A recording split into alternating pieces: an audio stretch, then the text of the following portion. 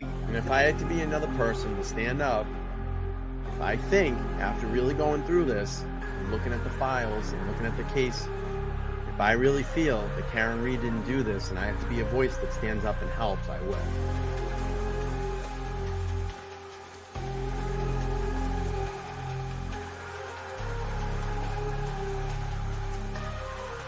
We are expecting to learn more about the allegations against the girlfriend of a Boston police officer who was found unresponsive in the snow Saturday morning. I-Team sources say Karen Reed was in a relationship with John O'Keefe. She's facing charges including motor vehicle homicide and manslaughter. We're the only ones fighting for the truth of what happened to John O'Keefe. And me and my family and my attorneys and my team have marshaled every resource to get to the truth. It just feels like no one else wants it. Karen, just be clear, you didn't do it. We know who did it, Steve. We know. And we know who spearheaded this cover-up. You all know. And no, she didn't do it. No, she didn't do it. This is an innocent woman.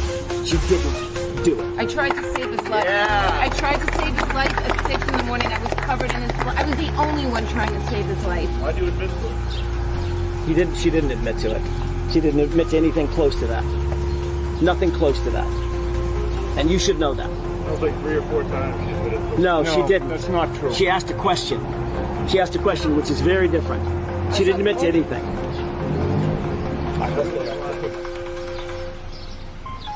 I'm going to tell you one thing. Karen Reed's not going to fold. Karen Reed's not going to give up. Defense team's not going to quit. The Free Karen Reed movement is going to continue. We will continue to raise funds for her. We will continue to do standouts across Massachusetts, across the nation, across the world to let everybody know what's going on here in the state of Massachusetts, the corruption.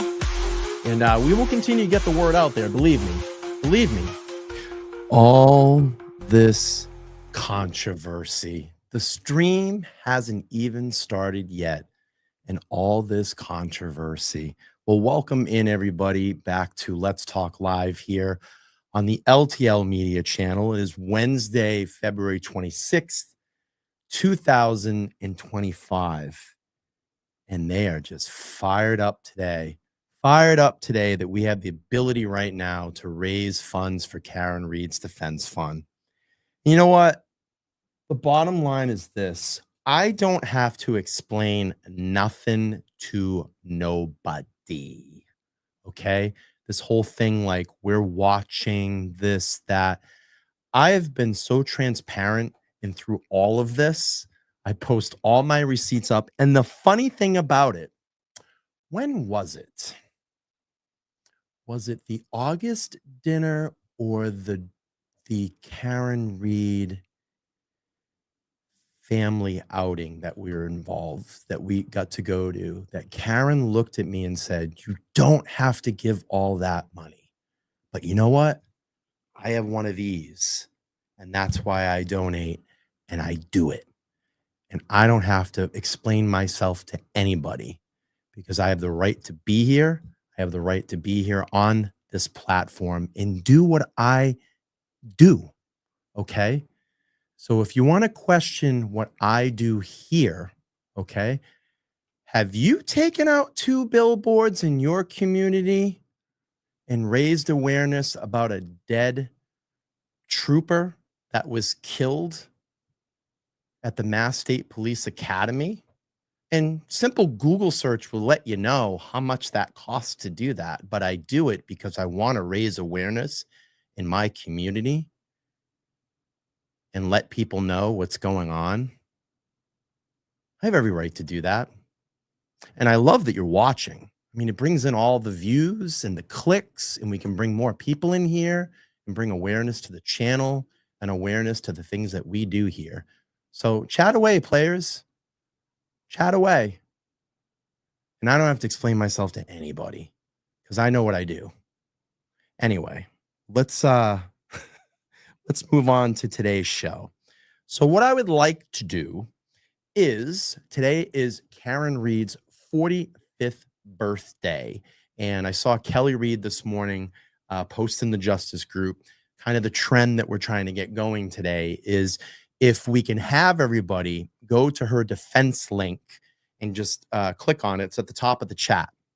And what I would all love you to do is click on that link and donate at least just $4.50. And when you do that, put in your comment section LTL Media. And then what I'd like to do towards the end of the show, if we can, is just go through that. I'm going to get a baseline here for where we're at with the donations. And I know they've been flying in today, so it's been kind of hard to get donations on there. So I'm going to direct everybody to her defense link.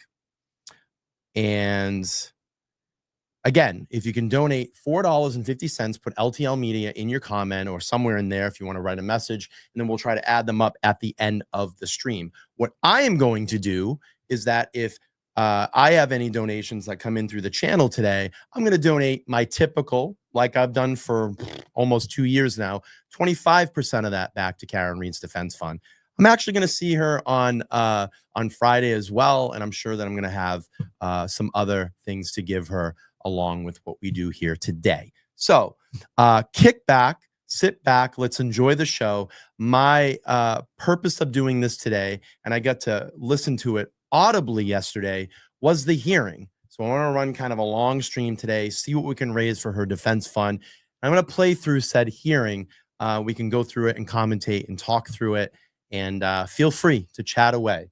So again, I got my pen and piece of paper here. I know my moderators have a calculator available. So if any chats come through, super chats, donations here, I'll donate back my typical 25% that I do here. And if you want to, like I said, just go direct to her link, $4.50, put LTL Media in the comment section. We'll try to raise some funds today. So let's do this. I'm going to bring up my tab, and we're going to get kicking off here. We have a long stream to go. Obviously, we're going to cut the breaks out that they had, and we will listen to Alessi smoke today.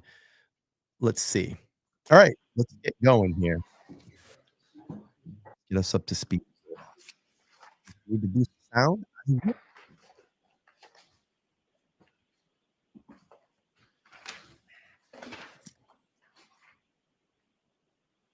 May I proceed, Your Honor? Sure. Thank you. May it please the court.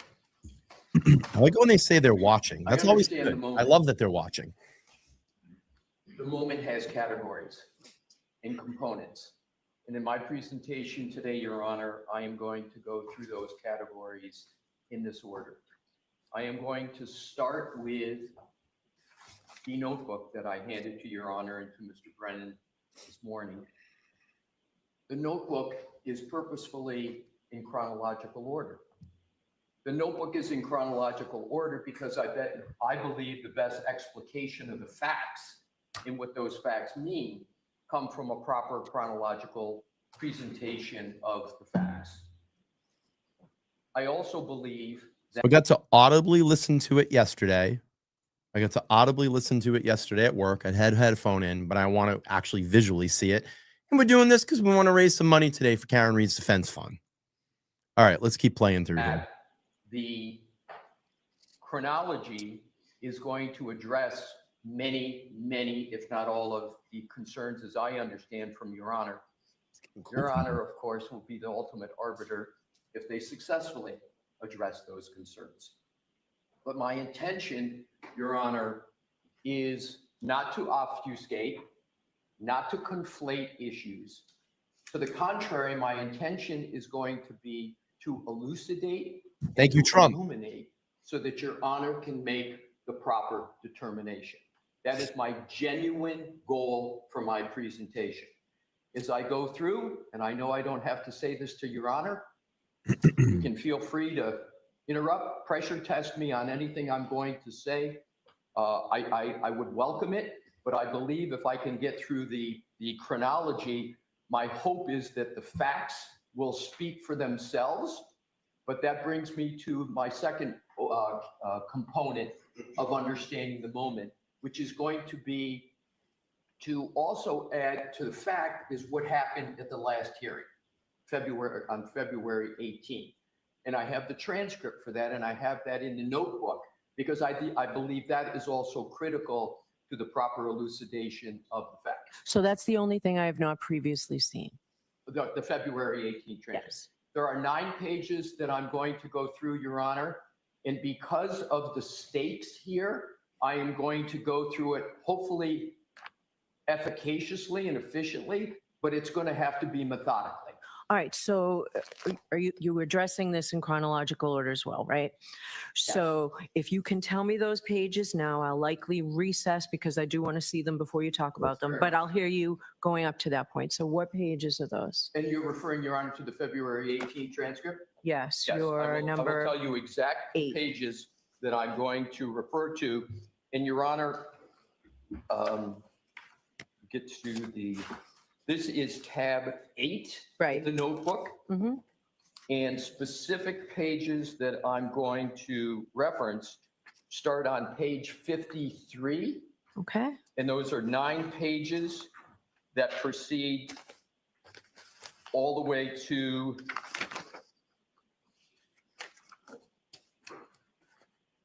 really the substance ends on page 62. okay. And I appreciate that Your Honor wants to take a look at them because I think it's incredibly important for putting in context what happened at that last hearing. And I think it helps also do a compare and contrast to what the actual facts are and to what the statements were that were made on the 18th. So am I understanding, Your Honor, that you would like me to You suspend my can, brief or keep going? no, you can keep Okay. going and we'll stop so I can read whatever I think I need to read Sure. at certain points, but we should be good to at least start. Thank you. And can I just ask, when was this put together? Started about a day and a half ago and was completed this morning. Okay. All right. Go right ahead, Mr. Alessi. Thank you, Your Honor.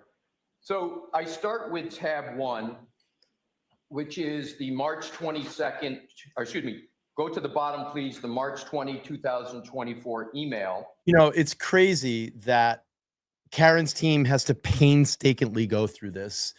And this was designed, this is a strategy tactic. It's a strategy tactic from Hank Brennan in the previous hearing. I'm going to drop something at the end that's complete bullshit, make everything scramble, shit stir. That's essentially what we're doing here, and waste time and have them have to go through this exercise to show an outline and a timeline of everything. The bottom line, when it all concluded, it just made Brennan look like an asshole. And I love, I heard a couple of mainstream media reporters around here in the local areas. I am here in Massachusetts, talking about, there's sources that came forward and they're letting us know that the federal investigation is over and we have 2 confirmed sources. Well, I posed this question to one of them the other day, yesterday on X. We just literally sat here yesterday and listened to Alessi talk all day about the feds. Okay. Wouldn't you think when it was Brennan's time to get up and do a rebuttal that he would have said federal investigation's over and get it on the record?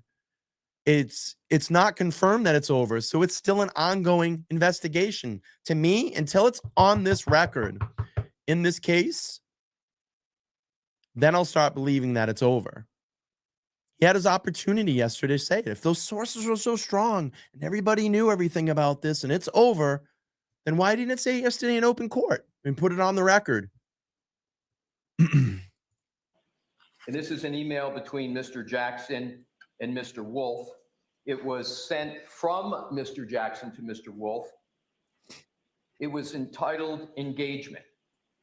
And so what I'm going to do is, that's where the notebook starts, but I want to go backwards to start in terms of something that is well known.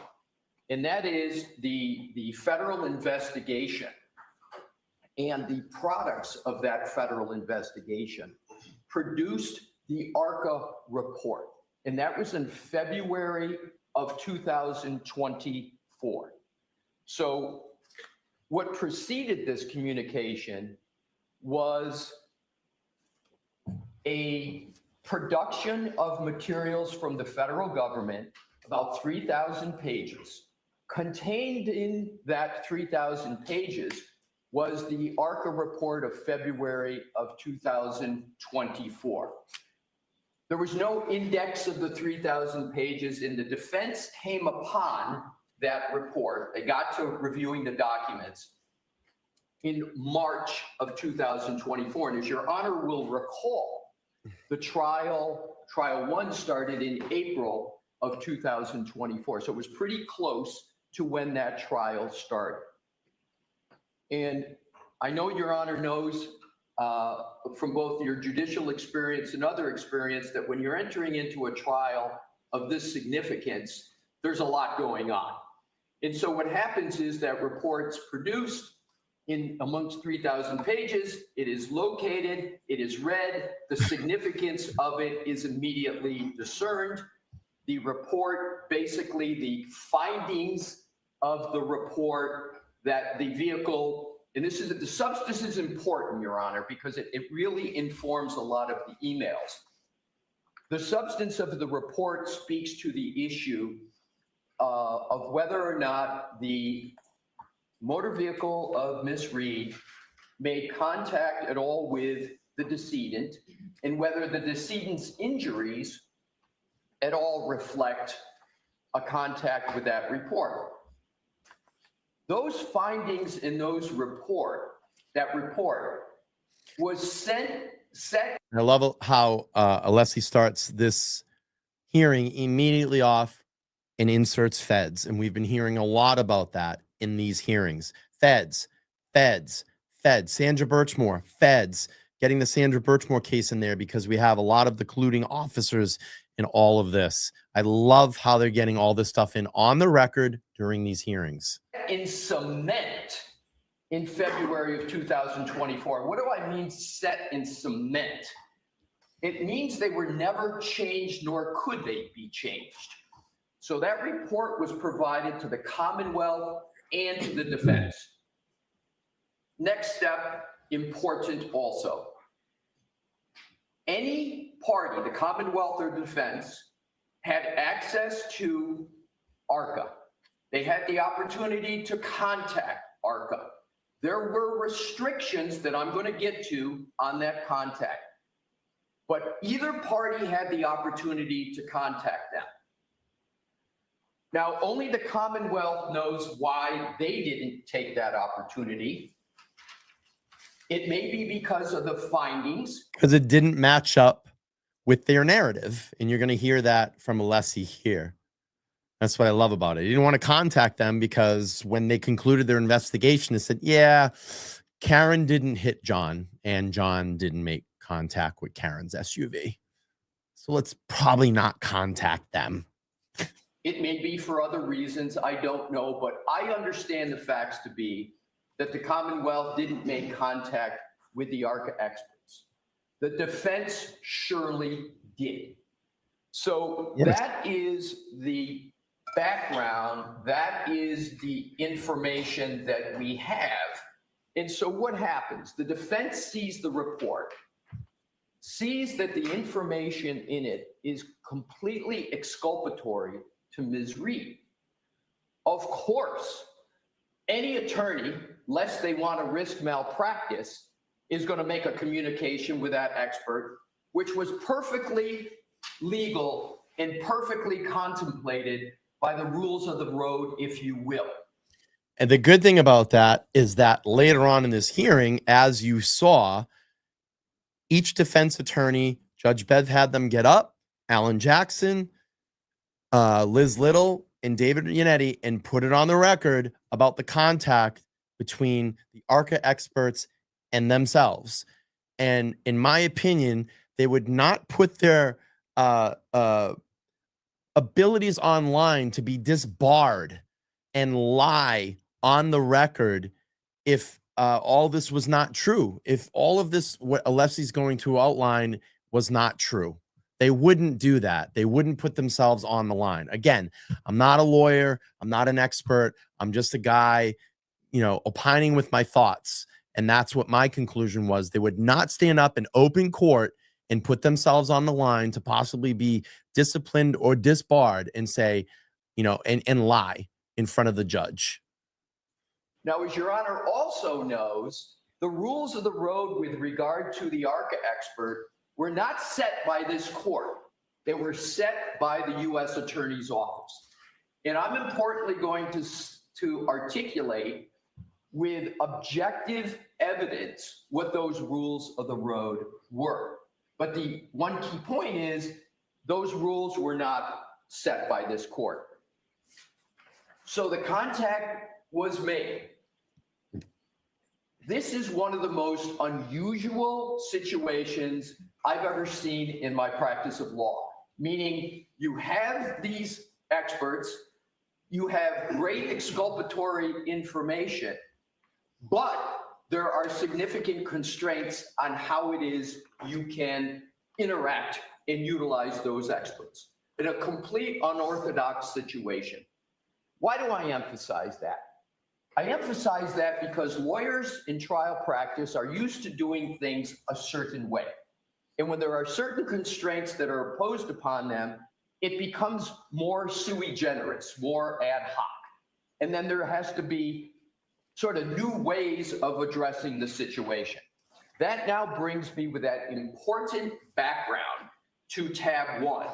And to repeat, the communications start with a report from the ARCA experts and their findings and their conclusions that never changed. They never changed from the report Black and white data they generated until the first communication in tab 1. And that's what I said. I tweeted that out yesterday when Alessi said this. Black and white data does not change. The ARCA conclusion did not change. And that's basically what he's explaining here. Just like the 2:27 a.m. Google search on Jen McCabe's phone, that is black and white data. It did not change. It is there. It happened. All right, let's keep going here. It may seem self-evident, but given the moment, I'm not going to take anything as self-evident. The Thank you, defense Susie. had zero Thank you. input into the report and therefore had zero input into the findings. And in fairness to the Commonwealth, nor did the Commonwealth. So with that, we come to the emails on tab 1. March 20, Mr. Jackson to Mr. Wolf. Please note that there is no CC to Mr. Yannetti. This is important. Why is that important? When we get to Massachusetts Professional Rule of Conduct 3.3A1, that fact is going to become extraordinarily important. So we have a communication, and it needs to be read in its entirety. Fortunately, it's short. Dear Dr. Wolf, thank you so much for taking the time to get on the phone with me this morning. Pursuant to our conversation, please feel free to forward an engagement letter to this email address. I will get that countersigned and returned to you forthwith, along with your retainer, as required. I have the good fortune of dealing with experts probably every week. And this is classic form parlance.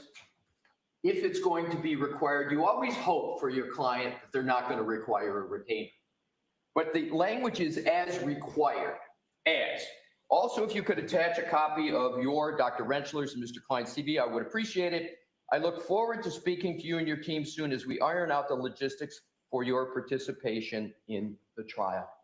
At that particular point in time, there was no conclusion, no agreement, no knowledge that these folks would actually be testifying.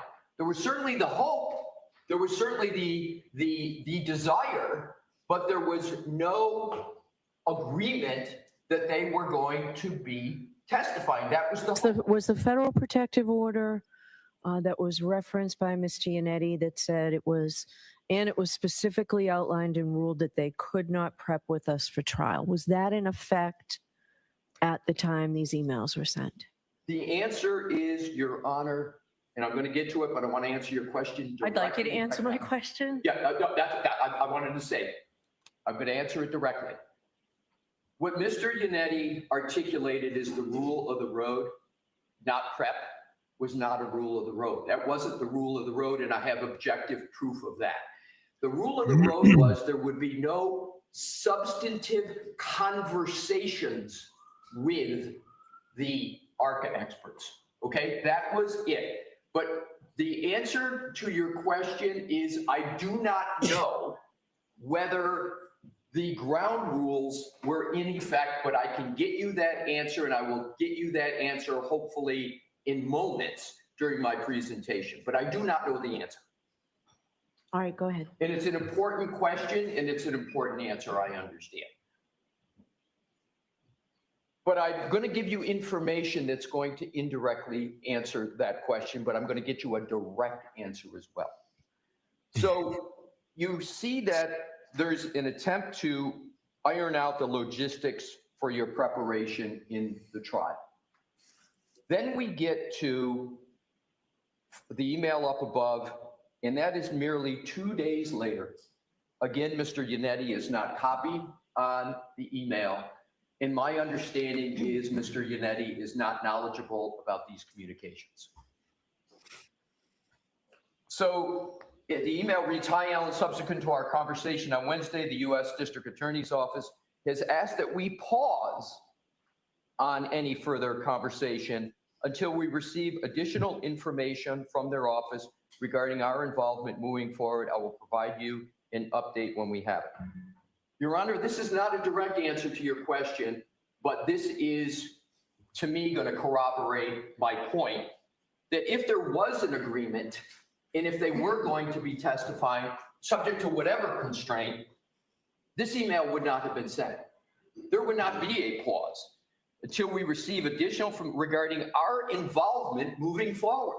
The involvement is clearly inchoate at that point. Why would Mr. Wolf be saying, until we receive additional information from their office, the U.S. Attorney, regarding our involvement? This is just talking about mere involvement.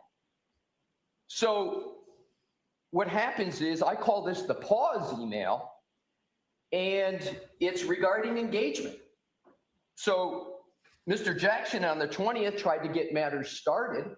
He's communicating to see if ARCA's willing, if they're ready, if they're able, etc. And then we have the pause.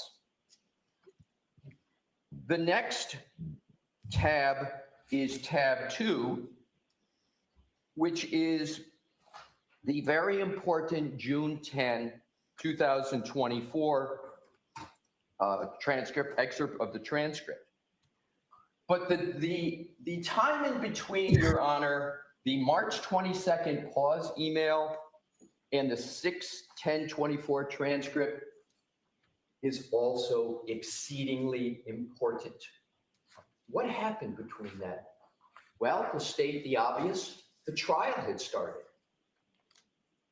The trial started in April.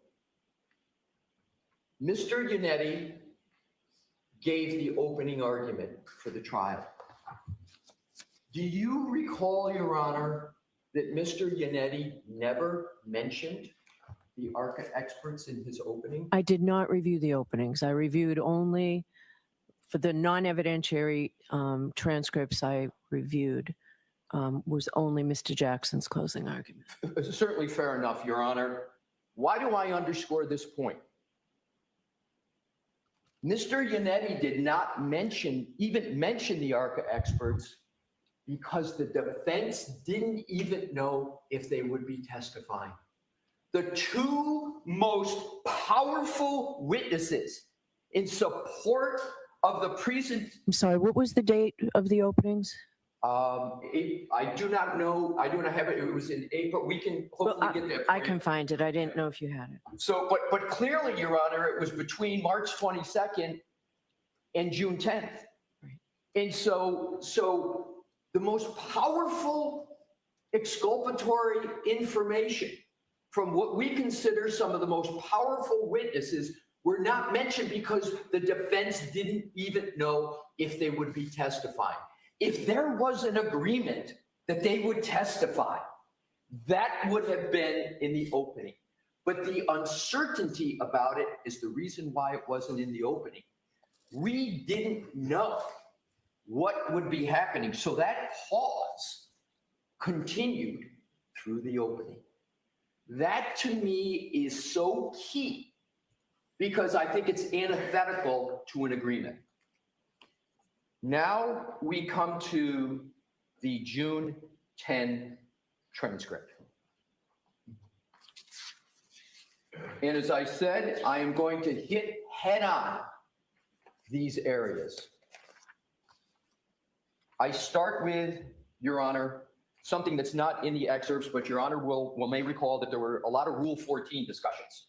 And Your Honor and Mr. Brennan read this on February 18th at the hearing we just had, that Your Honor was making the point, which I appreciated, that with this very unorthodox situation, the defense was exclaiming, you were saying, I think you're in violation.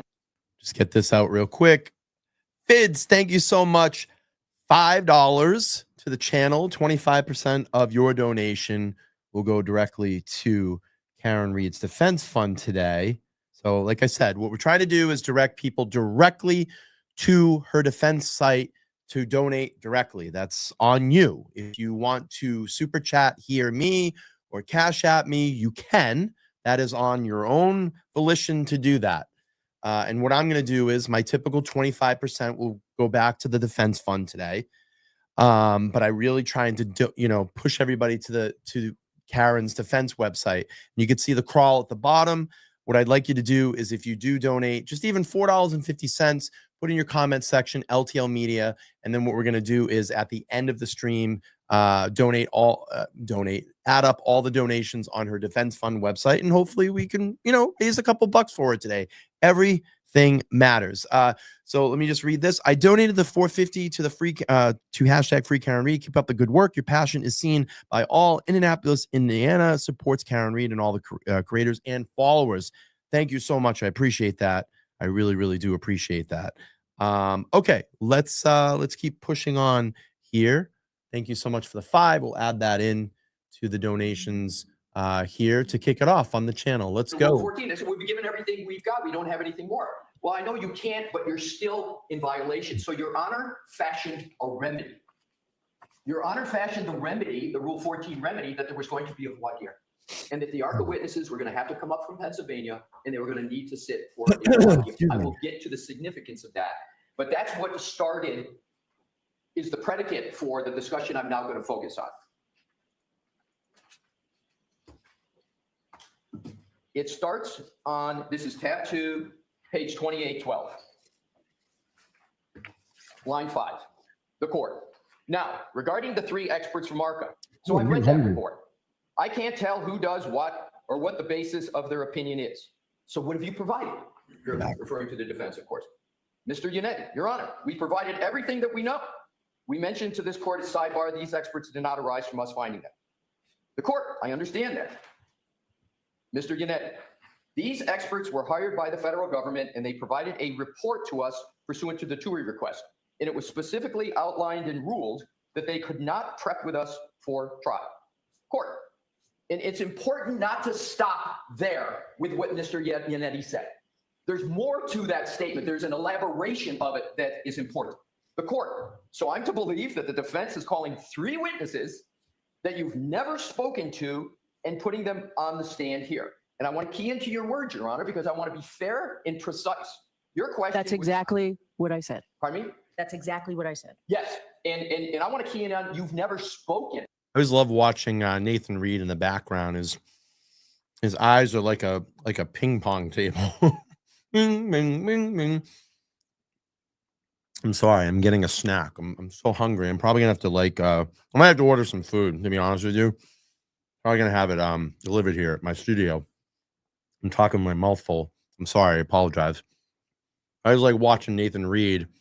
He's always like lawyer, judge, lawyer, judge, lawyer, judge. Right? And putting them on the stand. Tennis match, Now, ping pong no match. one ever said from the defense they never spoke to them. But that was what Your Honor was concluding from what was stated. So what did Mr. Yannetti do in elaborating on his answer? I didn't go back to the video to see if there was sometimes two people speak at the same time. I don't know. I'm going to assume it wasn't, and this was just a natural flow. So Mr. Yannetti says that's essentially it. Great. But what follows? Yeah, it's very important if you're going to donate and you're here on the stream, you're going to donate, you know, because of the stream, just make sure you put in your comment section somewhere, LTL Media, so we can add up those totals. It'd be great to get a couple $100 in there for today. Everything matters at this point in time. Is really probative. Welcome in, Debbie. We've spoken to them only for the Sorry, being purposes rude of and eating on camera. coordination of their testimony and their background. And I've got definitions of coordination and background that I won't provide, but those in Merriam-Webster's dictionary have specific meanings. But I don't have to parse that at this point. So I want to continue. We have not been able to interview them regarding their findings, which are outlined in detail in the reports that both sides had. And I know the immediate response might be there. It might be at this point, wait a minute. You haven't had time to interview, et cetera, et cetera. But what has been the communication up to that point? It's been the first communication from Mr. Jackson, mentioned in the March 20 email, and then the pause email. That statement of Mr. Yannetti, as best as I can gather, is 100% accurate. It is not merely a response that stops with line 14 to 18. He goes on and explains exactly what the interaction had been up to that point. The statement of Mr. Yannetti is 100% accurate. Now we get to the court. See, I don't see that as being the report. I don't see that as being detailed. It leaves a lot of questions as the gatekeeper as to when they can testify, and you have not complied with your Rule 14 obligations. We can't, Your Honor, and this was what I was pointing to before. So you can't, but you haven't. So I'm left with you haven't complied. So we need to get everybody here for a voir dire that can testify yes. Well, we need to do that in advance of their testimony. Okay, that's fine, Your Honor. So the defense is now fighting with bringing them in for a voir dire. That's Mr. Yannetti says that is fine. So I said I'm not going to conflate issues, but there's overlap of issues. So here you have a Rule 14 issue. Your Honor has concluded there's a violation. Your Honor has fashioned a remedy. The remedy is they're going to be subject to voir dire. The defense doesn't fight it. That is the Rule 14 remedy. But I'm going to get to how that interacts with the Model Code 3.3A1 in a moment. Excuse me. So we have then the voir dire. And what I'd like to, if I could, Your Honor. Eddie, thank you for becoming a new member. I appreciate that. And what I'm going to do is I'm going to write down $5. So we're at 10 as far as donations on the channel so far. 25% of that will go back to Karen Reed today. Your Honor, have you turn to tab 3, which is excerpts of the voir dire. Page? It's tab 3. And you can also just click and you'll see the crawl on the bottom. We're just trying to get at least $4.50 on that defense website. And just put in your comment in your comments section at LTL Media, and that way we can add them up at the end and see how much we raised during the stream. All right, let's keep going. And it's the June 18, Okay. 2024 voir dire examination of Dr. Wolf. And before I get to the specific parts of it, I know this is well known by Your Honor, but it's important to set the predicate for the elucidation of the points I am making. Scott, We when all you know come voir in? dire is the You're going to come into the studio, Scott. We got to have you in here soon. Have you come in and give us your story. Give us your story. Parachutes and pirouettes topped up my $42 donation that I made to Karen Reed's Defense Fund. Now that should kick me up to a total of 45. So cool. Thank you. $5 and make that $5 US. So we're at 15 so far, and we'll kick 25% back. Even if we come under, listen, if we come under $100 here today, you know I'm going to round it up to 100 and give her $100. I mean, it's, we're just here to raise awareness, bring awareness to this case, and anything that we can do to give back is what I want to do. All right, let's keep going here. We got a little Opportunity while. for anybody to ask virtually any question they want of the witness to be voir dire. Your Honor set no limitations on the topics of voir dire at all. In recalling Your Honor's concerns, right? I don't know who even is opining on what. I went back and looked at that, Your Honor. Pretty fair comment, if I could, from the bench. It was hard to see. But please recall that wasn't the defense's making. We got what was sent in cement, the reports. That's the way they came. We didn't create a report that blended experts as to what they were going to say. That's what got dropped in our lap. So the voir dire was the opportunity for the Commonwealth to ask whatever questions they wanted to ask. There were no limitations. So up to this point, Your Honor, I'm going to use some words of others, because I'm going to come back to them after we talk about the February 18th hearing. There was no compensation as of June 18th. There was no promise. There was no reward. There was no inducement, unless one tries to define inducement as being the hope Really? that you'll get to have these experts testify on behalf of the defense. We're already at $149. Wow. Seriously? That's awesome. Really? That's so cool. Already at 149. Because I'm starting at the donation, the donation that I see, and I just want to set the line here, because when I went live, the first donation that I saw came through, and I'm just going to give the first name is from Joanna, and she donated 45. And it says LTL Media, happy birthday, Karen. So from there all the way up is where I want to start making our total, Sophie. That's where I'm at. So if you scroll down and you see Joanna, $45, it says today at 8:11 p.m. It's always, the time is always messed up. I'm going from that. That's kind of the line that's set, and then go up from there. But if we're at $149 from there, that's badass. Cool. There was no favoritism because the Commonwealth had the opportunity to interact with the ARCA experts. They had the opportunity to call them as witnesses. And we sure know that the Commonwealth knows how to conduct a rigorous voir dire. Please simply recall Attorney Brennan's voir dire of Dr. Russell.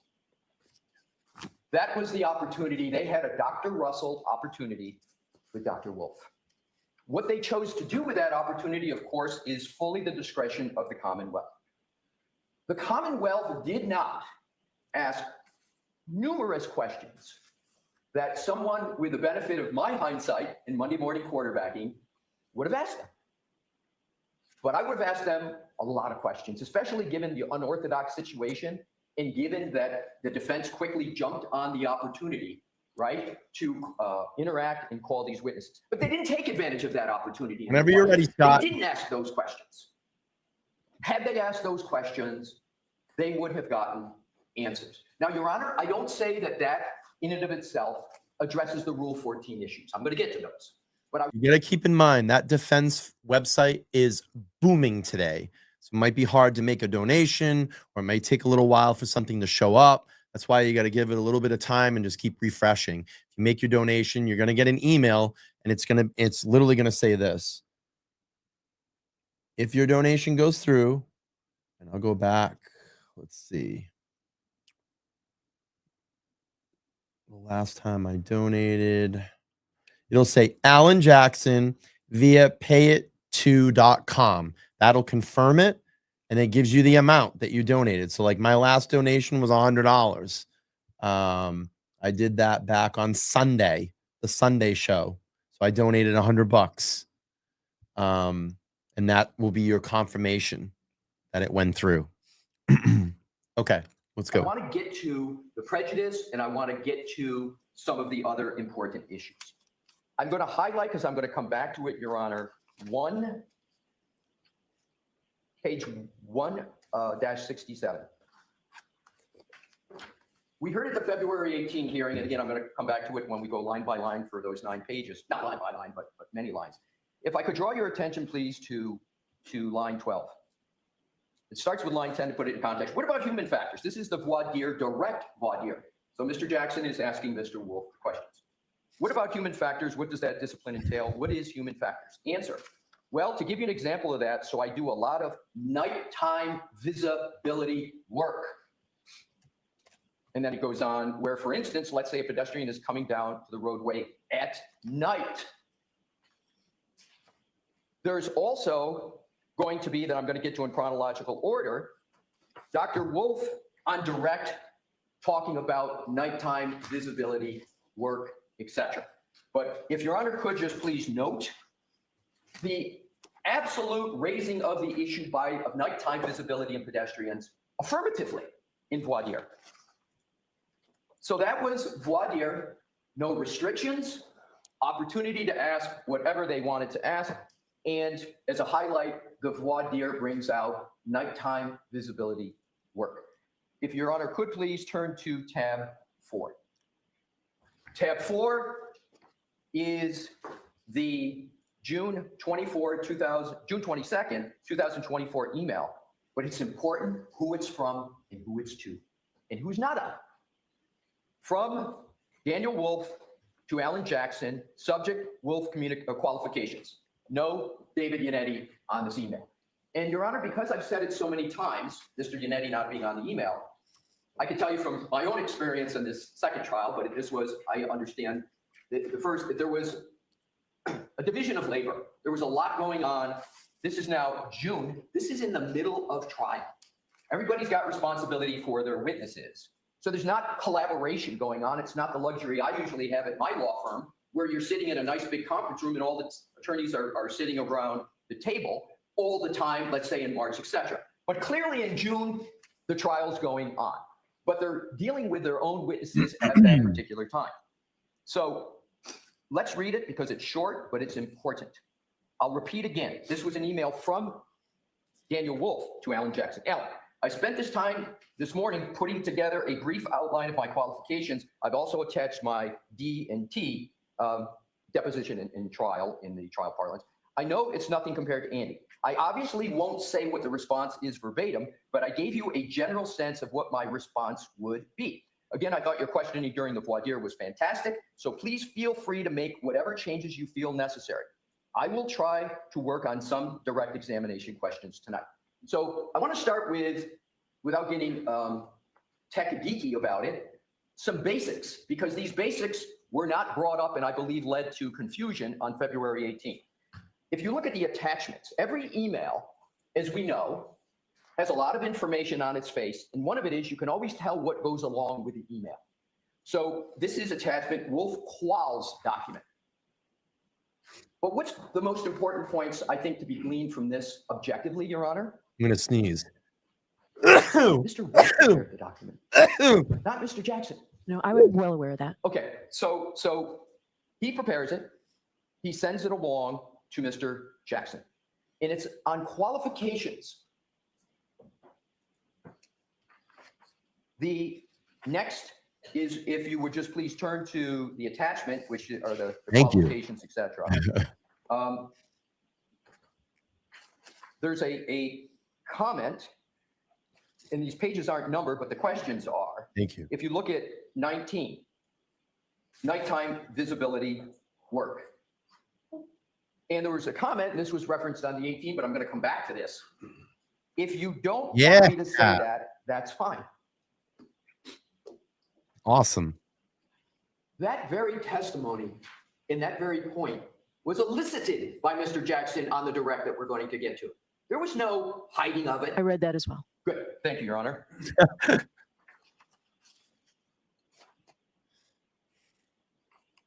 The next tab, and of course, it has the D&T of Dr. Wolf's experience in testifying in court, et cetera, et cetera. I will. My camera seem out of focus. Do I seem like, I don't know. Do I seem blurry? Because I feel like I'm blurry. Or is it just me? Is it just me? Do I seem out of focus? No? Okay. I don't know. It just seems like the camera seems out of focus today. I keep looking. I'm like, I don't know. All right. Let's indicate, Your Honor, that the information my in specs. terms of Our- quals, et cetera, all of that, to me would be basic questioning in a voir dire. But those questions, to the best of my knowledge, were not an issue of concern for the Commonwealth with regard to voir dire. I mean, inquiry, but again, that's Thank what you, what Scott. voir dire is, Thank- provides the opportunity for. Thank you. So next we have tab 5. Yeah. June 23rd is Sunday at 2:59 p.m. from Daniel Well to Alan Jackson. Subject Wolf Direct, attachments, Wolf Direct. So it's clear. And then if you turn the page, that is the attachment, is something that has no labeling on it, but I don't think anybody is going to misunderstand that this is what's being referred to in the attachment Wolf Direct. So all the topics that are in this direct were all in the report of ARCA, the frozen in concrete report of ARCA. And we will get to this. But what I did was I went and compared this outline. I did too. Your Honor, there's one thing I've learned in the short time I've had in this courtroom is that Your I love Honor this. is on everything. And the reason I am underscoring this is because it's going to come to an application. I look, I think Alessi's probably like, yeah, you're on everything. But I think that's to butter her up a little bit because she said, I did too. All right. legal principles. Oh, So great. I very That's much and great. genuinely very much Cool. appreciate that Your Honor has, Exactly. seems like with an exacting eye gone through and looked at all of this. So, I'm gonna so order all of food. this is what's in the report that everybody already has. Why do I make that point? Because the rule 3.3A1, it has relevance, but it's got more relevance to the rule 14. And we heard on the 18 a very long buildup in an emphasis on the Commonwealth not having access to information, being surprised, et cetera, et cetera. So the point here is, additionally, if you compare the direct examination that actually occurred with this outline, there's not a very close resemblance. The topics are covered. I make that point because of two things. First, Mr. Jackson did not prepare this document. One of your questions at the February 18 hearing was, what's the day, et cetera, et cetera. And I'm going to get to it, and I'm going to use words, not characterizations. That's why I don't want to go into it too much here. But there was a certain impression made about who had prepared this document. But I want to underscore it was Dr. Wolf who prepared it and sent it to Mr. Jackson. Now I want to get to the timing because I think this is very important for the Rule 14 issue. This is Sunday, June 23rd at 2:59. Just saw a PayPal donation come over for $10. So let's add that. So we're at 5, 10, 15, $25, and then 25% we'll get back. You know, if we don't get to like $100, you know that I'll kick out like $100 back to Karen's defense fund. Sorry, I'm gonna DoorDash some food. I'm starving. I don't want to be rude, but I'm gonna probably during the stream, what I'll do is I'll just go full screen. I'm gonna eat really quick, and then I'll be back on camera. I'm starving. I'm really hungry. So I'm gonna DoorDash some food to my studio. So I'm gonna keep playing through here. And again, if you can, if you have any means, we would appreciate it. Just a 400 would be great. A $4.50 donation to Karen Reed's Defense Fund. You can click on that link at the top of the screen and make that donation. Make sure to put in your comment section LTL Media. That way we can keep the running total and adding that up as this goes on. And then also, if I get any super chats, cash apps, anything like that, I'm going to write them down. And at the end, I always give my typical 25%. We'll kick that back. Hopefully you can raise some money here today. All right, let's keep going here. Yes, I got your, Christy, thank you. Your 10, The thank you. trial I added resumed it. the next day, which is going to segue me eventually to tab 6. And if Your Honor would look at the first page on tab 6, it's June 24, 2024. The very next day, probably less than 24 hours after this outline goes to Mr. Jackson, Dr. Wolf is on the stand. If anybody thinks that Seriously? Mr. Jackson That's was so waiting for an outline from Mr. or Dr. Wolf to be able to prepare one of the most important direct examinations of the trial until he got it. I think that person would have to have quite a fanciful imagination. I don't think there's anybody here who thinks that. Thank you. So the other important point to underscore is that this was something provided by Dr. Wolf, not drafted one word by Mr. Jackson. So if someone is to say that, and I'm not inferring, Your Honor, but someone else might want to infer to say that this— I've been on an insane, and this is bad because I'm trying to get it all in. I'll let everybody know in about 2 days. This gentleman will be going on a much better eating diet because it's been really poor lately, and I'm getting a little ring around the waist, if you know what I mean. So I'm gonna be kicking all the bad food out. But I've been on this like Five Guys kick lately. I've been on this Five Guys kick lately, so I'm trying to figure out, like, do I want Shake Shack or do I want Five Guys right now? The only thing that I hate is when you order on DoorDash, I don't like salt on my fries, and you can't say you can't put that as an option. So usually if I get Five Guys, I get like a small fry. It comes and it has like salt all over it, and I only eat like a handful of them. So I don't know. Maybe we'll do Shake Shack, but I hate Shake Shack fries. They're terrible. They're so bad. That's Vinny and you on the yeah. Shake Shack's insane. I might get like a chicken sandwich from there. I don't know. But this is a blatant Rule 14 violation. This should have been turned over, et cetera, et cetera. Strain them, yeah. Happened the next day, one day later, that would have required Mr. Jackson in the middle of trial with an unorthodox situation, trying to figure out what to ask Dr. Wolf, under what parameters, under what constraints, et cetera, that he should have also had the thought, oh boy, I got this in at 2:59 p.m. on a Sunday. I better hurry up and communicate with the Commonwealth and go provide that to him so I comply with Rule 14. I'd like to believe that I'm very diligent about my Rule 14 obligation, Your Honor. I'd like to believe I would have done it. I don't believe I would have even thought of it, came to my mind. We know what the standard is, but I want to underscore the connection in time between Mr. Jackson gets this and when Dr. Wolf is on the stand, because that's awesome. Thank you. Really the prejudice time period or potential, if you will, that occurred. Not even to bring in the voir dire, that this could have been brought up, all these topics in the voir dire. Not that voir dire satisfies all Rule 14 obligations, but the reason I brought up Your Honor's Rule 14 remedy was it was the remedy, I think, perfectly tailored to the situation to basically say, I don't, as the court, understand. These folks haven't gotten what the court found was their proper discovery. We're saying we don't have, the information to turn over in terms of we got the report.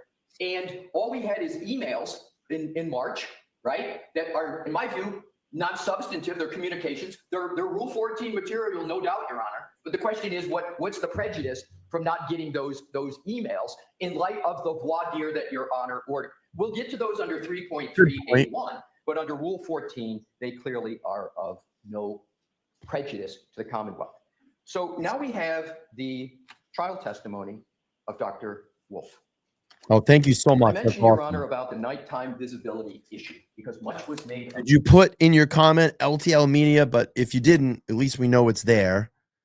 But the most important thing, if you're donating during the stream, please make sure to put in your comment section LTL Media. That way, I have Sophie in the chat room. She's keeping track of all the donations, and then we can add it up at the end. The website is very, very busy. It's a lot of activity today because it is Karen Reed's birthday. So it might take some time for her donation to get there, but keep trying. You might be able to get it through there. All right, let's keep playing here. And thank you for the 100. That's great. Direct $1. If Your Honor could please turn to page 3665, starting at line 22 at the bottom.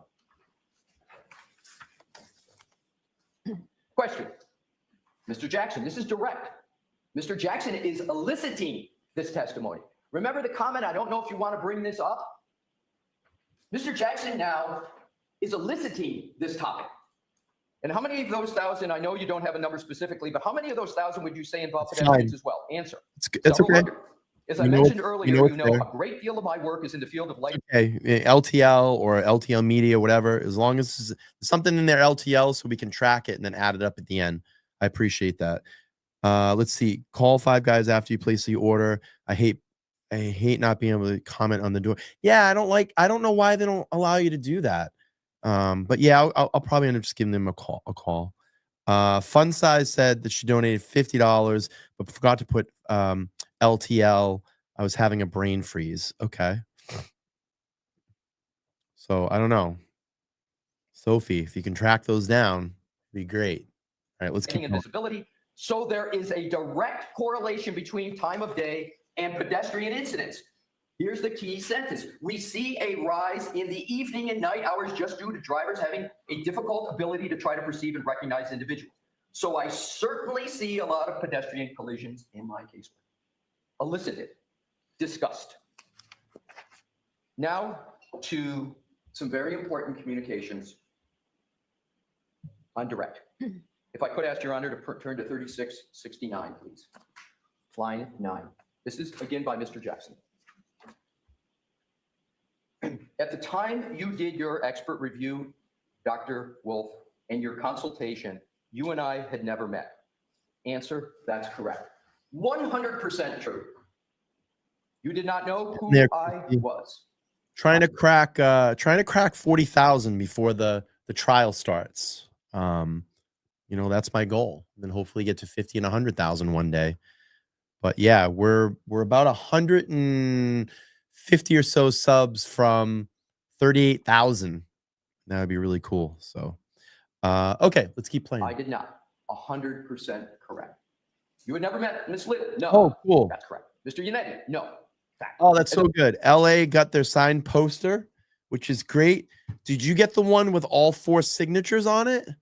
Let me know in the chat, because I just sent that out the other day to the winner. And this is cool, because if that is who it is, thank you and you're welcome. And thank you for helping Karen, because that poster, I think when it auctioned off, which was the final one, we raised $2,500 off one poster print, which is phenomenal. $2,500 off one poster print. Oh, cool. So you got the one with all 4. That's so cool. And that's going to look great in your home. And thank you so much for contributing to Karen Reed's Defense Fund. Just off that single poster, that raffle, that is $2,500. That's cool. That's so cool. Thank you. All right, let's keep going As here. a matter of fact, you had never heard of this case. That's Print, correct. an actual photo print. It's cool. Page 3670. Cool.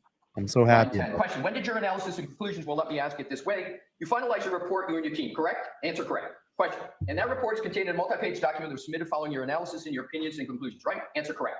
The defense didn't have anything to do with that. That's correct. True statement. You had never met us, didn't know who we were when we did this. Correct. Now, if you could continue on, Your Honor, to, I believe, if I could be so officious and say, this may be some of the most key aspects of the testimony for Your Honor's inquiry. 6, question. All right, it goes without saying, I'm going to ask it anyway. You haven't been paid by the defense. Correct. Answer, you have not paid us anything. No. 100% correct. And you don't work for us. No. That's correct. There was no engagement. There was no engagement letter signed. There was no retainer. Those discussions that were started on March 20th were paused with the Funny how that works, huh? email, and they never were re-engaged. They were never re-engaged. They got to eventually get them on the stand, but there was no retainer. There was no terms of the engagement. To the best of my knowledge and my review of all these facts and discussions with counsel. Yeah, that's good stuff. So then the next, that's correct. Question. As a matter of fact, I've never asked you specific questions about your testing before today. That's correct. Mr. Wolf sent in questions that he proposed Mr. Jackson asked, but that's why I underscored so many times the fact it came from Dr. Wolf to Mr. Jackson. It's not Mr. Jackson asking questions in that document. It's Dr. Wolf sending them in. And Your Honor, I'm going to speculate if I could, and I'm not going to do this often in my presentation. But I do know a fact, and in fact, I know secondhand. If we put ourselves in Dr. Wolf's position, we think it's odd for attorneys. Imagine him. He's about to sit on the stand in one of the most visible cases in the country. He is an experienced expert. He's used to interacting with attorneys. He is not having the level of interaction and preparation anywhere near what he's used to having, but he's got to go on the stand with his professional reputation, and he's nervous. He's nervous. So my speculation, he sends in the direct to try to get some degree of comfort. So with all due respect, please don't speculate. Let's move on to the merits, okay? I will You not. can use this maybe at argument at some point, but let's just All right, I'm focus on ordering- what we have. I will do that. All right, I know I'm being a little rude. I'm just trying to order some food because I'm starving right now. But we're gonna get ready to hit the next button here, and then I'm gonna make a call to play some DoorDash and no salt fries, and just ask them to put tons of ketchup in the bag. They don't give you the option to write that stuff. But again, you know why we're here during this pause. If you haven't, and you can see the crawl there on the bottom of the screen. Click the donation, Karen Reed's donation link at the top of the screen. You can just make a $4.50 donation. That's for her 45th birthday. And just make sure you put LTL or LTL meeting in the comments. And that way we can keep track of all the donations and then add it up at the end. If any super chats or cash apps come through here during the time while I'm streaming, I'm going to take my typical 25%, and we'll kick that back to Karen Reed's defense fund. So, all right, let's keep playing here. If you know for certain that's the case, that's fine. I will tell you, and first of all, I appreciate what you said, and I won't speculate anymore. I said I was going to make an exception for this, but here's the fact that No more, because you said you might do it more than once. So no more speculating. But if you know for a fact that that's true, I'll hear it. Your Honor, first of all, completely understood. No more speculation. There will be no more speculation until we get to February 18th. I'm just going to make a quick phone call Okay. here. Because the Commonwealth on the 18th speculated a lot. And I Okay. think the only way to fairly... So let's go back to this, okay? You'll get to February 18th. Do you know for certain that that's what Dr. Wolf was thinking? I will tell you the basis of it, in fact. I've spoken with Mr. Jackson, and Mr. Jackson said that Dr. Wolf was anxious about the fact that he had to get on the stand without having the typical level of preparation and knowing. That is Mr. Jackson's sense of Dr. Wolf's situation at the time the direct was sent. So can I say for certain? No. Can even Mr. Jackson say for certain? No. That's the sense, though, that was extant at that particular time. Okay. So we then go down to the next question. But I want to come back to that question on 12. As a matter of fact, I've never asked you specific questions you're testing before. That is correct. That's an accurate statement, Your Honor. That's an accurate statement. 15, your work product, the report that you provided was provided both to the defense as well as the Commonwealth. Is that right? That's my understanding. Yes. And you were equally available to both sides in terms of them reaching out. Correct. Yes. And I called you ultimately after receiving your report and asked if you joined us and testified. Correct? That's correct. Why do I point that out? Because it's not only my sense when I said earlier that and I don't think this is disputed, the Commonwealth had equal opportunity to contact ARCA. That was Dr. Wolf's sense as well. So that is the direct testimony of Dr. Wolf. And I want to just speak to the findings because on page 3676 to 3677, because the findings never changed one iota from the report. We've only been on the air an hour. Only been on the air an hour. We have 761 people on Twitter watching and 314 here on YouTube. And we already raised $403 right now through the Karen Reed Defense Fund direct donations. That's really awesome. You guys are you're the best. So good. All right, let's keep going here. We got a while. We're gonna be here a while. Dr. Wolf's testimony. There's been a lot of talk about potential cause and effect of the interaction Mr. Jackson had with Dr. Wolf before he testified.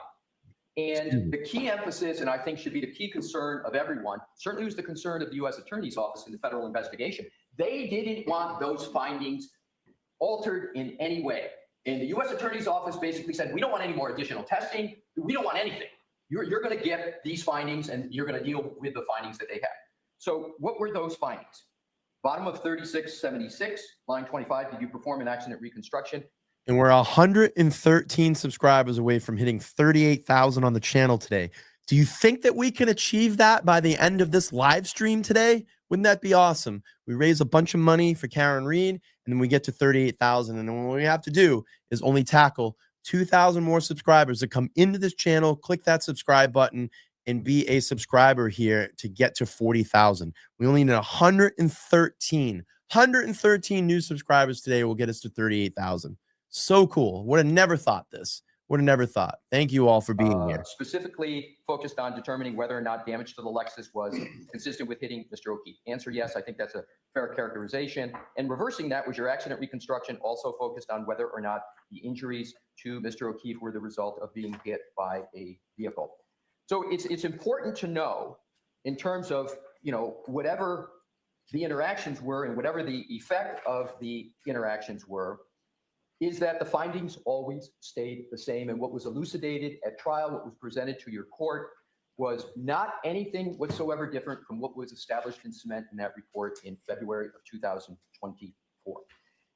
So now we go to, and of course, the findings of ARCA being that the vehicle did not come into Ms. Reed's SUV, did not come in contact with Mr. O'Keefe, and the injuries that Mr. O'Keefe incurred were not the result of an interaction with On the motor the vehicle. record. So now we go, Your Honor, to the tab 7, which is the invoice. I am going to be very precise and point out some items, hopefully for an efficacious purpose. It says at the top, ARCA invoice date, July 12, 2024. Of course, by then the trial is over. Your Honor correctly noted in your preparatory statements about these line items that are in it, we don't run from one word or line in this invoice. But it's important to understand the facts behind this. The last discussion that any member of the defense team recalls having about any compensation at all was back in March, and it wasn't even any discussion about particulars, etc. It was just the defense feeling that they were going to be calling these witnesses. And there was the question of, is there going to be, and I had that as required in there for a reason, because they didn't know. It was just trying to understand this very unorthodox relationship because of the U.S. Attorney's Office, their constraints. Excuse me. The defense position is that there was absolutely no meeting of the minds that ARCA was going to be compensated by the defense. It would have been a surprise if that would have been demanded of the defense, but those were paused. Those discussions were paused. And again, that's the recollection of the defense. And to be clear, Your Honor, as Your Honor knows, I was not a participant in the first trial. I'm not speaking with firsthand knowledge on any of this, but I have conducted as thorough an investigation of these facts and marshaling of them as I think I can possibly do. So here's the punchline, Your Honor, with the invoice. Came out of the blue. It came out of the blue. It gets sent to Mr. Jackson's office in July. I can't reveal attorney-client communications, but I can tell you there's one person that was more shocked than most about the invoice coming in and the amount.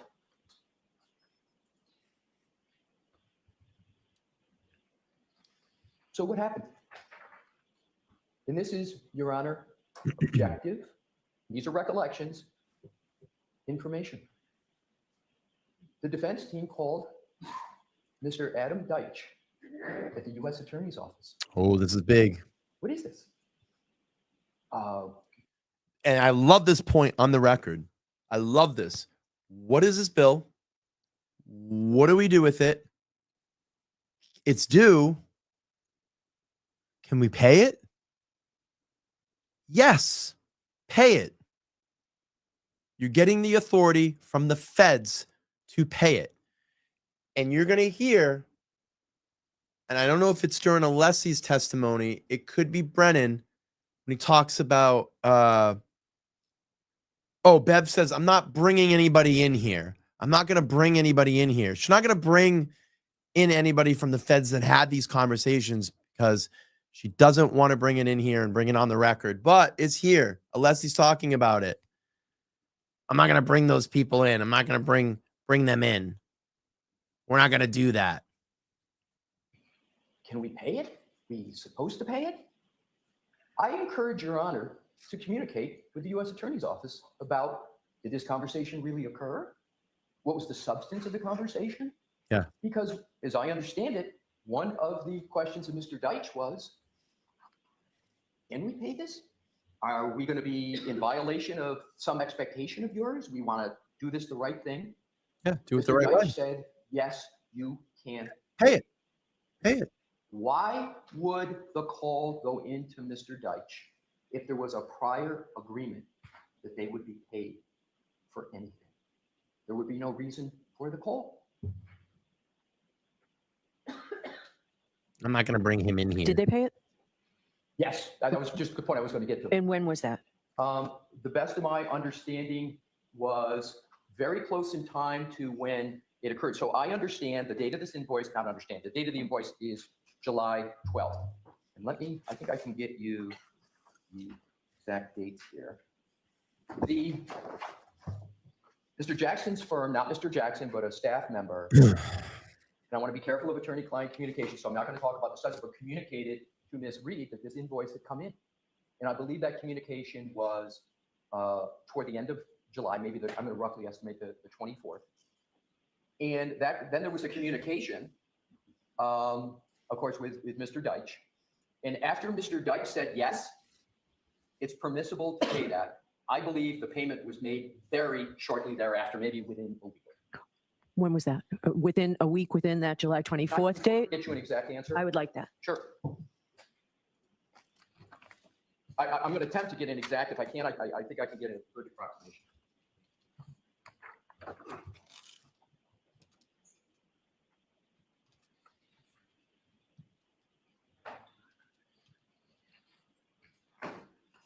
Your Honor, I understand a check was sent to ARCA on July 25th. Thank you. You're welcome. So Man, those DoorDash people are fast, huh? It's fast, but take an arm and a leg to get a freaking order here. You know what I pay for it, the convenience of them bringing here. It's crazy. It's like double the money that it would be to go get it. But they are fast. My food is already ordered. It's already picked up. They're already on their way. It's nuts. It's crazy. So just to give some clarity here, I'm going to have to stop in a second, go get my DoorDash, pick that up. I'm going to come up. I'm going to eat. I'm going to go full screen so you don't see me eating. I'll unmute my microphone if I have to talk, but it should take me, I don't know, 10 minutes, 15 minutes to eat, and probably less than that. But at least we'll keep the stream going and keep trying to donate to Karen Reed's Defense Fund. Let's go. There's no doubt the invoice was paid. But the story is not solely about was the invoice paid. The important part of the story, what the facts, is it came out of the blue. And I don't expect anybody to take my characterization 100%. And I normally would never eat on stream, but this is going to be a long stream. And I'm hungry. I didn't really eat much today. So I do apologize. It's not really professional of me to do that on stream, but you know, we'll go full screen. You don't have to watch me eat. But that's my full understanding. But the call to repeat to Mr. Deitch is, to me, the corroboration of that very point. And it's an important one. It's an important question. And it's important, very important question. But it's an important fact point as well that call was made. So in terms of Yes, we need to eat. the next tab, which I've been alluding to during Okay, so this is the one I said I needed to take a recess to read going that. to say the same thing. All right, This so- is now that point. All right, why don't we take a 15-minute recess? All right, we're going to obviously bump it up. We're not going to go sit through the recess. Here we go. And again, thank you all for being here today. Thank you for your donations to Karen Reed's Defense Fund, direct donations. I appreciate that. And like I said, I've got 10, 15, 20, 25, and 25% of any super chats or anything that come through here today. I'm going to kick that back to Karen Reed's Defense Fund, of course. And I don't even know what we're at. I don't know if Sophie's still here. If Sophie has a total, she can get me a quick total. That would be great. And see where we're at as far as how, oh gosh, I feel like Lally, as far as what we've raised so much through the defense fund site. But let's keep going here. May I proceed back to the podium, Your Honor? Please. Would you like to remain seated? You can Thank go you. back. 4:22 right now in an May I hour and continue, Your 20 Honor? minutes. Thank you. Direct donations. So cool. I agree. So, Your Honor, to 4:42. Awesome. blend and quickly summarize what we've gone through Give me my glasses first. I'm using the table of contents of the notebook. We've spoken about the March 20 and March 22nd email from Mr. Wolf to Mr. Jackson. We talked about June 10th and statements of counsel. We talked about comments of Your Honor. June 18th, we've talked about briefly the voir dire of Dr. Wolf and the opportunities the parties had there. We talked about the June 22nd and June 23rd emails from Dr. Wolf to Mr. Jackson and the proximity of those emails to the restart of the trial on the 24th. The 24th is the trial transcript of Dr. Wolf. July 12th, the date of the invoice. As Your Honor well knows, we got you when that invoice was paid. And now with all of that, what I am going to do, Your Honor, hopefully productively, with no speculation. Okay, so you don't have to tell me what you're going to do. Just go ahead and do it. So I will just go ahead and do it, Your Honor. Yeah. Okay. All right. Chill. Chill. Gosh. Look at Nathan Reed is just smiling here because he knows how she's being. Look at it. He's just smiling.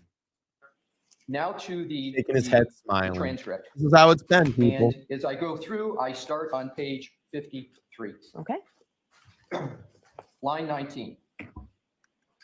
And this is Attorney Brennan. Your Honor, my purpose is not to deprive the defense of an expert. I'm going to stop there. That statement is I will carry forward about the Commonwealth's statement that they're not seeking to deprive the defendant of ARCA as a witness was made 5 times. I counted them and I'll go through each one and number them. Or deprive the defense of an ARCA expert in this case. Very important, because my perspective, what was put in the firing line on February 18th was the ARCA experts, albeit indirectly. So now we go to page 54. And this is going to be, in some points, a line by line because the words matter. Line 5, and this is again is Attorney Brennan. Mhm. Well, what the government worries about is that there is other things that are relevant, like compensation, promise, reward, inducement, whether there's collaboration between one side or the other, and that expert witness that they don't know about. Well, thank you so and much. Can't ask about. I'm going to stop there. Thank you. Appreciate that. Thank you. That they don't know about? Really? Don't know about the I gotta go meet my experts? DoorDasher. I'll be right back. February 12th Promise. report? A voir dire? Knowing the purpose of the voir dire was we wanted to have these witnesses testify. And then the next statement, and can't ask about? Really? Can't ask about? Voir dire, the opportunity. Next statement, that there's some bias or favoritism that the expert might have towards one side for whatever reason. I don't know what's meant by favoritism, but having worked with experts almost every week, you call an expert to testify. I don't know if I would call it bias, but I don't think it's a stretch to say that if an expert's going to come in and give opinions helpful to your client, that that expert is biased. But this expert was not engendered by the defense. It was engendered by the U.S. Attorney's Office in their federal investigation. Next, on line 12. So that if that information is not disclosed, really? It was on February 12th of 2025. Now I'm going to get to this because, and this is not speculation, this is fact, the entire buildup of February 18th was on the false foundation that the Commonwealth had gotten all the information that they were going to talk about until Your Honor's break from the federal government and not the defense, which was completely false. So this is a buildup. It's all. And what was the date again that the defense provided it? The Friday night before our hearing, was it? It was, I will tell you this, I'm going to have to think out loud here. I'm going to answer it. I think it was February 12th that it was provided of 2025, but it's important to state why that date. Please recall, Your Honor, that the Commonwealth had not yet issued its certificate of compliance with discovery. And I know I don't need to tell Your Honor the rest, you know it better than I do, about counsel's obligation to turn over discovery, et cetera, et cetera. So I don't know if the Commonwealth on the 18th genuinely didn't know that it came from the defense as opposed to the Commonwealth. But what's very, very clear are the statements that I'm going to go through that were all built upon the foundation that they learned about this all from the federal government and that the defense had not turned over anything, which is completely false. Okay. So let's go through each word because it gets really important. When there are claims made that the defense has not turned over something and there are words used like ambush and duping, it's important to understand and get behind those verbs as to what the facts are. So the next. So if the information is not disclosed, then it's not only an impediment, it creates a position where there's an unfair examination. Really? Voire occurred? It's not the ARCA witnesses that I have the issue with. That's number 2 of 5. The Commonwealth is not saying we have an issue with ARCA. And why do I keep repeating this? Because my conclusion is going to be ARCA should be unscathed. ARCA should be available to the defense. And I'm going to get to more of that in a moment. So it says it's not the ARCA witnesses that I have the issue with. It's the issue, the fact that I don't have adequate discovery. Those words, I don't have. The Commonwealth had for 5 days the very discovery that was being discussed that the Commonwealth didn't have. If the defense is going to be a proponent of those witnesses, they have obligations, Rule 14 obligations for basic discovery. I agree with that. I agree completely with that. And we complied on the 12th. And it's for this trial that matters, Your Honor. Your Honor has commented before that this is a new trial. This is a second trial. I've tried unsuccessfully sometimes to talk about the baseline with the Daubert issues, and Your Honor has rightly commented, well, Mr. Alessi, this is a new trial.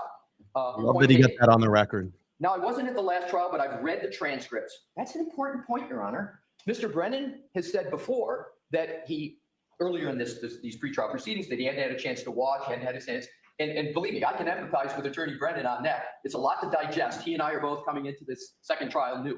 So I appreciated the comments he had made before. But his comment here is I've read the transcripts, and I'm going to assume that for the very important topics he was talking about, he had read the transcripts. All right, let's do this real quick. So my food is here. My DoorDasher arrived super fast. Really nice guy. The only thing I don't like about the dashing, and I think just with orders in general, I'm kind of a germaphobe. So like when I see people come in and they're holding my drink like this and they hand it to me like that, I'm kind of like, ugh. So I have to spend like a couple of minutes wiping it down. Anyway, my food is here. I'm just going to go full screen for a couple minutes. Just if you can, please keep donating to Karen Reed's Defense Fund. We're just asking for $4.50. Direct link at the top. Click that, donate, put LTL Media or LTL in your comment. That way we can keep track of it. Sophie has been so nice to try to keep up with the website. Sophie, do we have a total so far? Did we get any new donations that came in? So again, I'm going to eat really quick. I'm just going to go full screen. I am here. If I see a comment that I want to address or whatever, I'll turn the mic on and address it. But we're doing pretty good. I'm a super germaphobe. But anyway, I'm going to go full screen. See me with Sophie can give us a new total, and then we'll go from there. I am here. I'm just in the background. All right, we're at 446.50 right now. That's an hour and 20 minutes. We've almost raised $500. $500 for Karen Reed's Defense Fund. So cool. Good stuff. Love it. Let's play through this because we got a little while to go today. And I'm going to eat. And I'm here, I promise. But again, that would be something that only Attorney Brennan would know. But it's an important point to point out. That was the representation. But I've read the transcripts. Oh, they gave me a lot of catch up. And then he goes on, and he on page 55, he repeats what we went through about June 10th and what counsel for the defense had said. So I'm not going to cover that. He's just reading what I took head on before the break. And so we then turn to the continuation of the buildup, which is at the bottom of page 55. Attorney Brennan. Now, I have some familiarity with the federal government. Seemed to me, based on my limited experience, there was much more to the story. And the story is about interactions with the defense counsel. That's what was talked about above. So I called the federal government. There's no statement here. There's much more to the story. And I've got the discovery that the defense provided that told the complete story. So there was, and I'll tell you, my impression from what is stated here is that counsel made these representations, but the Commonwealth couldn't evaluate them because they didn't have information. So they went to the federal government. So I called the federal government and I tried to encourage them to provide full discovery so that the experts could testify. It's another statement so ARCA could testify. I was resigned to a TUI letter. I've been down that road many times. It's a dark road that never sees the light of day. So I filed a TUI letter, comprehensive TUI letter. And it was delayed. And over a long period of time with requests and deadlines, I finally received a response that was unresponsive. This is talking about discovery and information about ARCA that was already in the possession of the Commonwealth. And it was striking that it was noted it was unresponsive just when I read the materials. I don't know which materials Attorney Brennan is talking about. I'm going to give Attorney Brennan on this one the benefit of the doubt that he's not talking about the discovery materials that we had provided, because I think fairly read in context, that's not what he was referring to, but I don't know what's being referred. It's not the point I want to make. And Attorney McLaughlin actually identified them. They didn't respond to our request, so Attorney McLaughlin wrote back. And then we got new materials, just some. Got them from the federal government. It's not a statement that he got them from the defense, which is a fact. And then we got new materials, but a qualifier, just some.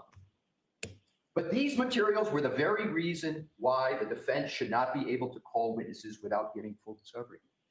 If we had given full discovery, we had given it. Yeah, and you know who didn't get full discovery was the defense, because where's the Sally Port video? Where is the Sally Port video? Where's the original Sally Port video? I'm going to tell you right now, you're never going to get it. It's probably been cut up, flip-flopped, on the inside out, whatever we may be. We're never going to get it. So the Commonwealth has not been transparent in this case. Absolutely not. And it's almost laughable that we have to be up here, and I'm saying we, because we've been through all of this together, that Alessi has to be up here. Let me just correct that. Alessi has to be up here and argue this and waste so much time through this. It's ridiculous. It's insane. Having not been at the last trial and reading the transcripts, I only have a flavor for the last trial. So there is email correspondence between the defense, not only the federal government, but some ARCA, the witnesses themselves, and recent requests for. So he's saying, this is what I got from the feds. And what do I discover when I got this information from the feds? But he really got it from the defense. There's email correspondence between the defense, but not only the defense and the federal government, but the ARCA witnesses. And then he goes on. But if we look back earlier in the relationship, what we see back in March 22nd, 2024 is that there are conversations between the defense, Attorney Jackson and Daniel Wolf, who's one of these ARCA witnesses. And then he goes on and he reads the email. But the clear import of the point here is that the Commonwealth is saying right here that this is when I discovered these emails. This is how I got them, not from the defense, but the federal government. And we know now that that's incorrect. Then we proceed down to page 57. The Commonwealth, as I understand it, was not aware of any promise, rewards. Teacup, I heard about that. And I also heard that she was a content creator and making content out of this. And they said that she might have been doing this for years. Oh my God, what a scumbag. Absolute scumbag. Or inducements or payment. They relied on a reciprocal discovery order of this court for that information. That's a misdirection. That's a misdirection. There was no promise, rewards, or inducements or payments before all of those documents that the Commonwealth is referring to here. That didn't come until the invoice came in July. And it wasn't even a promise. It was pursuant to the conversation of Assistant U.S. Attorney Deutsch that, yeah, you guys got to pay it, and it's okay to pay. So next on page 57, line 11, he reads,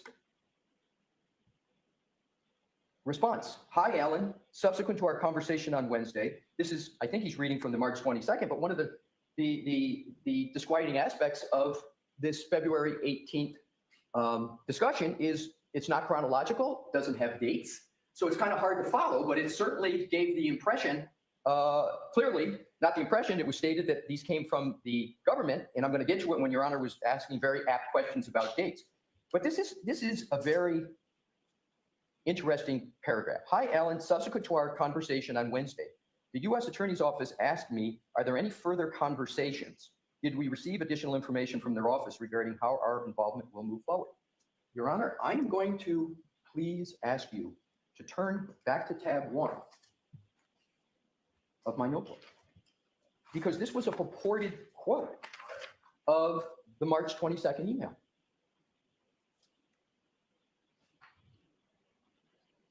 That's really not close to what the email says.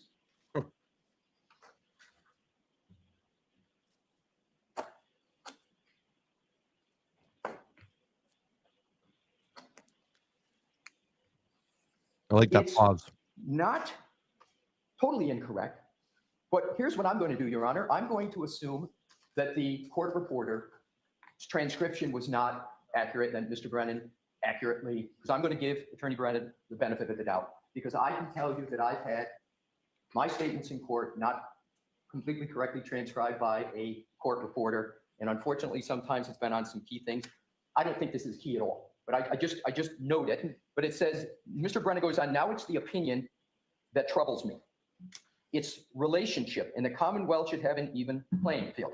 That's number 4 of the time he's And I love that subtle gaslighting. not having any trouble with the ARCA experts. Saturday, June 22nd, Daniel Wolf wrote, Alan, I spent some time this morning putting together a brief outline of my qualifications, blah, blah, and this is just a repeat of what we've already heard. Here now comes the important points. Page 58, line 2. Now, this isn't information provided by the defense in reciprocal discovery. Oh my. This isn't information. He's talking about all these emails. This isn't information provided by defense in reciprocal discovery. This is information provided by the federal government after numerous requests, jury requests, and an insistence, the best I can to get as much information as I can. It's incorrect statement number 2, and it's an important one. Down below, unfortunately, it gets even more incorrect. Defendant provided an outline of questions and answers for the direct examination. Please put this in context, Your Honor. The Commonwealth appears to be believing that they got the information from the federal government, not the defendant. So they've got the outline, and they're now accusing the defense of having essentially drafted the outline. Defendant provided an outline of the question and answers for direct examination. My, that's not a fact, but if that were true, that would be very bad. So what I'm going to do, I had no idea it's this late. So it's 1 o'clock. We're going to break for lunch. We'll stop back up at 2. Okay. Do you think, I have no idea how much longer you're going to be, Mr. Alessi. Do you have an idea? And I'm not rushing you. Do you have an idea? Because we do have the other motions. If we can't get to them today, we'll spend those 2 days next week with them. I'm going to answer your question. I think I can conclude in 45 minutes because I have to get to the law, the 3.3a. I'm not rushing you. I just wanted a time frame. Best answer, and I will say this, Your Honor, I share your interest. I'm presenting some of these motions, and I have a strong desire not to be back here for that. So I share the goal, believe me. Okay, so we'll see everybody at 2 o'clock. You are muted. Okay, I'm going to speed up. Obviously, I'm still here. Speed up past the break. All right, here we go. Masterclass Alessi. I love them. Love them. So good. I'm still here. I'm just munching the rest of my fries here, and then we'll be back. Apologize.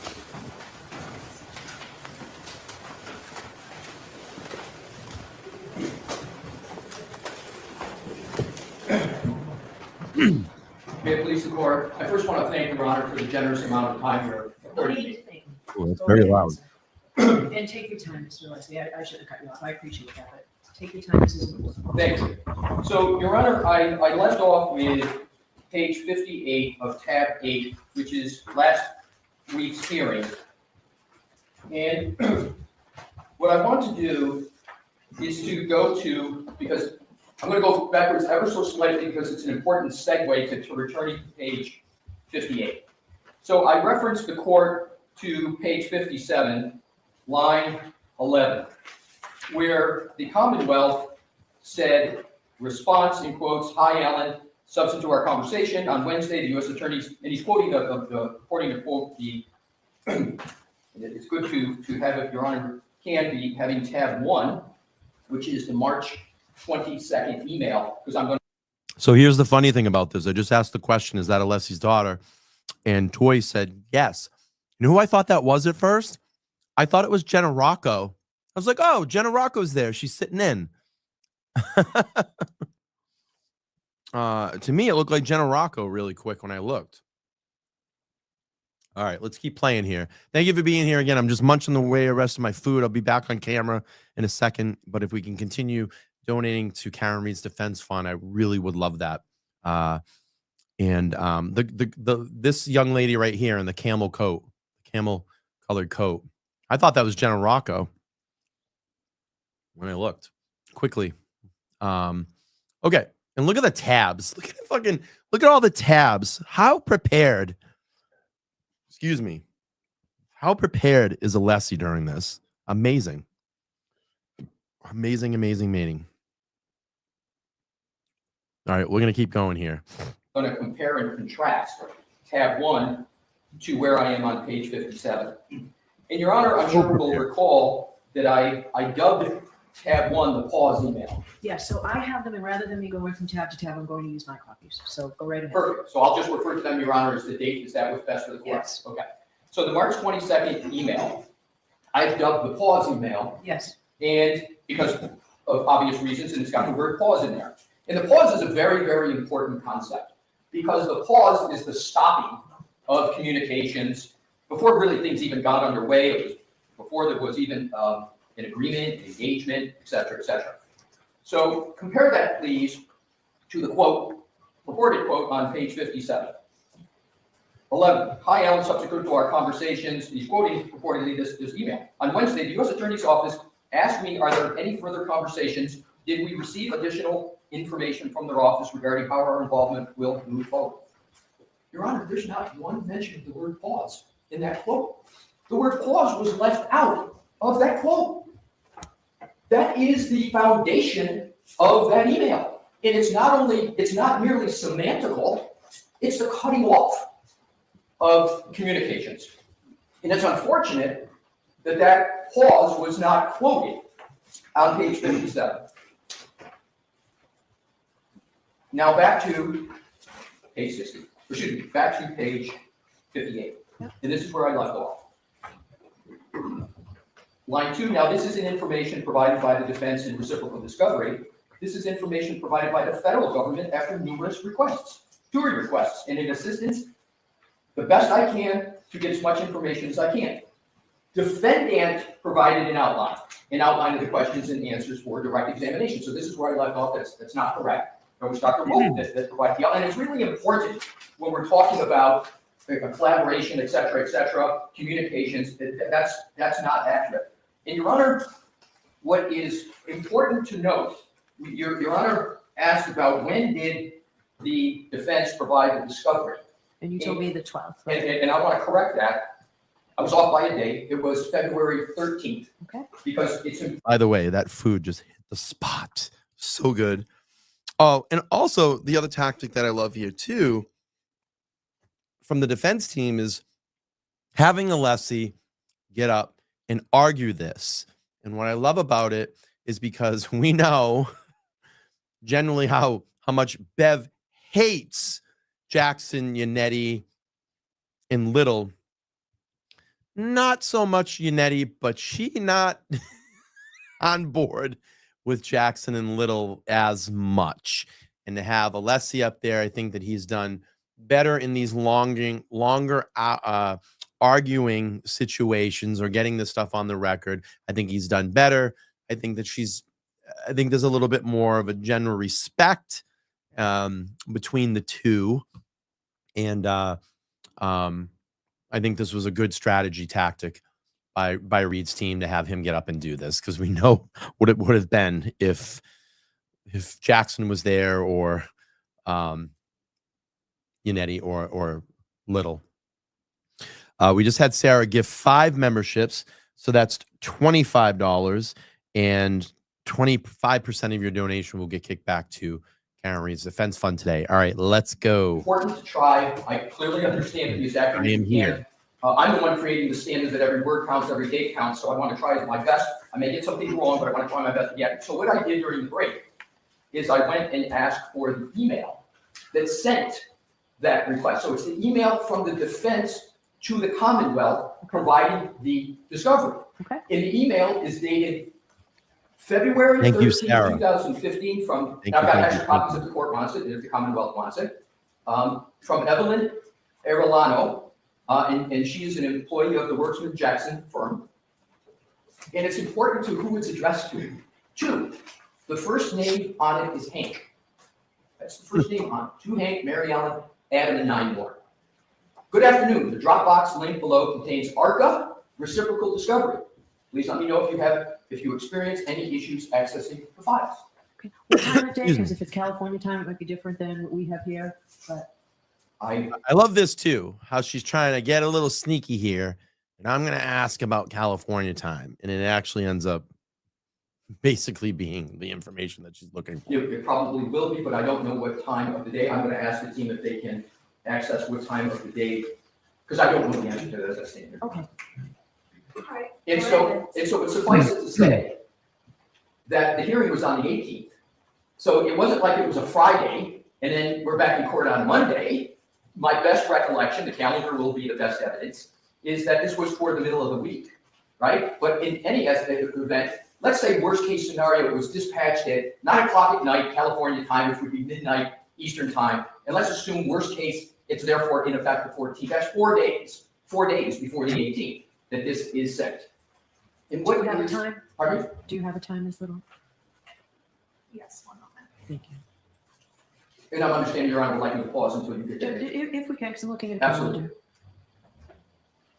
If you don't, I thought you may have had it. We can move on. I think it's approximately 6:30 in the evening. It was received by the Commonwealth. Thank you. Is that, may I ask Your Honor if that's Eastern time, 6:30? Eastern Standard Time. Thank you, Mr. Paul. And Your Honor. Wow. I'm sorry. It was a Thursday. Wow. Sophie got the total direct donations. I love it. $581 on the stream. We've been here an hour and 47 minutes. We have 1,000 people on Twitter watching and 351 here on YouTube. So cool. Love it. All right, let's go. Okay, thank you. So also, in big bold letters, at least on the printout, the subject is Karen Reed ARCA reciprocal discovery. It's not like it was buried what was being sent. I mean, this was a lot of things, but it's right there, ARCA reciprocal discovery. Was it just these pages that we've been talking about, or was it a lot more discovery? May I confirm with counsel? I think I know the answer. It was just the pages, Your Honor. Okay, thank you. So it's not like ARCA is amidst a sea of other topics, right? This is the driving force of the email. And so, Your Honor, the question, and I'm going to keep moving on, but the question becomes, and I'm going to ask it more than once, but hopefully not too much. A good one, Scott. Thank you for being here. That the Commonwealth on the 18th understood incorrectly, I think it's undisputed it's incorrect, that they got these materials from the federal government. We don't know the answer to that question, but I respectfully submit it's an important question. Was it an honest mistake? Was it just, as happens sometimes in lawyers working together, there's a lack of communication, there's some miscommunication. Is that the explanation? But I think truth and justice on these topics, since we're being so exacting and appropriately so, we should have an answer to that question. So we move on to page, so there we have on page 58, we have another incorrect statement. We have 2 of them right up off the top, and then we continue on to page 59. Your Honor, understandably says the court, what is the date of that? Mr. Brennan, it's not dated. When I said it, what was I talking about? I believe, Your Honor, you were talking about the outline. Just give me a second. And Your Honor, if I may, I want to give you the second, but the basis for that answer is page 58, line 7, where the statement is, and what follows is all about the outline. Okay. So, Your Honor, appropriately and understandably says. Yeah, so that's a good question. Christine says, how much was raised during this morning stream? I had no donations come through the channel this morning, so there was no donations there. I think it was $147 was the total this morning. So yeah, we can add all that up, the 2 streams, and we'll do that at the end and get a grand total. So again, thank you all for being here. I appreciate it. We are more than halfway through here. And we'll probably be here, I don't know, maybe another hour or so. Appreciate everybody hanging out here and going through this. And again, I just wanted to play it because it's a long hearing. We could sit in the chat for a while and try to raise some money for Karen. All right, here we go. We're going to continue. What's the date of that? Here's the answer, Your Honor. No, it's not dated. It's not dated. Now, let's please just go back to tab. We're talking about the outline. Let's go back to the outline. And we can pick either one. I'll pick perhaps the most probative one. I'm not going to refer to the tab because Your Honor says you have these. This is the June 23rd email from Daniel Wolf. I'm just pausing to make sure you. Thank you. It's what I refer to as a script, right? That's what you're referring to? That's what Your Honor has referred to it as. So Subject. that itself is not, I understand it's with email, but it's not dated. Well, Your Honor, I was going to get to that, but there's context for that. Okay, go ahead. The context, you're correct. The outline itself is not dated. However, the attachment, keep in mind, we produced these materials. Okay. So we deal in e-discovery all the time.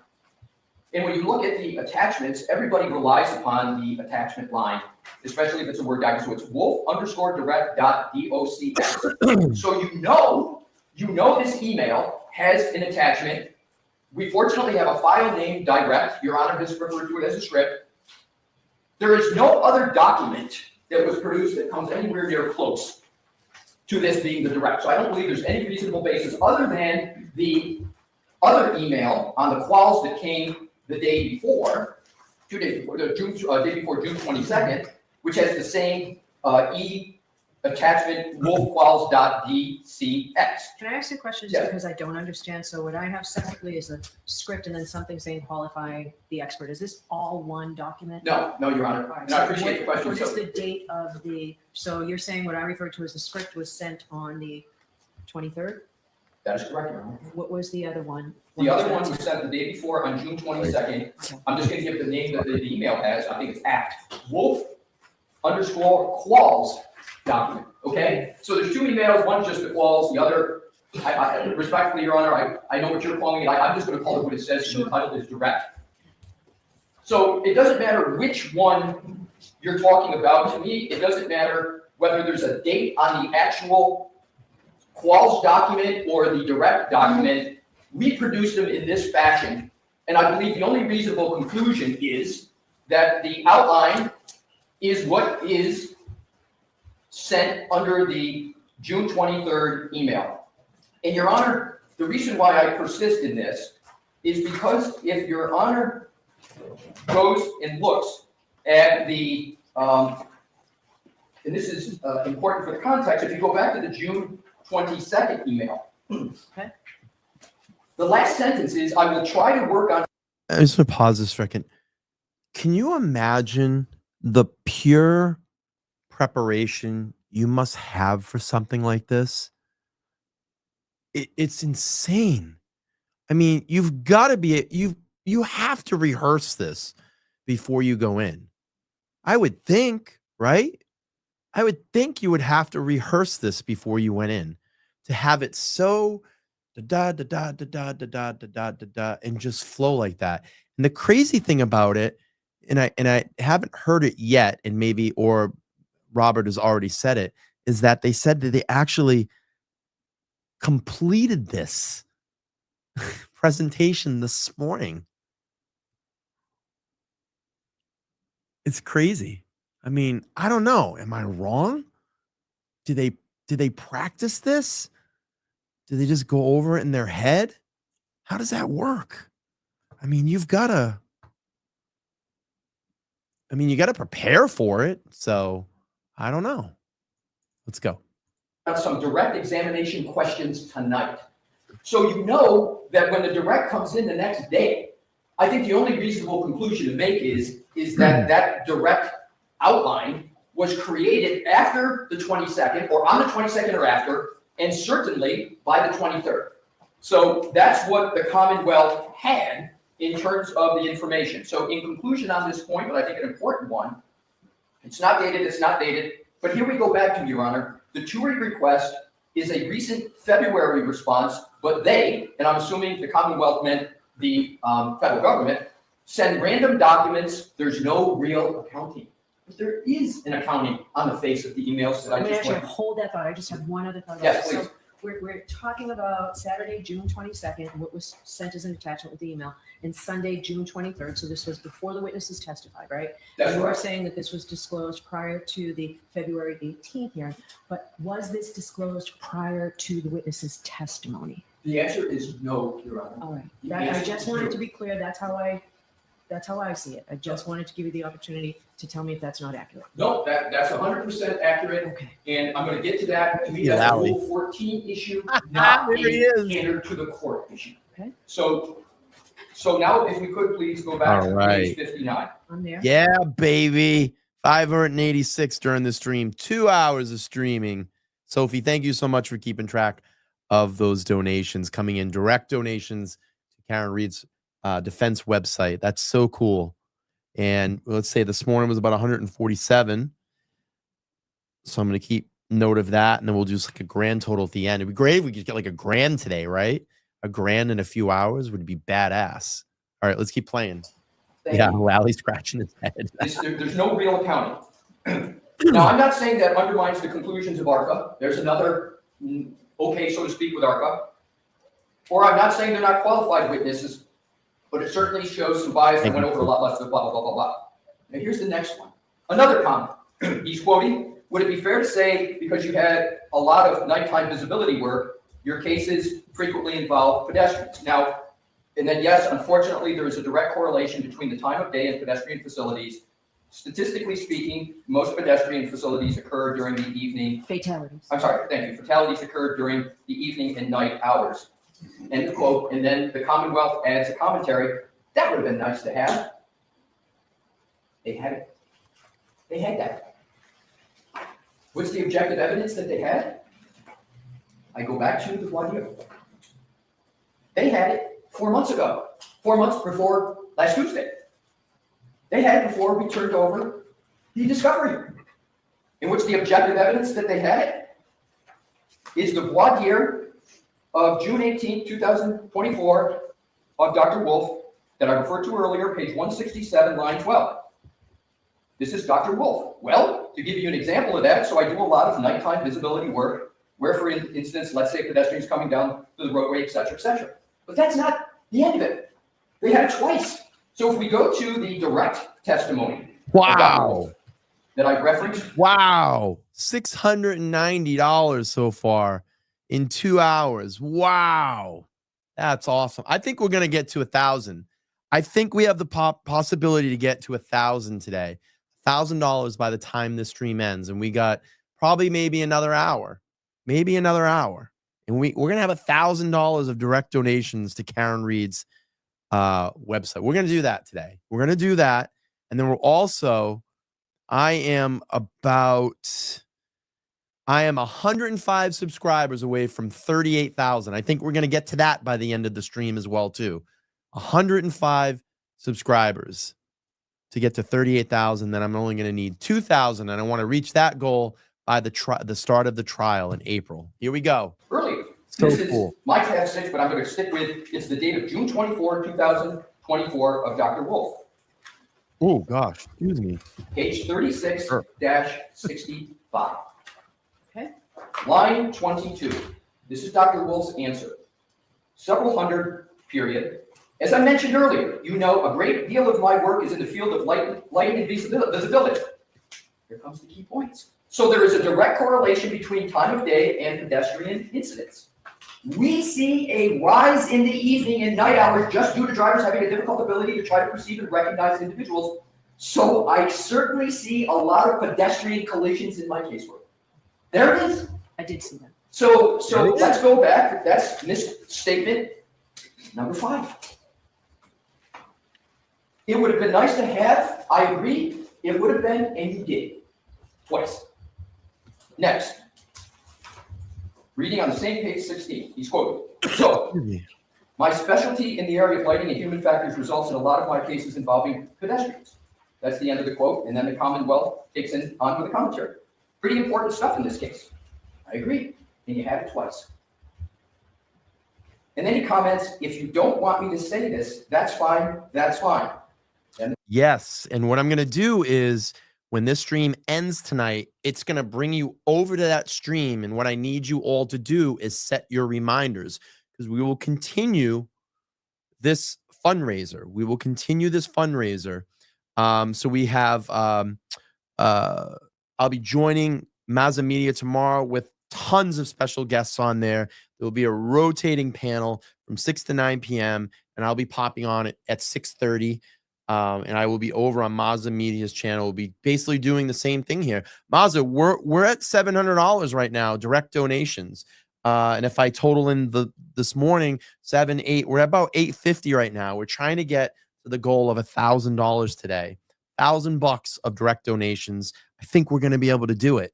And we're only about 100 subscribers away from hitting 38,000 today. So lots of cool, exciting stuff here happening on the channel. And it's so good to see you stop by, sir. All right, we're going to keep going here. Let's keep trucking away. Shh. And I went back and watched the video. Shh. Don't tell them. I'm sorry. You're feeling up to it. I don't know what your plans are right now, but if you're feeling up to it, if you want to jump on and hang out for a little bit, you can. Just let me know. I'll drop the link there in the chat for you. Come up and hang out. If not, no problem. We'll see you tomorrow night. You were told twice in the voir. And in the direct, it was just unvarnished. And here's the important part, Your Honor, another important part. Mr. Jackson drew that out on direct. Not only was he not shushing or hiding, it was Mr. Jackson's question that drew that out. So here you have Dr. Wolf trying to figure out, is this something that we should say or not? And honorably, Mr. Jackson, nope, we're going to hit it head on. Mr. Jackson draws it out, puts it right on the table. 4 months before February 18th, and the whole world heard it live. Next, if you could, Your Honor, please go to page 60. I'm sorry. There's another point. No, let's go if we could. I don't want to take the lesser significant ones. I want to focus because there's many of them. I want to get to the more significant ones. So then we have on page 60, line 2, and then a bill from ARCA to the defense for $23,925. That's not a trial by ambush. That's getting duped. So I, Attorney Brennan, didn't know any of this. But I've tried a few cases. I've been around the federal court a bit. I know how it works. So what is the import of that statement? I didn't know any of this until I got from the federal government. And we're talking about the invoice. No. You know about it because the defense, after the certificate of completion of discovery, in 6 weeks before the trial is starting, the defense affirmatively turns it over and does it not buried among several discovery documents, but essentially a tailored discovery response that's titled Karen Reed ARCA Reciprocal Discovery. There it is. That's not a very good way to try to cover up something. Yeah. There is no statement about the date of the invoice on February the 18th. So people are left to wonder, when did it occur? When was this bill stated? The date's important for that invoice. Then there's a lot of statements made. Sometimes parties pick sides, agree, blah, blah, blah, blah, blah. And then it allows the ability of one side to use ghosts. They create illusions and shields and say something's there and something's happening, a federal investigation, and this person, and then this happens. Your Honor, I think it's important for the defense to be allowed to speak to the very words that were used against us. Ghosts, illusions, shields. That's what we're accused of. I choose He's using Brennan's to words. try to comport myself and practice a certain way Last to give people hearing. a little bit of the benefit of the doubt. But if we're going to be talking, He's using. I'm going to pause this. Sorry, I have a thing about that, and I really should pause so people can hear me. But he's using the words that Brennan said in the last hearing to the defense team, and said that, you know, they're illusions, they're ghosts, they're hiding things, and he comes back and uses it in his argument, which is great. talking about ghosts, illusions, and shields. Shields, yeah. I don't think it's the defense that's creating ghosts, illusions, and shields here. Huh? The illusion, and it's more than illusion, it's a statement of fact, is that all these documents came from the federal government. It's not an illusion, it's a statement of fact. Statement about federal investigations that were these are not ghosts, we're not creating it, but I'm not gonna go any further on that topic. But the ghost word was used, in my view, the way I read it was, these topics we're making up, right? And we're hiding things, shield, right? We're shield, I interpret it as, you're preventing us from getting this information, defense. And this is 5 days after we had provided it. Next line, page 60, line 13. I don't care if the ARCA witnesses testify at trial. I'm very pleased to hear that. I don't care about their opinions. I'm pleased to hear that too. But I care that it's unfair, imbalanced, and hidden. Hidden. And that was based upon the faulty premise that we didn't turn it over and the Commonwealth got it from the government. There's no other reason. I picture, when I look at Alessi, I picture him like being back in like the 1700s, arguing in a courtroom with the, you know, the long suit and maybe the white wig on, you know. It's every time I see him, that's how I picture him, you know, that gritty, and I know he's a New York lawyer, but that gritty Boston lawyer, you know, from, you know, all those the period piece movies that we watch, and he would be this lawyer in like the 17 or 1800s arguing in a court to the highest, you know, the highest judge. That's how I always picture him. He has that feeling about him. I'll read it. And the Commonwealth, like the defense, is entitled to discovery. I agree with that. The Commonwealth is entitled to discovery, and you got it 5 days before February 18th. Right. Now it comes to the court. All right, I'm going to take a recess. And I certainly, Your Honor, am not going to be so officious as to even delve into why Your Honor needs to take a recess. But I will tell you what I thought and what I believe occurred. Your Honor listened to a completely counterfactual rendition of some of the most important issues of the day and, frankly, of the moment in this trial. And the reason I got a little bit... I just want to pause this really quick and show. This is how I would picture him. He'd be like in a costume like this, right? And he'd be up there in a historic, like a colonial costume. Like, this is how I picture him. Seriously. That's how he would be dressed in the court back then. And that's how I picture him. All right, let's keep going here. All right, we're at $740. Because what happened when the court came back. So what I concluded, after all of this, the court saying the break is, you know, after all of these inaccuracies and piling on of inaccuracy after inaccuracy, there's a cause and effect in my mind between the several and serial inaccuracies, the break right in the middle, and then the court comes back. And I understand, I don't really, and I'm going to get to this, see the justice in terms of this presentation to the facts. And that's what we're going to be talking about, facts and representation. So here's what the court says. After hearing all of this, and I want to underscore something, Your Honor, and I'm not going to get too lofty with due process and notice, but it's important to hit some of these points. All of these topics that were raised were not in a motion. They were not in an affidavit. And I've had this issue before with other motions under what's required in an affidavit.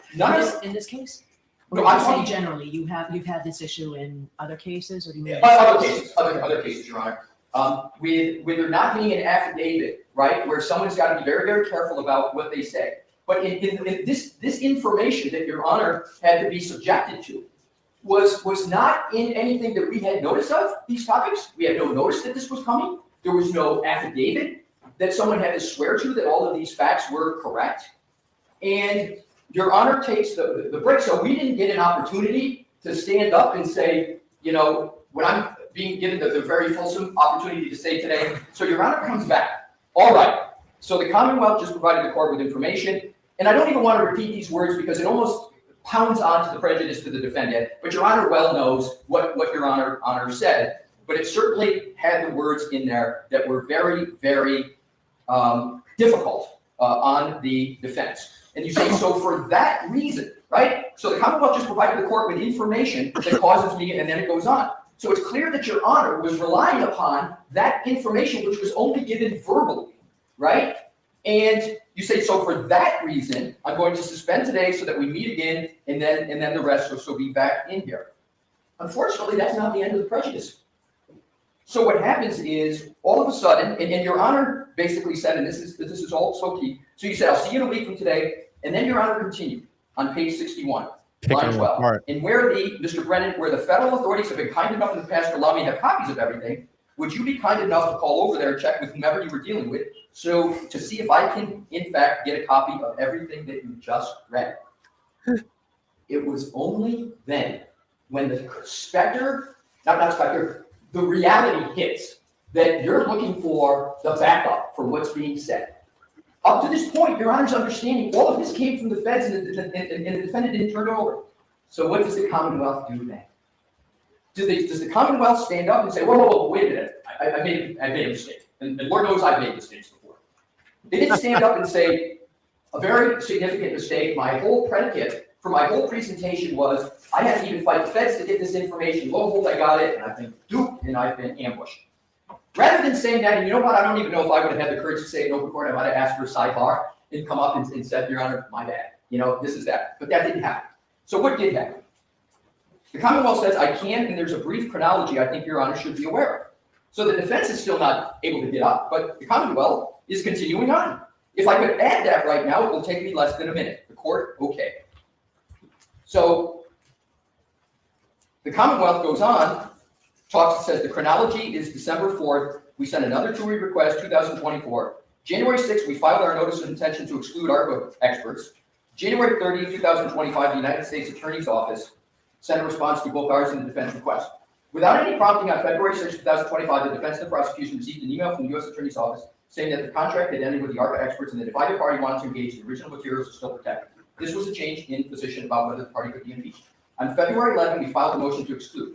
February 13th, the defense provided us the emails that I read. Buried in a chronology is, in the middle of the sentences, the defense provided us with the emails. I think I said, I'm going to repeat that. I think I said, the federal government, it was the defense. February 13th, they sent us the emails and the direct examination outline. I think I said it. That was the whole basis for the entire presentation, was that the Commonwealth had to fight even the feds to get that.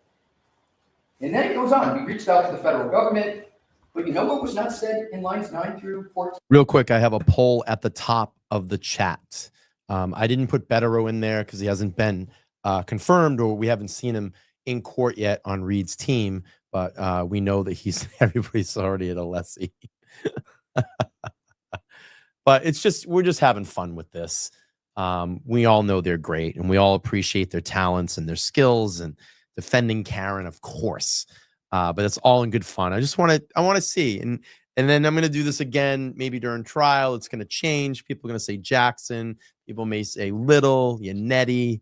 But again, we're going to keep this rolling. If you haven't already, and you can, please just click that link at the top of the chat and donate, if you can, at least just $4.50 for Karen Reed's 45th birthday. We're trying to reach $1,000 by the end of this stream. I think we're close to around 850 right now.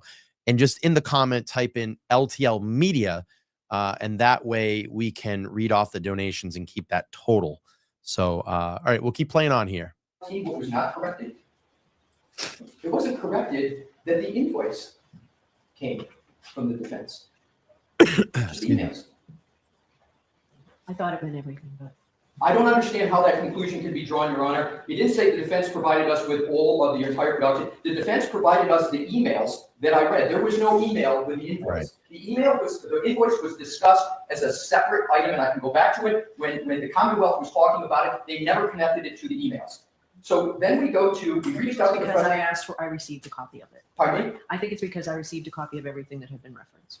Yes, but I'm going to get to the point about the importance of correcting misstatements, because 3.3A1, everybody focuses on the first sentence, which is, thou shalt not make a false statement of fact to a court.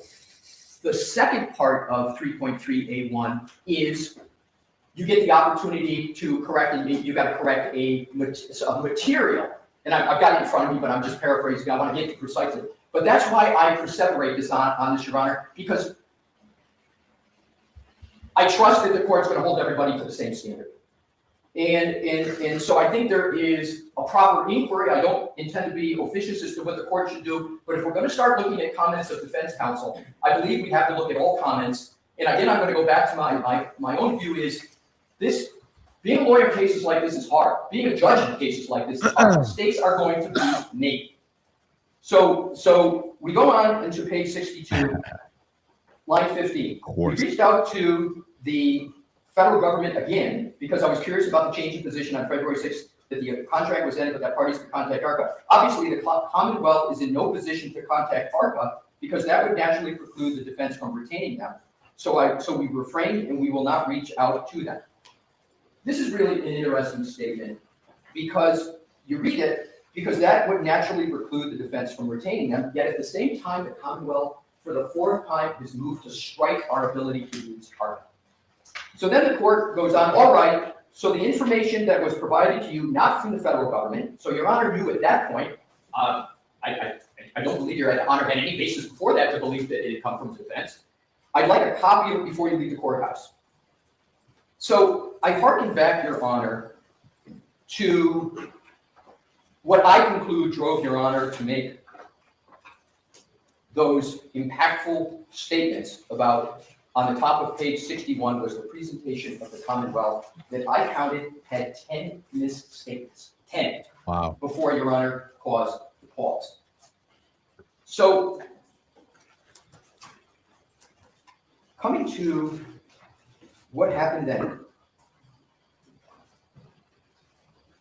The Commonwealth, having not given us notice that this was coming, these topics, not putting any of these statements in an affidavit, we didn't have the ability to stand up. But I will tell you this, Your Honor, I greatly appreciated the week that we got, because I do believe that Your Honor intended that counsel be given, defense counsel and defense, a fair opportunity to go look at this. And that's the way I'll speak for my side. That's the way I took it, and I appreciated that, because that's allowed me to go spend the time that I spent to try to do my level best to give the court an accurate rendition of the fact, because as an officer of the court, I believe that is a sacrosanct duty. And in a matter where the very issue is, what are counsel saying to the court and is inaccurate, I wanted to make sure I can do the best I can. Now, I may have made a mistake here or there, but I just wanted today, but I want to make sure that I recognize Your Honor's giving us that week, and we try to take the best opportunity for it. So what happens?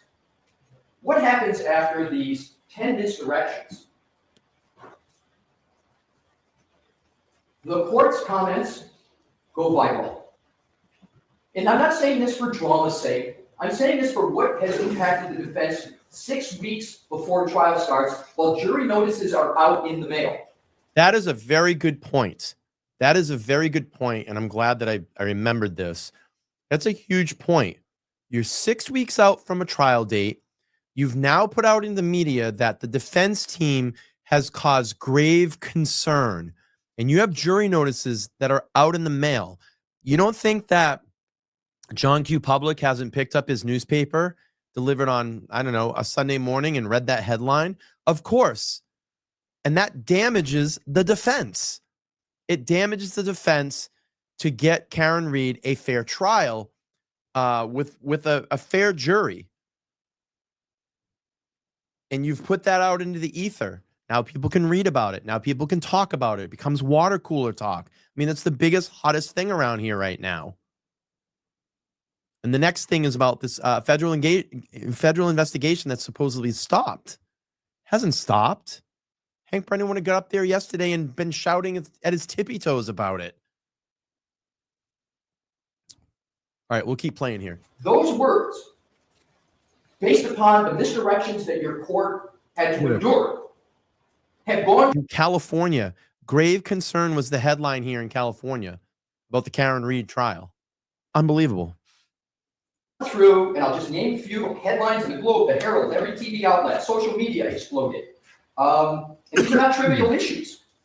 And more than that, the veracity of counsel has been called into question. There's commentary of everybody about what's going to happen to certain members of the counsel's team and whether it's intended or collateral damage. We've got the ARCA experts, which are key parts of our case. Their credibility is being pillared throughout the public domain. And this could have been avoided had there been an accurate recitation of what had occurred. He's right. And Your Honor, I don't know if this can be remedied. But it surely shouldn't have been exacerbated. I would now like to move rather, hopefully, efficiently through the next step, which is to point to the Massachusetts rule and give the court my view, and I have to reference because Your Honor brought up Again, something. you don't have to tell me what you're going to do, Mr. Alessi. I'm sorry, I'll just go ahead and do it. My apologies. So now let's just turn to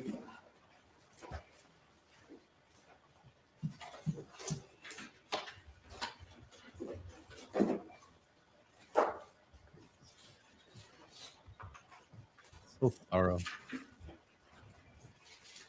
Look at everybody on that Reed team has a binder, has all of those copies, are Model rule. reading along, following along. 3.381. This applies to every counsel in this room, of course. A lawyer shall not knowingly. In the chat. Nice to see you, brother. Him and I have actually been talking a lot lately and conversing a lot on X. If you have not joined his X account, please do, because he spits a lot of facts, a lot of truth over there. And I'm going to drop his at tag on X. And please, if you're on X, you need to follow him. That is his at tag on X. Allergic to X. It's okay. But if you are on there, please join. He says, what's up, y'all? This poll must be recently biased. Alessi is amazing, but what Jackson did on Proctor's Cross leaves him alone at the top for me now. Good thing we got both. Absolutely. And again, I said that before I started the poll. We're just having a little fun with it. And I just said that, obviously it's going to change, how these lawyers react and what they're doing in the trial. She's blessed. I mean, this is the dream team, of course, and just having a little fun with the poll.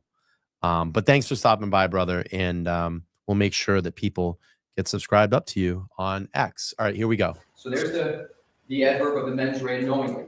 Make a false statement of fact or law to a tribunal. And by the way, Sophie, what do we have for a total? Last total I was at for direct donations is $907.95. That's combined with the first stream this morning. We had 147. If you can just get us an update for what we have now, and I'll add it to the total. Hopefully, we want to get over $1,000. That's our goal, and we're getting there. We're getting there. Or fail to correct a false statement of material fact or law previously made to the tribunal by a lawyer. So we all know the mens rea of knowingly. This court knows it better than everybody, so I don't have to get into that. But in terms of making a false statement of fact or law to a tribunal, 907.95 with the first. I don't see that on behalf of the defense, and I'm going to get to the new item of February 6th, because we haven't covered that. Your Honor brought that up today. But certainly with regard to the representations that I've gone through and the statements that were made, especially on June 10th, they were 100% true and accurate at that time. They were 100% true and accurate, and that's why I went through the note. Or fail to correct a false statement of material fact or law previously made to the tribunal by the lawyer. And there's no real time period that's given for the attorney. But here is something very important, Your Honor, and I'm going to parse the grammar because it's what you do in construing the statute. It says, or fail to correct a false statement of material factor law previously made to the tribunal by the lawyer. So the is a definite article. So it's like an adjective, it's a definite article. Lawyer is the noun. The lawyer refers to the lawyer who is perhaps made a false statement of fact or law to a tribunal. So it's sort of like you make a misstatement, it happens, but you got to correct it, right? And what they talk about is, what do you have to correct? You have to correct a false statement, so it has to be false. It has to be knowingly false, of material fact or law. And material has been interpreted in the context of 3.3A1 to be a statement of fact or law that caused a court or adjudicator to have relied upon it for a determination. It's essentially what the case law talks about, that it's influenced the judge's decision. So let's go back and even let's assume hypothetically that on June 10th, there were misstatements made. It's not any misstatement. It has to be a failure to correct a material. You have to do it knowingly, and then you have to fail to correct a false statement of material fact. And in terms of what Your Honor had, it's the same lawyer that we're talking about in both clauses. And that is why I spoke about Mr. Yanetti's statements on the 10th, about what he knew, the fact that Mr. Jackson was handling the ARCA experts. So it's important to be analyzing what lawyer is saying what, and which lawyer is to be making correct to correct the statements. So I go to the analysis with regard to 3.3A1, and as I said, I'm keeping separate 3.3A1 from Rule 14 because they're different analyses as the court knows. But I want to get one of the most important ones first. So there's not a false statement of fact or law to the tribunal, and I will stand here as long as Your Honor needs, if Your Honor feels differently based upon what I've said, or fail to correct a false statement of material fact. So what I'd like to do, Your Honor, is now go to what Your Honor brought up today, because I was prepared for the June 10th. I wasn't prepared for the February 6th. Do you need time? I don't. I have taken the time. I appreciate the offer. But I would like to draw your attention, Your Honor, because like I provided context on June 10th, I think context for February 6th is important. And so what I'd like to do is to go back earlier than what Your Honor quoted this morning, because I think the context is important. All right, so I have that entire transcript, like I said. Thank What you. page are you at? I am starting on page 40.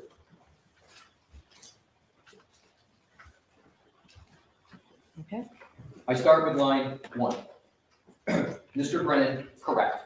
I had a conversation with one of the two prosecutors I spoke to, and the only means of trying to obtain information they suggested was through a TUI request. I don't think it's the Commonwealth's obligation to seek discovery, part of Rule 14, but I wanted to assist the best I could, so I made an assented to request, and they responded with a letter. I think you received a copy of it. Do you mind if I share it with? No, okay, I received it. I sent a TUI response, essentially rejecting all of my requests on multiple grounds. So to be fair to the Commonwealth, Your Honor, this is February 6th, and they haven't gotten our discovery. Right? They're just still trying to get it from the government. They don't have it from us yet. The court, all right, can I get a copy of this? If not, I just need, and then Ms. Bugalton, you can retain that copy. Thank you. So I'm not going to stay here and read it right now, but all right, Mr. Brennan, of course. And so inevitably, I'm not making any motion right now, but I appreciate that as the proponent of the evidence, defense's obligation to give Rule 14 discovery. I do not think even despite the testimony, they complied with Rule 14. And so the reason I forecast this was because I appreciate the April 1st trial date. If the defense, through no fault of their own, is unable to comply with the discovery, I think that we're entitled under Rule 14. I will at that point move to preclude the basis. So I think the important in this snapshot in time is all of the discussion that occurred on February 18th, and I'm going to underscore this.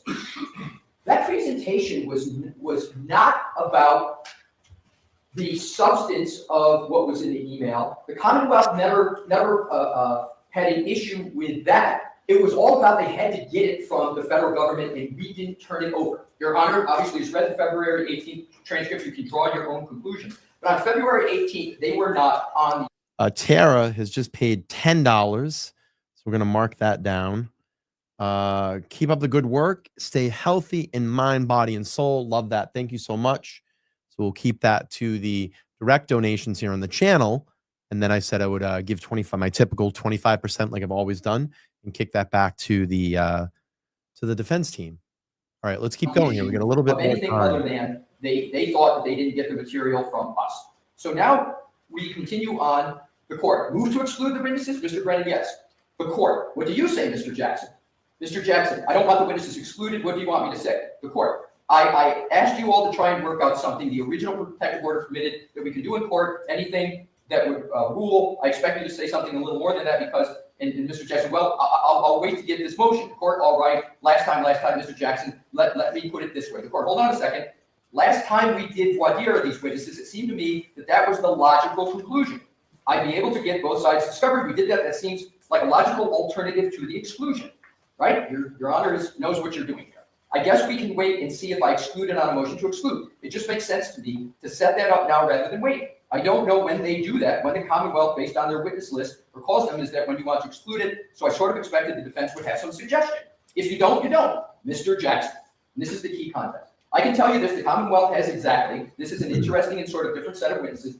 Commonwealth is saying that pursuant to Rule 14 and, exclusion and preclusion of a witness is a punitive sanction for Rule 14 violations. Ms. Reed has not violated anything. Why should she be penalized when the Commonwealth has the exact same batch of information that we have about these witnesses? And there's more context to that. I understand the import of these words so far. So I don't have any more information. I don't have any additional discovery. I didn't hire them. I didn't ask them to engage in additional protocols. So I've got nothing else to give to Mr. Brennan. He's got the same information I got and he got at the same time. What Mr. Jackson is referring to here is the disclosures from the U.S. government, not the disclosures that were going to occur on February 12th and 13th when then we would get the certificate. We had the certificate of completion of discovery. We had 30 days technically to turn it over, but it got turned over on the 12th. So then it continues on, is important, the court, if I don't exclude it with other sides seeking a voir dire, we would not seek a voir dire because they're eminently qualified and there's no other discovery to give. They've provided, the federal authorities provided all the discovery that was intended to their analysis and testimony. So what we have in terms, Your Honor, this is important, I'm going to go right back to 3.3a. We have Ms. Little handling all the discovery. Mr. Jackson is not sorting through discovery, knowing what we got, not recalling what is in the possession from March 22nd, not recalling all of those items. That was Ms. Little's responsibility. So what happens? What happens is Ms. Little handles the production, goes back and does the diligence that she always does, takes all that material, sends it over to the Commonwealth. On February 18th, the defense did not have the opportunity to address the issues that Mr. Brennan had brought up. So at this hour, we've been live for 2 hours and 32 minutes. Combined with my first stream of an hour and a half this morning, that's 4 hours. In 4 hours, we have raised $1,067.45 in direct donations to Karen Reed's Defense Fund website. We have hit that goal. I appreciate it. Let me see if I have my sound effects here anymore. I should have a clapping one. Let's see. I think I do. Here we go.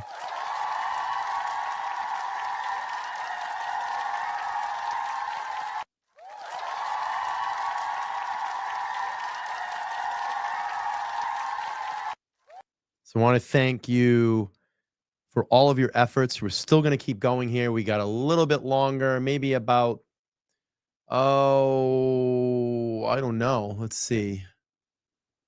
Oh, they're going to break again. Probably about another half an hour, 40 minutes.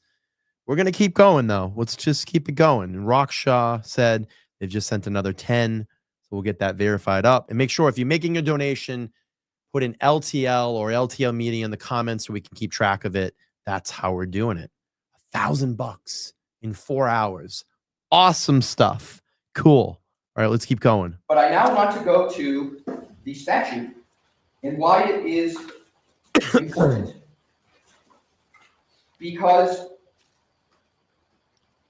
the whole issue of discovery, the whole issue of batches of information was provided. Well, here's the thing. If you can't have a little fun in some of this.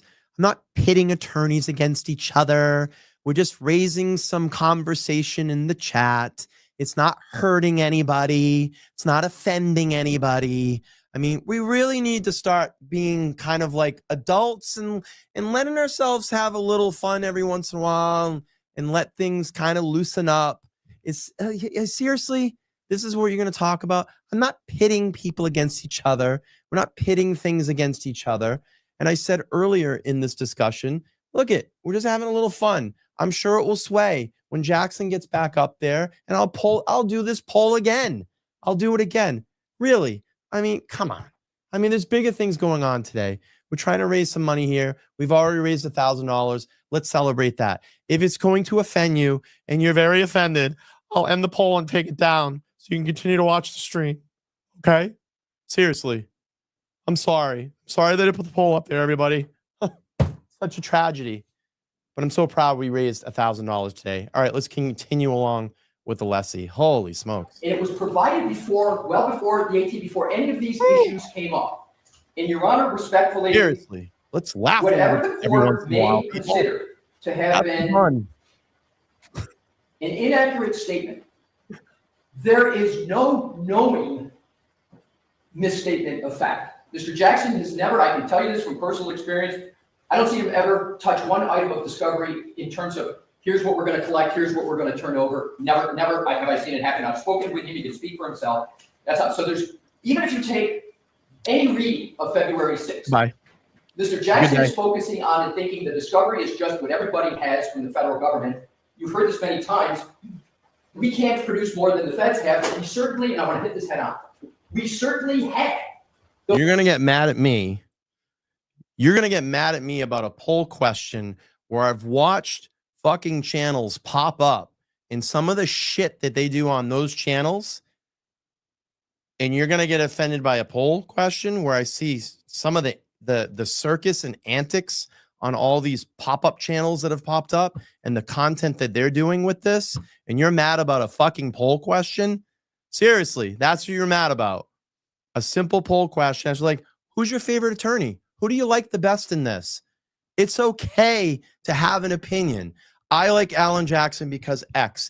I like Alessi because X. I like Yannetti because the way he does X. I like Liz Little because she does it this way. Really? That offended you? Oh my God. I think I feel like I'm living in a fucking parallel universe today. Those March 22nd, March 22nd, we had those emails at the time that statement was made. We had those. We had the direct. We had the quals. Not running away from that. But the question is, on at some the of time, these channels, and that's what you're offended by. Gotcha. All right. We won't do poll questions anymore. I'm so sorry I offended you with a poll question. Mr. Jackson made those statements. He's focusing on the government, and he's not knowingly saying in his mind, oh, well, I know we've got these emails from way back when. And so with regard to the shall not knowingly, there's no evidence of knowingly here. And I don't believe, respectfully, there can be an inference stated. When I looked at every single case where the court can look at the circumstances. So knowingly is not merely a subjective question of what an attorney has. The court is entitled to look at the circumstances, and the case law says should make an objective determination on knowingly. But the cases, and I can give them to Your Honor, the cases are... Real quick, Leslie, thank you so much for the $10 via PayPal. So we're going to add that to the direct donations here on the channel. Like I said, 25% of that will go back to Karen Reed's Defense Fund. If I don't even get $100 in direct donations, I'm going to round it to 100. You know that.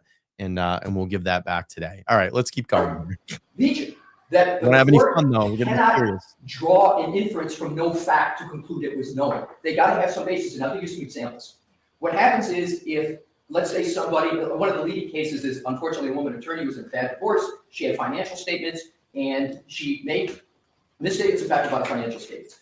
And then the question became, did she knowingly know? And what the court did, she said, no, I didn't know it. I didn't remember it. I was under psychological stress. And what the court did was they went and they looked at the circumstances and saw emails and conversations she had with her accountant, where she clearly knew about those statements, and she told the court she did.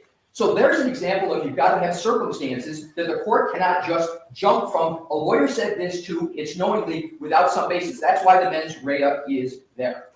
So in turn, and that's the February 6th, respectfully, that's the only aspect and I went through all the others that even comes close to a false statement of fact by Mr. Yannetti or Mr. Jackson. In sum, Mr. Yannetti's statements on June 10th, all completely accurate,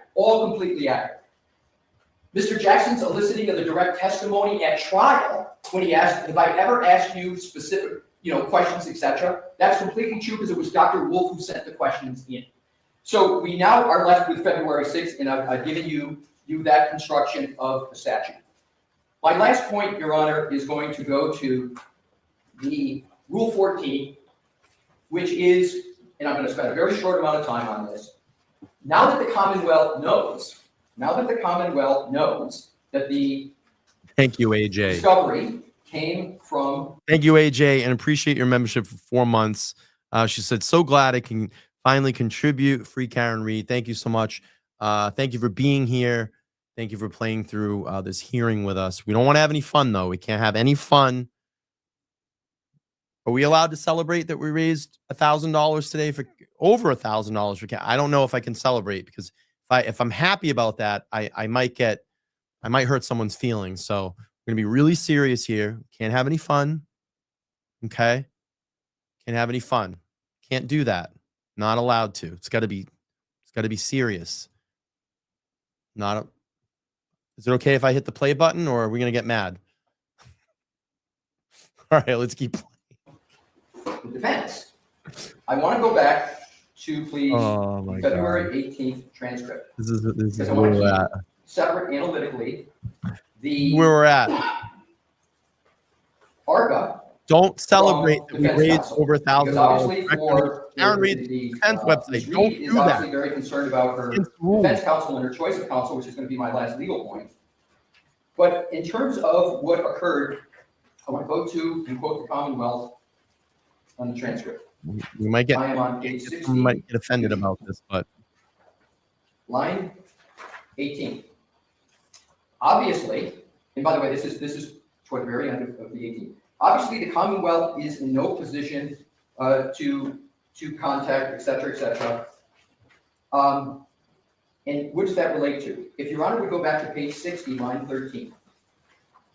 all right, we're gonna try a new poll, but it might pit people against each other that like Lally and Brennan. This could be a potential disaster here. So I'm asking the question, who grinds your gears more, Lally or Brennan? I just don't want to offend anybody, and I don't want to pit people against each other because someone really might love Lally and someone really might like Brennan. So I'm sorry for making the poll. AJ Charles, thank you so much for the $2. Says tough poll between all four, but I stuck with AJ. That's okay. It's just a little fun. Okay, I'm gonna keep playing. I'm gonna press play again. And it's a repeat, but I didn't get to the point here. I don't care if the ARCA witnesses testify at trial. I don't care about their opinions. But I care that it's unfair and balanced and hidden, and the Commonwealth, like the defense, is entitled to discovery. Key line. So if they can produce the discovery, I welcome ARCA. I want to repeat that. You don't need to. I'm sorry. Okay. So my point is, we produced the discovery. Why is there still an issue with ARCA? These aren't my words. So I want to cover, before I get to the Sixth Amendment issues, the point that ARCA should be allowed to testify. We've complied with our Rule 14 obligations. There's no prejudice. They have the discovery. They've obviously had from the government a long time everything about ARCA. So I want to touch that base to make sure that either intended or collateral damage that ARCA still gets to testify, because it's a key part of the defense here. Now to the Sixth Amendment. The United States Supreme Court has held repeatedly that a defendant's Sixth Amendment right to defense counsel of their choice is a root basis of the Sixth Amendment. Is it an absolute right? No, Your Honor. If counsel does something so... Let me just read this message. Let me see. Don't have any fun. I've paused for a second. Can't have any fun. Okay. Awesome. We just got Kelly Reed just chimed in, and I'm sure she doesn't mind. She said, loving all the LTL donations that are going on right now. Thank you, Kelly. I appreciate that. We're just trying to raise some money for Karen's Defense Fund. We're doing the best we can here today. And thank you. I appreciate it. We're almost at $1,100 today, and every bit counts. Even a $4.50 donation to celebrate Karen Reed's 45th birthday today. If you can just click on that link and make that donation, it's less than a cup of Starbucks coffee. It's less than the Five Guys that I got a little while ago, and it would make a huge world of difference to her defense team. So just click that link in your comment. Make sure to hit write LTL or LTL Media, and we're going to keep this going. We got a little while to go. That was an awesome text of encouragement. Thank you, Kelly, if you're watching, and we'll just keep this thing going. Okay, here we go. Oh, egregious. Doesn't correct it. Oof. The Sixth Amendment gives way to the need for the court to have candor, the need for the court to have decorum in the courtroom. So I understand that. My presentation today was as an advocate, of course, foremost, but also to provide all the information. So when your honor balances that sacrosanct Sixth Amendment right with I missed this. Sorry, Jason. Jason says we should keep it neutral on the polls. Next poll: who is the favorite bailiff in the court? I like that one. All right, let's keep going here. All right, here we go. Whether or not there has been such a level of conduct that can be diluted or trumped. And I give your honor United States versus Gonzalez Lopez, 548 U.S. 140, 2006. And in that case, there was violations of the local rule. And the court, and the court struck their counsel for that. And the Is U.S. that Supreme counsel pro hoc vice, or was that not? I'm gonna get to that. The answer is the counsel. I want to be sure of my answer. Yes, and I'm going to read my conclusion because it doesn't say pro hoc vice, but I'm going to read you a part of it. It says, during the hearing, however, the magistrate judge revoked Lowe's, that's the attorney, provisional acceptance. So I believe that's the parlance of pro hoc vice, but your honor, I'm pretty sure, but I'm not 100% sure. And then following. I know this. I know, and I don't know what you're adding, but we right now, Kelly, and it's good to see you here. We, through the two streams that I did a small stream this morning and this stream this afternoon. On the page, we've totaled $1,101.95 just off the few hours that we've done here today. And of course, you know that I'm gonna make a donation as well, and try to help out as best as I can. So we love all the direct donations. In our honor today to do that and help Karen out, help this defense team out to fight back this absolute corrupt Commonwealth. And this is going to continue. I'm going to be on Thursday night with Mazza Media. That's going to do a 3-hour show and try to raise a bunch of donations as well. So we should have some money coming in from the creators here. Okay, let's keep playing here. 1 week, et cetera, and then the revocation occurred. And yes, it was. So the Supreme Court holding, government conceded that Gonzalez's Sixth Amendment right was violated below, but the court denied pro hoc vice admission based on perceived violations of the local court rule. All right, so pro hoc vice was not permitted in. It wasn't a revocation of pro hoc vice. There's a difference. There is a difference in both. 20 polls, Matt. There was both. Good point. Both. I literally got yelled at today. I had someone come in and crush me. If you saw my freak out moment a couple of minutes ago, because I literally just put a poll up and said, "Who's your favorite attorney in the Karen Reed case right now? Alessi, Jackson, Little, or Yannetti?" And this literally someone in the room freaked out and said, "I'm trying to pit people against each other." You've got to be kidding me.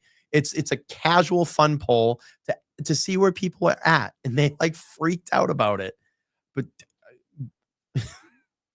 can't. We're literally celebrating.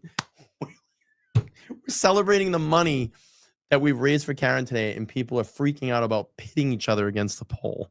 Okay, here we got a total number. We started today at $692,500, and we are about to break $710,000. Yes, is so cool. And look at this. The money is still pouring in from the LTL stream, 1146.95 right now. Geez, wouldn't it be great if we hit 1,500 by the end of this stream? How about we do that? We'll hit 1,500 by the end of the stream. Make sure to put LTL in your comment when you go to the defense page. Put that in your comments so Sophie can continue the total. And we're going to keep cracking away here. We're probably another half an hour, 40 minutes, 35 minutes left because they are going to break here in a second. And we get to hear Spanky at the end cry about everything because it's not going his way. But I'm so happy to be here today. I'm so happy that we were able to do this and get those direct donations into the defense website. And like I said, anything that's come in here today, you know that I'm going to contribute back as well too. All right, here we go, because they're watching. They're watching. If you missed that all at the beginning of the stream, oh my God, the drama at the beginning of the stream, saying that everything is not adding up, what I've donated. I can verify and say it's been thousands of dollars that I've given over to Karen Reed's Defense Fund from money that's come in through this channel. And then I just question these clowns because they say, like, oh, you're not transparent. Like, look, I work. I have a full-time job, okay? So I have the ability to do that.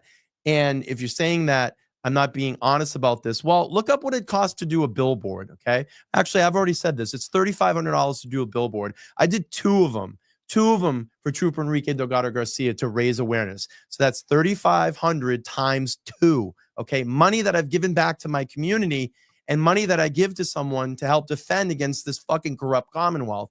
I don't have an issue with that. That's why I've done this channel, to help out people in need, okay? The money here, I don't care, okay? All I care about is keeping the studio lights on here in this studio so I continue to do that. If I can make my rent every month, that's what makes me happy. So I can turn on this camera and this microphone and keep doing this. And I'll go on to the next thing that I find interest in this when all of these things conclude, okay? Or if we need to continue to fight, we will do that. That's why I do this. Okay.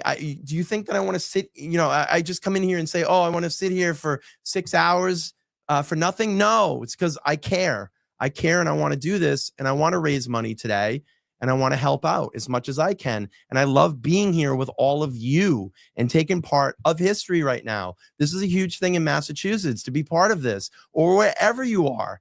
If you've been touched by this case in whatever way, or if you've put up a free Karen Reed sign on your lawn, if you put a sticker on your car, if you've donated a couple of bucks, if you've just come in and watched these streams, that's what matters. That's why we do this, because we know what's going on in Norfolk County against Karen Reed.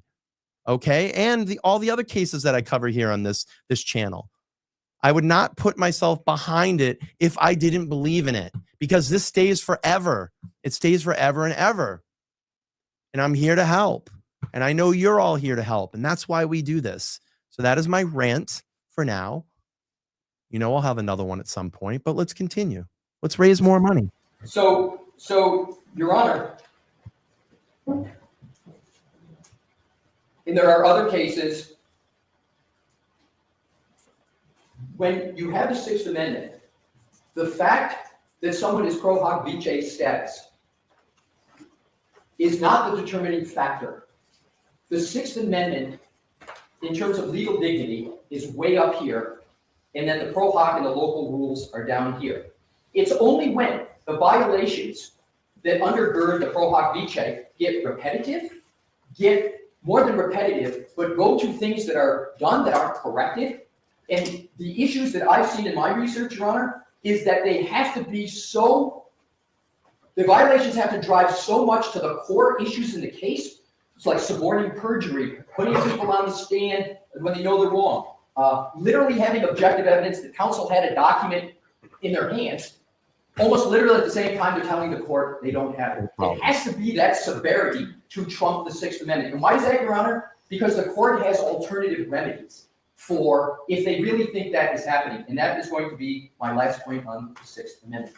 The case law is replete with the trial court having to be careful that whatever they do, even if they believe there's a basis for some sanctions, that this is a very important argument too, talking about the Sixth Amendment. Sixth Amendment, Karen Reed has the right the right to counsel and who she wants to be on her team. And I'm telling you, I don't think they want to get into Sixth Amendment violations here. I don't think the Commonwealth's going to want to go down that road, because I'm going to tell you, it's going to, because we're going to get this done. We're on a time schedule, April 1st. We're going to get this going. We're going to move it along. I don't think they're going to want to do that, because that's going to cause a huge conundrum in the court system, an appeal, and they're going to be probably wrapped up with that for weeks if they're going to think that they're going to kick Jackson off this case. All right, let's keep playing. Look to do them post-trial so that there is not, for the trial, the bleeding in of those issues into pretrial matters. And the case law, there's a mention of that all the time. It encourages the trial courts to make sure that they're very, very sensitive to that issue. Give me a second I here. don't think the courts are being... I have an announcement. Give me a second here. Let me just send this, and we are going to have an announcement. And we can also, I don't know, can we celebrate, or is that bad? If we smile, is that bad? I'm just going to make sure. I'm going to make sure that we're, can we smile? We're okay to smile, right? Just going to check. Just give me a second here. Let this email come through.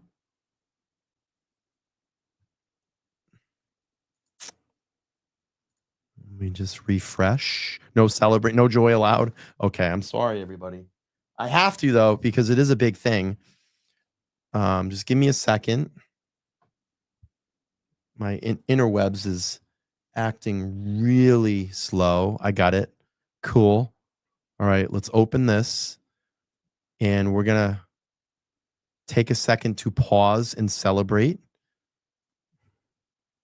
Let me just share this really quick. I am so glad and so happy to celebrate right now that the defense website for Karen Reed has just hit over $700,000 of that 2 million goals. We're at $700,000. We moved the needle today, everybody. Phenomenal job. You all should take a round of applause. You all should pat yourself on the back. It is it's an awesome announcement. I'm so happy that this channel today could contribute to this defense website, to this defense. I keep saying website because I'm thinking website, but contribute to this defense and give back to someone in the community that really needs it, that really needs it. And it's so awesome. So celebrate, everybody. Take a second, celebrate, pat yourselves on the back, smile to know that your money is going towards a good cause, an absolute good cause. Okay, let's keep going. Let's see if we can raise some more money here. I love this. Good stuff. All that sensitive and empathetic to the lawyers, but I think what they're doing is appropriately trying to make sure the defendant gets a fair trial, right? And the defendant is not adversely affected by whatever the counsel may. No, thank you. Thank you. Thank Karen. Thank her family for accepting all of us to do this, because some families out there may say, you know what, we really want to keep this private, but to be able to be part of this, do these fundraisers, be part of the family.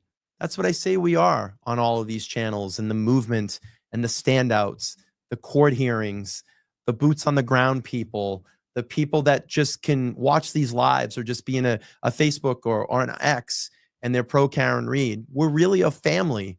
You know, I take honor in this, that I can turn on a camera for a couple of hours and raise some money and just, you know, push people to just push that button and do a $4.50 donation. That adds, look how much that added up today, you know, and we're still going. So I appreciate that. And I appreciate everything that the Reeds have done for me in the sense of opening their heart and allowing me to continue to talk about this case, help raise money. And I had the ability to meet Karen a few times, which has been fantastic. Sit in court was such an honor. And, you know, I'm truly honored to be here. There's no words, you know, there's not enough words. So this has been great. I'm really happy today of what we've we've been able to achieve. All right, let's keep going. May or may not have Raising done. some more money. Well, I want to be very careful and clear, Your Honor. I'm not saying that is sort of like mitigation. I'm saying, importantly, the time I spent that there was not these violations. If any occurred, they were corrected. And on Rule 14, there's no prejudice. And therefore, I conclude, Your Honor, and I would urge the court. Good stuff. What happened on February 18th? There were some misstatements and they weren't cured. I don't want this to turn into, and I'm not making this argument. I'm not making an equivalence argument. I'm not saying, okay, now let's turn to the Commonwealth. To the contrary, Your Honor, and I hope I provided a factual and legal basis. I don't want any of this to continue. I don't want scrutiny of the Commonwealth statements on February 18th unless there's going to be continued scrutiny of the defense counsel. And I don't say this as a camouflage or a shield. We've got a lot to do between now and April 1st. The last thing I'm sure the court wants or anybody wants is to have something happen where that date can't be met because of whatever actions come out of this. My hope is that we all understand we made mistakes. Mistakes have been made clearly by both parties. And I would urge that the parties, not talking about the court, the parties take a breath, a deep breath, and focus on the matters that are important, which is how can we prepare to make sure that the presentations to the jury are candid, truthful, and most importantly, effective so that jury can make the best decision. There's a lot at stake here. The issues are momentous, and that is the focus of the defense. And I, again, conclude, but I would ask that I have, if anything said, if Your Honor has any concerns, I would really appreciate hearing them so I can take them on. Mr. Jackson, Mr. Brunetti, any questions Your Honor has, I would greatly appreciate it. My presentation notwithstanding, if there's still concerns with the court, we will take them on as best we can and certainly can. Thank you. All right, I appreciate that. Before I give the Commonwealth an opportunity to respond, I You're need right. 10 minutes. Am I right? We're just ahead, of course. She is running out of there. Look at, phew, see how quick she took off? Holy shit. I got to go back for a second. Watch how quick she runs off that bench. Jeez. Look at Most this. importantly, effective so that jury can make the best decision. There's a lot at stake here. The issues are momentous, and that is the focus of the defense. And I, again, conclude, but I would ask that I have, if anything said, if Your Honor has any concerns, I would really appreciate hearing them so I can take them on. Mr. Jackson, Mr. Brunetti, any questions Your Honor has, I would greatly appreciate it. My presentation notwithstanding, if there's still concerns with the court, we will take them on as best we can and certainly can. Thank you. All right, I appreciate that. Before I give the Commonwealth an opportunity to respond, I need 10 minutes. All right.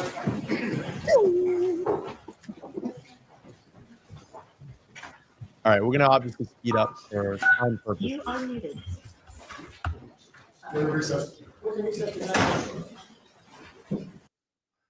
Okay, I just smudged my glasses again. All right. Fan looks wild in high speed. All right, let's speed this up. All right, back on the record.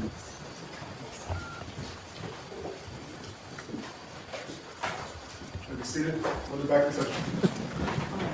before I get from the Commonwealth, Mr. Alessi, I am going to take you up on your offer to ask any questions, and I may have questions for both sides next week, but actually what I want to do, and you said I could ask questions of other counsel. So while memories are fresh. So here we go. Now, this is the point that I wanted to talk about here, is that Bev's going to get up and ask them about the communication with ARCA. She's going to have Jackson stand up, Yannetti stand up, and Little stand up.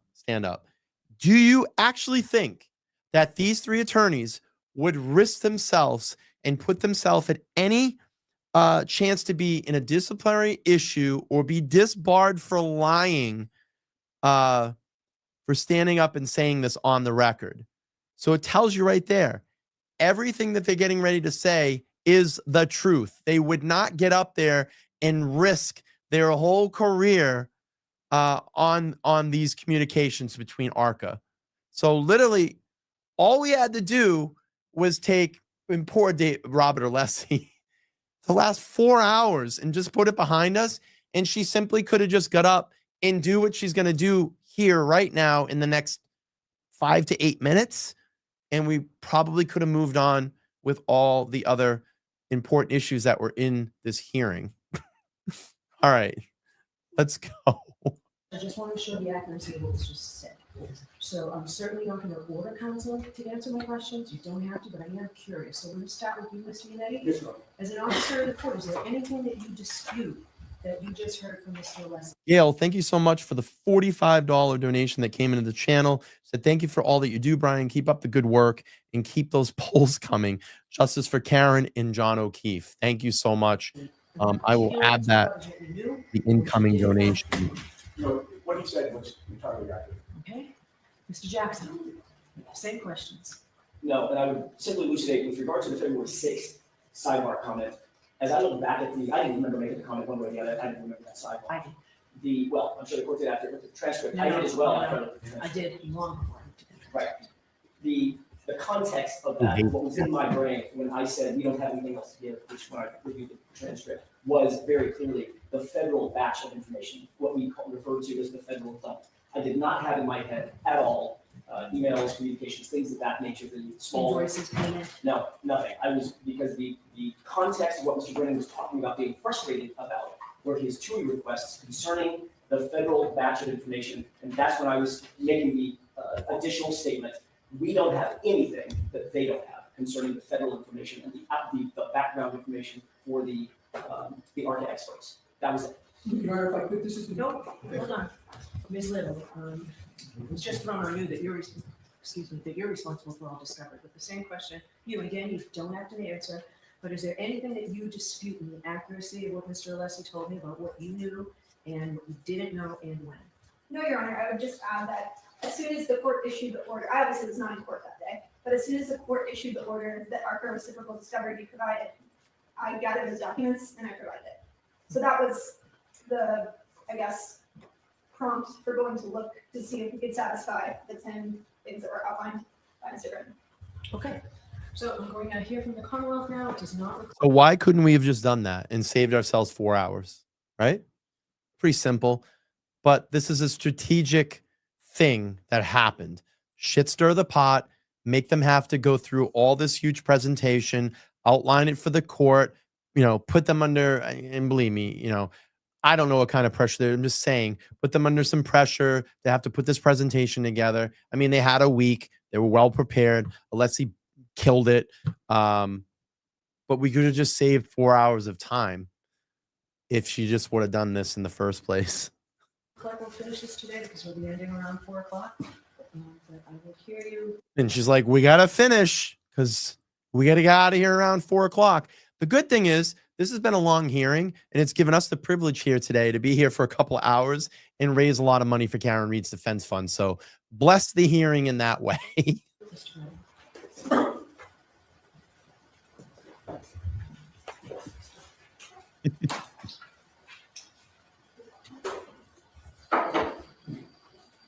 Attorney Alessi ended his There he argument goes. talking about the Sixth Amendment and discounting repeated or repetitive violations. When you consider the conduct of this case, you should consider the history of the case, including repetitive violations, 3.6 violations, protective order violations, and then discovery violations, representation violations. The defense in the first trial attempted and successfully did portray ARCA witnesses as wholly independent, presented themselves as oblivious to the nuances of ARCA, left the impression that there was no compensation, no bias, no collaboration. They postured the information that they gave in advance of the second trial. I'm going to get to the timing of that. But it ignores entirely withholding this information before the first trial. The defendant presumed innocent has a right to a fair trial, and so do the people of the Commonwealth. It is clear from a reading of the transcripts and the records and the posturing materials that there was information that showed that ARCA was not wholly independent. It's information that was known to the defense, and for whatever reason, perhaps a strategic advantage was not provided to the Commonwealth, the court, nor the jury. Mr. Attorney Alessi talks about the Gonzalez case.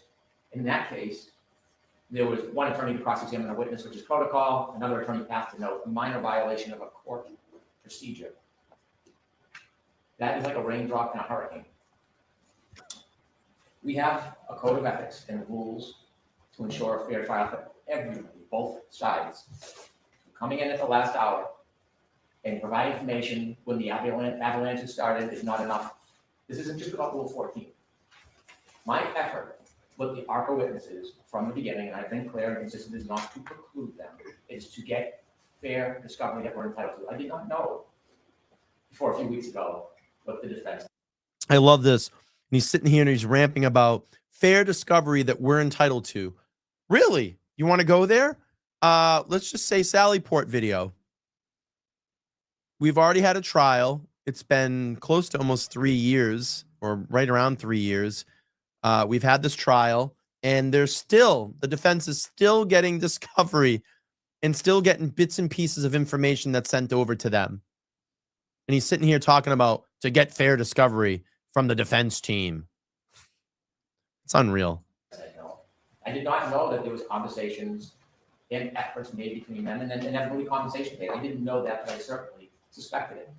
I saw Your Honor's questions before Voire, during Voire, after Voire. I remember the conversations at the sidewalk. And those questions Right. were right. Thank you. And when we were sidebar, specifically mentioned, Thank I don't you. know. Voire is inconsequential. I don't know what to ask. I can't send them back home to get their records or their emails or any billing. All of that was announced. All of that was portrayed as baseless. But the court had questions. I had many of the same questions. It is not a surprise that we start to scratch off the tip of the iceberg. It is not complete. There is a murky relationship between the defense and the United States Attorney's Office relative to these ARPA witnesses. And there is a very unclear relationship as we stand here right now between the history of interaction between the defense and these ARPA witnesses. You can see from the emails, while there is some information provided, there are gaps. There are enormous gaps in time. The pause moment on March 24th and then reinitiating on May 5th, where ARPA is actually billing the defense for their works before the Voire. There had to have been communication between that time that rekindled this relationship. Oh, it just had There to. were requests that are mentioned in the emails. We didn't get all of those responses. And so we do not have an affidavit from either counsel or any of the counsels. We did not hear a word from any of them. According to Mr. Alessi, what you should do, what the court should do, is go to the federal government and ask So questions. just to be clear, I am not having ex-parte communications with anyone about this case. So I'm totally rejecting your request that I do that, Mr. Reese. It wasn't a request, Your Honor. You suggested that I called. No, I said if Your Honor wanted to do that. I didn't suggest that Your Honor. I'll move on, but the point is, it is not incumbent on the court to provide the proof that the defense was given the opportunity to bring in today to clarify the record. Instead, it is the typical 101 blame. All right. We're at 13/11/95 with a combination of the first stream today. We might hit 1,500 by the end of this. That is awesome. Really cool. All right, let's keep going here. But themselves, there's no acknowledgement. There's no contrition. And there's no confidence that we are going to get all the materials that we're entitled to. To suggest that ARPA's position did not change, it did change. Oh, that's nice. Their opinions did change by the time they reached trial. It is not that the defense brought out that there was an expert in lighting or crashes happen at night. It is the bias, the relationship that is critical. And that was hidden from the court, the Commonwealth, and the jury. It is the bias and the leaning towards one side that was not disclosed. The first trial was disclosed last week or 10 days ago. So let me offer a quick history. It is true, when I first spoke to the court, I believed the documents were provided by the federal government, and I did correct that record as soon as I learned before court ended for the day. January 30th, 2025, the United States Attorney's Office responded to one of my 2 requests. They provided billing, including ARPA billing. There was billing for their reconstruction, but there was no billing provided for their preparation, voir dire preparation, travel expenses, trial testimony. That information was provided to both sides on January 30th, 2025. It seemed at that point that the federal government was being at least a little more responsive, although not correctly. No bills other than what the ARPA experts did in putting together their demonstration and their accident reconstruction. February 11th, I filed on behalf of the Commonwealth our motion to exclude the ARPA witnesses. On February 12th, the United States Attorney's Office gives us new emails. And those emails were between the defense and the United States Attorney's Office regarding their request to use ARPA witnesses at trial. It's not a surprise that on February 13th, on the heels of these more productive disclosures by the federal government, we then received the disclosures from the defense, which are the emails regarding conversations between Attorney Jackson and Dr. Wolf, and the invoice for billing.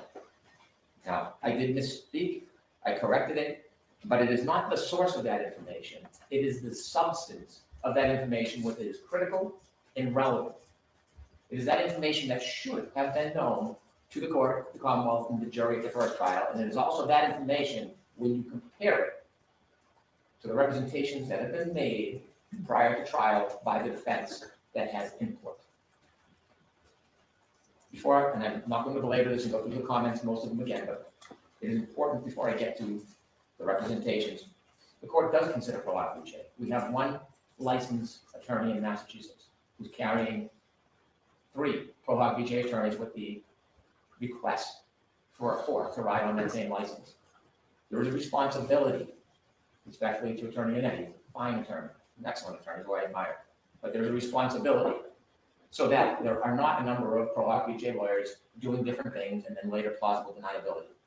When we send emails, if I should miss one person on an email, I will receive an email telling me that make sure everybody gets every communication. I've been corrected or redirected many times when we've left somebody out on a communication. Pleadings are signed by all parties. They come through the bar card on that table. And so to try to parse or mince or put a slight on words to suggest that things are done independently and there's no responsibility for the defense when a representation is made that's inaccurate isn't enough. It doesn't assure that in the future it won't continue. Now, Mr. Alessi said there were rules of the road. This was before his time and mine, but I've read the discovery. There were no rules of the road. There was a protective order. And the protective order was clear that there was no discussion outside of court about the federal material. And there was nothing in the protective order or direction from the U.S. Attorney's Office that the Commonwealth had any right or privilege to contact any witnesses. Everything is done by the book, by regulation, through 2 requests. So I have to say, I've never seen the protective order. I received a stack of discovery that the federal authorities were kind enough to get to me in advance of trial last time, because Mr. Jackson had told me he understood that I was operating from a place that I didn't have enough knowledge essentially of what was going on. So I received those 3,000 pages plus. I did not receive a protective order. I don't know that. I mean, are we all salivating to read what's in those 3,100 pages from the feds? Oh, I would read through every single page of that report. I would be here for days reading through that. Gosh. That I'm entitled to it, but it would be helpful. I don't want to take it if I'm not entitled to it. I don't know what the parameters are. Your Honor, we have a copy of the protective order. I did ask legal counsel if there were any limitations to it, and I don't have a certain answer. What I'd like to do is Call over inquire. there, please. All right, if I can have it, I'd like it. It would help guide me through this. If I can't have it, I'll just go with everything I've heard. May I have a moment to speak to counsel? Sure.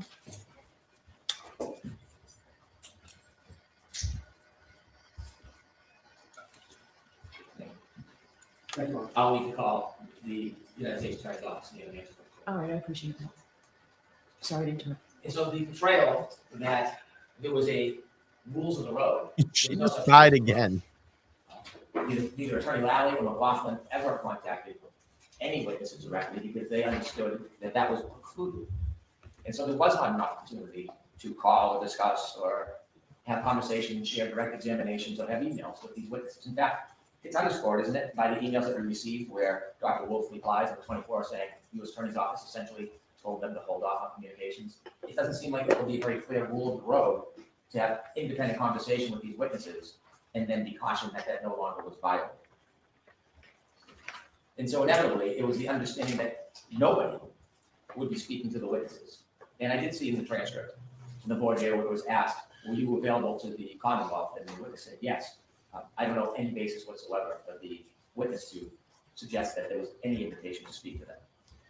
And so what we have is we have witnesses that were wholly portrayed as independent. When we look at the testimony, it was represented many times in court, leaving the impression that the defense had no access and no special relationship with the ARPA witnesses. On June 5th, 2020, for day 26 of trial. What date? Day 26 You of know, I have trial, that, but what date? June 5th, 2024, discussing scheduling and voir dire hearings. The defense said, I provided everything we have. I can't make up discovery. I mean, I got a report. And everybody in this room knows why I can't provide additional discovery for ARCA. Everybody knows they've got what I've got. Your Honor asked, I haven't. If you can't, that's fine. So not everybody knows, and I make those decisions. Response, certainly. You're the one who needs to know, and I thought you knew. The federal authorities will not allow me to interview or ask for additional information from anybody in their world. So I have nothing. I've got a report. He's got the report. That's it. I'm going to start asking questions on the report. That's it. He can cross the report. So as many times as he says, I don't know what they're going to testify to. Yes, you do, because they're going to testify to the. Yeah, I saw that Java time, and I said that through this, entire stream. I mean, I even said that I was posting about it even when that all came up, and I posted about it yesterday after the hearing. I said, if the federal investigation was closed and it was over, Hank Brennan has the opportunity right now to talk about it and put it on the record. He didn't say that once. So that leads me to believe, guess what? It's still wide open and it's still going.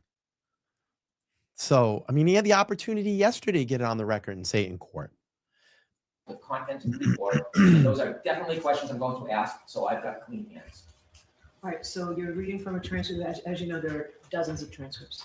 What's the volume number? What's the volume number and the page number? Day 26 of trial, page 248 to 250. Yeah, they're not going to announce that.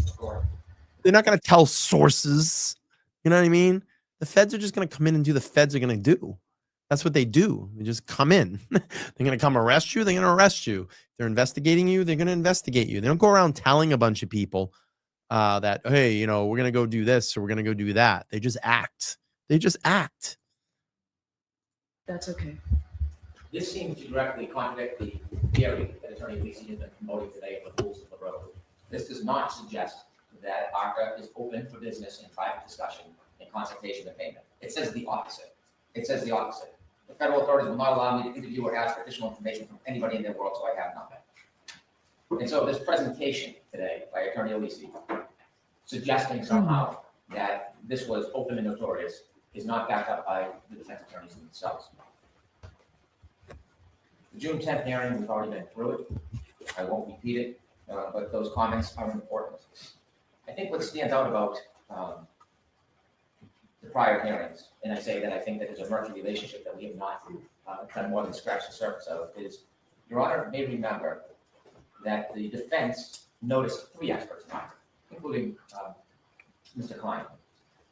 When we get to June 10th, Your Honor is asking, regarding the 3 experts from ARCA, this is June 10th, 2024, trial transcript 28. Hold on one second.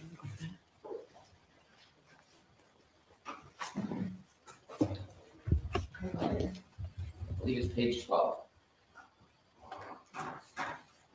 Okay. And you were asking about the 3 experts from ARCA.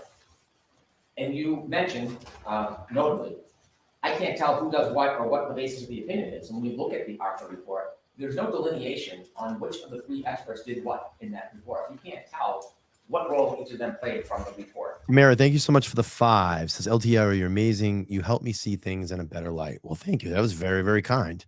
And right now, via the defense website, we're at 1330.95. I'd love to hit 1500 before we wrap this one up.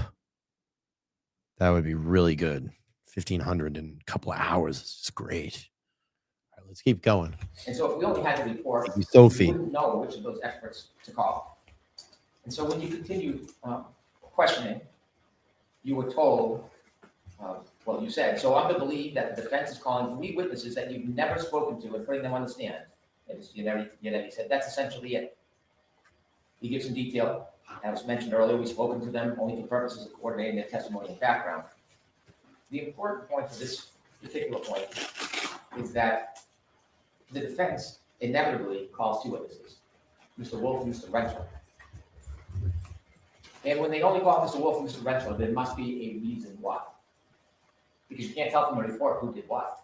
They noticed 3 experts. So there must be conversations with somebody explaining the witness's role or why only 2 of those 3 witnesses are important for the defense. And so it's Put me to clear sleep. from the absence of information, there are much more communications that are expected to be in existence that have not been provided. On page, on June 18th, 2024, the Voire hearing. No problem. No problem.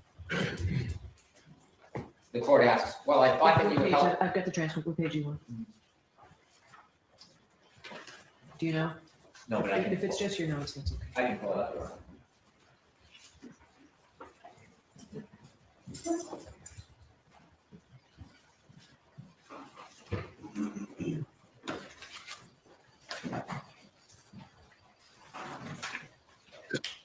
Excuse me.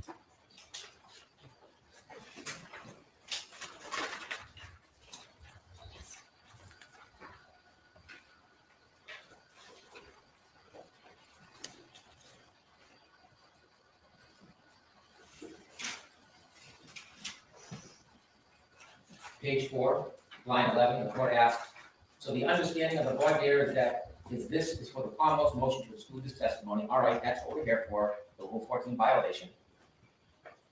And Mr. Jackson says, is that the same with Dr. Wolf and Dr. Rentschler? And the court says, well, I thought that would help both of you. The Commonwealth has nothing on that, and you say you haven't been able to even talk to them at all about this case. And the answer is that's correct.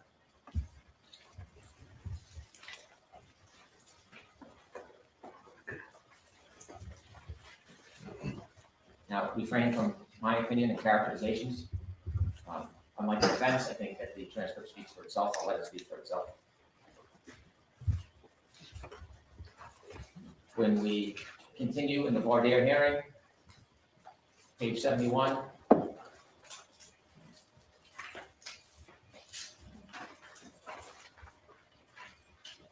Okay.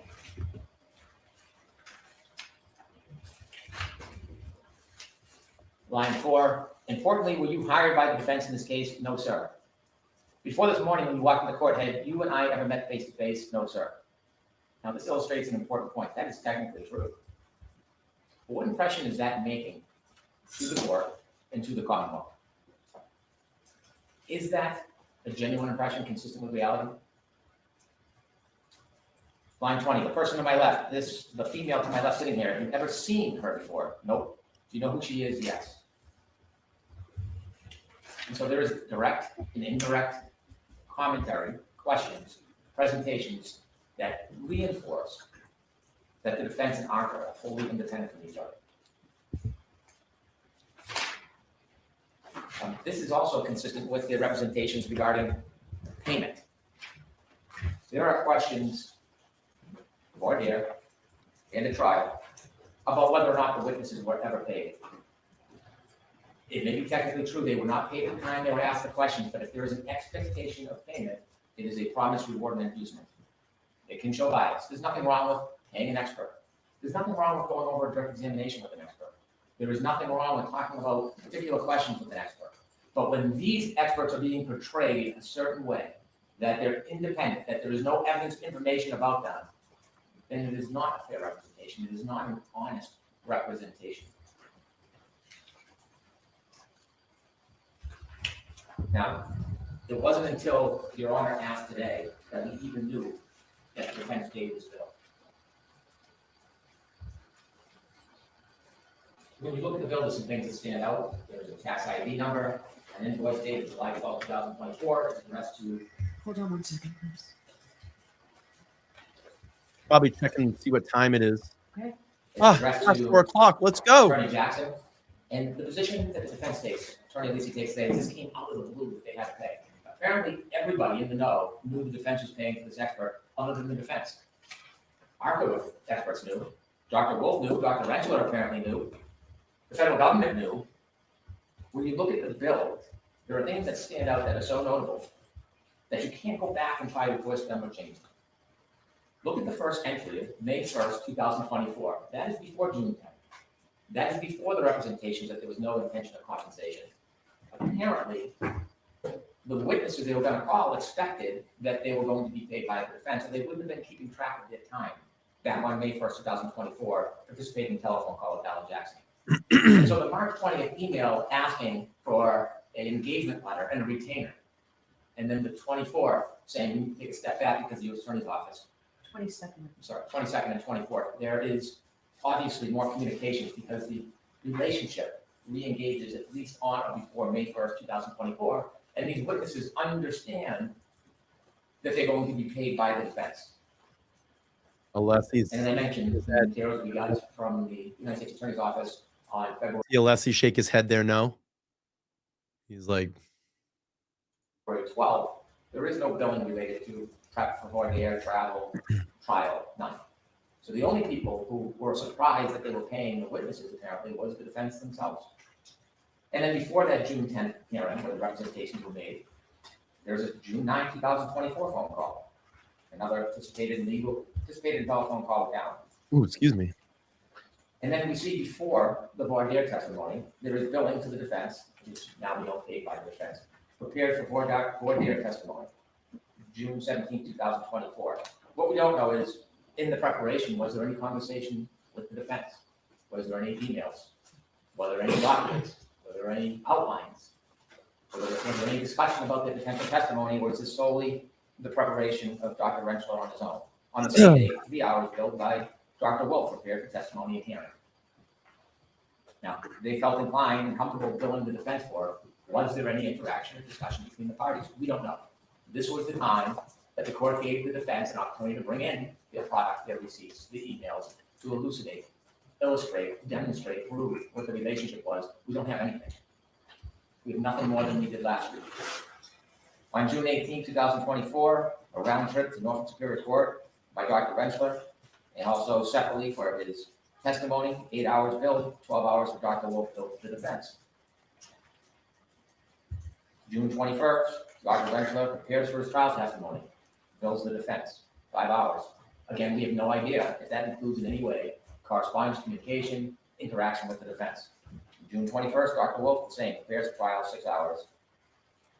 June 23rd, Dr. Wolf travels to Boston for trial, significant delays, and then Dr. Rentschler on the 24th, round trip, Norfolk Superior Court, 11 hours, 6.5 hours respectively, billed to the defense. Now, it's hard to believe these witnesses would put forward money and expenses and travel without some understanding that they were going to get paid.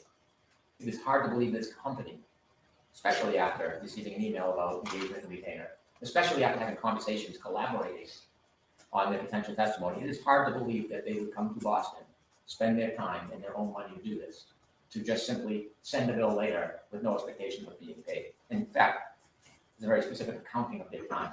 And when one accounts for their time, it's because they need to have a contemporaneous record so they can get paid for that time. Also billing for wait time and travel, testimony at trial on June 24th, and then there's expenses for June 18th and June 24th. Specific expenses, $1,749, $1,932. So they are keeping very careful track of the bill that they send within 1 month. I have a question that I just pulled up here, and I said, has anyone ever discussed the temperature of John's phone on the evening or night in question? Has anybody ever seen anybody erase that? Because Mary had some good insight on it. And the reason that I asked that, and Mary and I were kind of putting this together in the chat this morning, and I want to play this clip after we get through this, that Karen talks about iPhone in that the part 2 of the Ted Daniel interview inside the SUV. And she talks about temperature.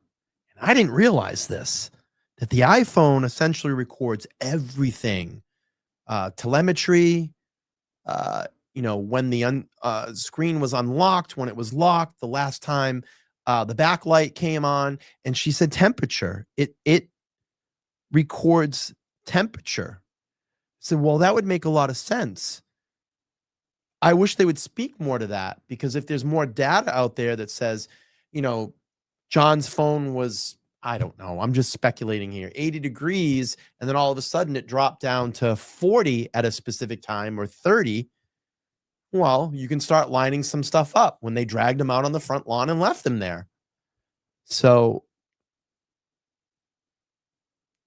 I'm going to play that clip. And I think that would be extremely helpful information if they can piece all that together. It would help with the timeline. But Mary had a good point. We were kind of joggling that back and forth. I think she wrote me a couple of emails. I'm sorry, I haven't gotten to them. But that's it's a good point. Yeah, I mean, here you go. It would shut off if it had been water damage or cold, wet snow. All right, let's play through. The defense that gets paid that Commonwealth Court never knows about. Talking about correcting a record. And so this $23,925, we find out today, it was paid by the defense. We hear that there was a conversation with the federal government. We have no affidavit, we have no witness. We have no writing, no email, no correspondence, nothing to support, put in context the conversation, nothing. Nothing. And so when you look at the story on this bill and the timing of it and the details of it, we know that we are getting a fraction of the story. A fraction. It's not enough to blame the court, blame the Commonwealth, blame the U.S. Attorney's Office. This is some accountability.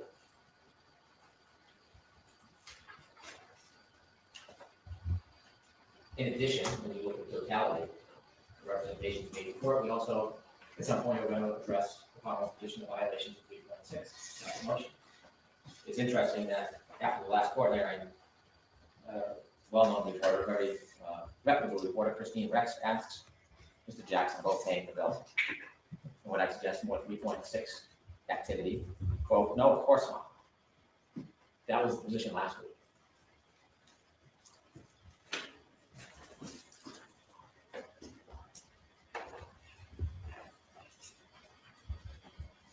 So what we're left with is we still don't know the relationship between the defendants and ARCA. We don't know Oh, what please impact it had on stop. the first trial. There has been these multiple representations that ARCA was independent, they had their opinions and they were exculpatory. ARCA's opinions changed. There were 4 opinions.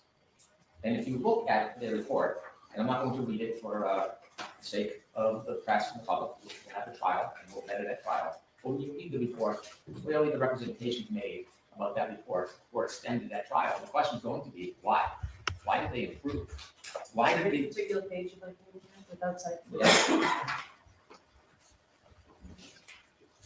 If you look at the first page. Yes. Yeah, You don't have to read any of it. You just tell me the paragraph.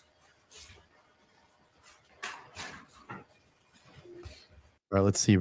Brian, I'm so sorry, but I have to run. I have the total of 1335.45. Haven't seen any more. The last person I saw was Kathy Lawless. Okay, let me get to that. And thank you so much for hanging here for a very long extended time and doing the totals for me.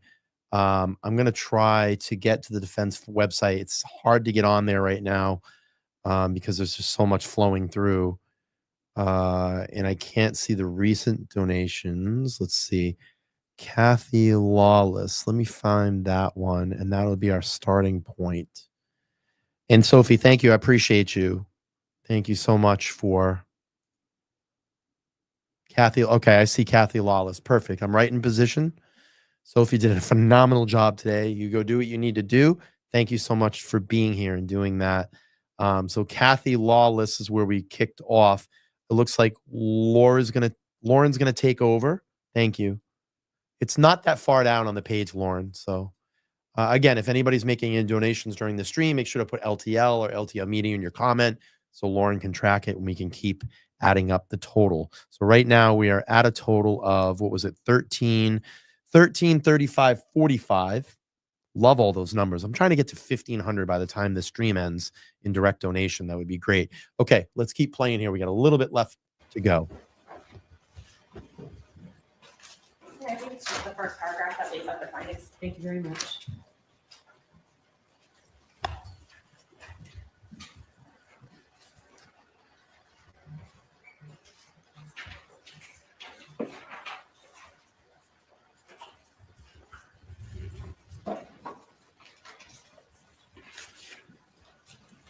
And actually, particularly note number 4, and both publicly, tentatively, but also at trial, the parameters of that were extended substantially.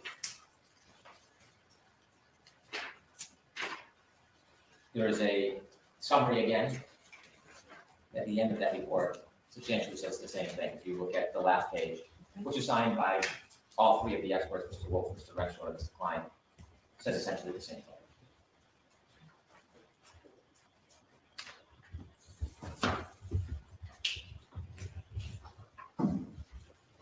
So we'd be oblivious if we stood here and said that the relationship between the defense and the experts, there's no relevance to bias or motive or desire to please, because clearly there's a change, there's an expectation of payment, there's communication, and Real quick, Julie, thank you so much for the $15 on PayPal.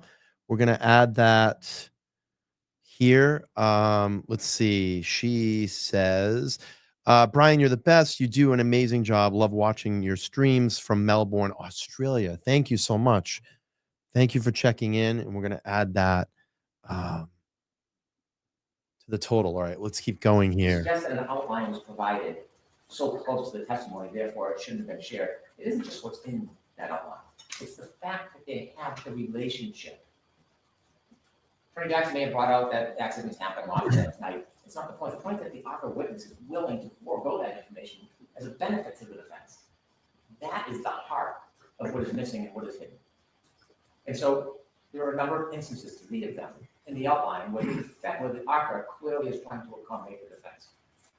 And by representing to the court that there is no relationship, the hands are clean, they have no information, is not only not accurate, it is misleading and unfair. So we know there is more. The question is, will we get it before trial? I have another TUI letter going out this week. I don't know how long it will take to respond to it, and the TUI letter is not going to be thorough or complete. It's just not the way it works. And so we are in the same spot. Well, actually, we're in a better spot. We know now about the relationship. We know about the potential bias. We know about the payments, but we don't know the full scope of it. And so we are entitled to that information. We don't know what conversations, communications the defense had with the art experts that the federal government doesn't know about.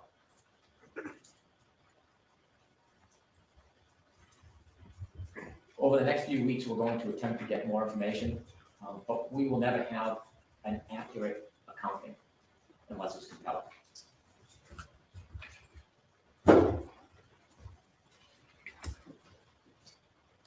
Your Honor has mentioned the sidebar. Which one? The most recent one. Okay.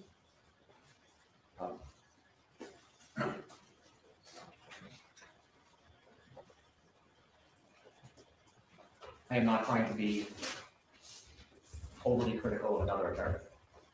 I'm not. You can laugh, but I'm not. It has been my effort to get Rule 14 material. It has been my effort not to exclude ARCA witnesses. It has been my effort to try to achieve fair play. There's been no other way to compel any information other than to file motions in this case. And it is not incumbent on the government to fight for this information. We're entitled to it. We're entitled to it. And at this point, we have no confidence whatsoever, none, that we're going to receive the information that we deserve. Sit down, Hank. All right, thank you. Mr. Alessi, very briefly, if you have something. Yes, thank you, Your Honor. I'll be very brief. And I hope we get an opportunity to have a more fulsome response, but I'm going to be very brief on the key points. Attorney Brennan focused a lot on the invoice. As I said, I work with experts all the time. The experts keep track of time. They had historically been paid by the government. There's another completely rational, more probable explanation that they have been retained by the government. They were being paid by the government. They maybe at a certain point didn't know who was going to pay their bills because they turned out they were going to provide testimony. That's a whole different issue, what they expected to be paid and by whom from what the defense expected. So 2 things can be true. It can be at some point they thought they were going to get paid, but up to that point they were being paid by the government. And the entry. He's hot right now too. I love this. He is hot. Fire. All that Mr. Brennan went through, particularly the early ones, there is zero evidence before the court on any basis that they expected on those dates of those entries that they were going to be paid by the defense. And it's very important because Attorney Brennan spent most of his time on that invoice. With regard to The comment he made, Fire right now. and this is the problem when we don't have Yes. notice, like I provided a notebook so everybody could see it. We don't have some of the things that Mr. Brennan was referring to. He is pissed.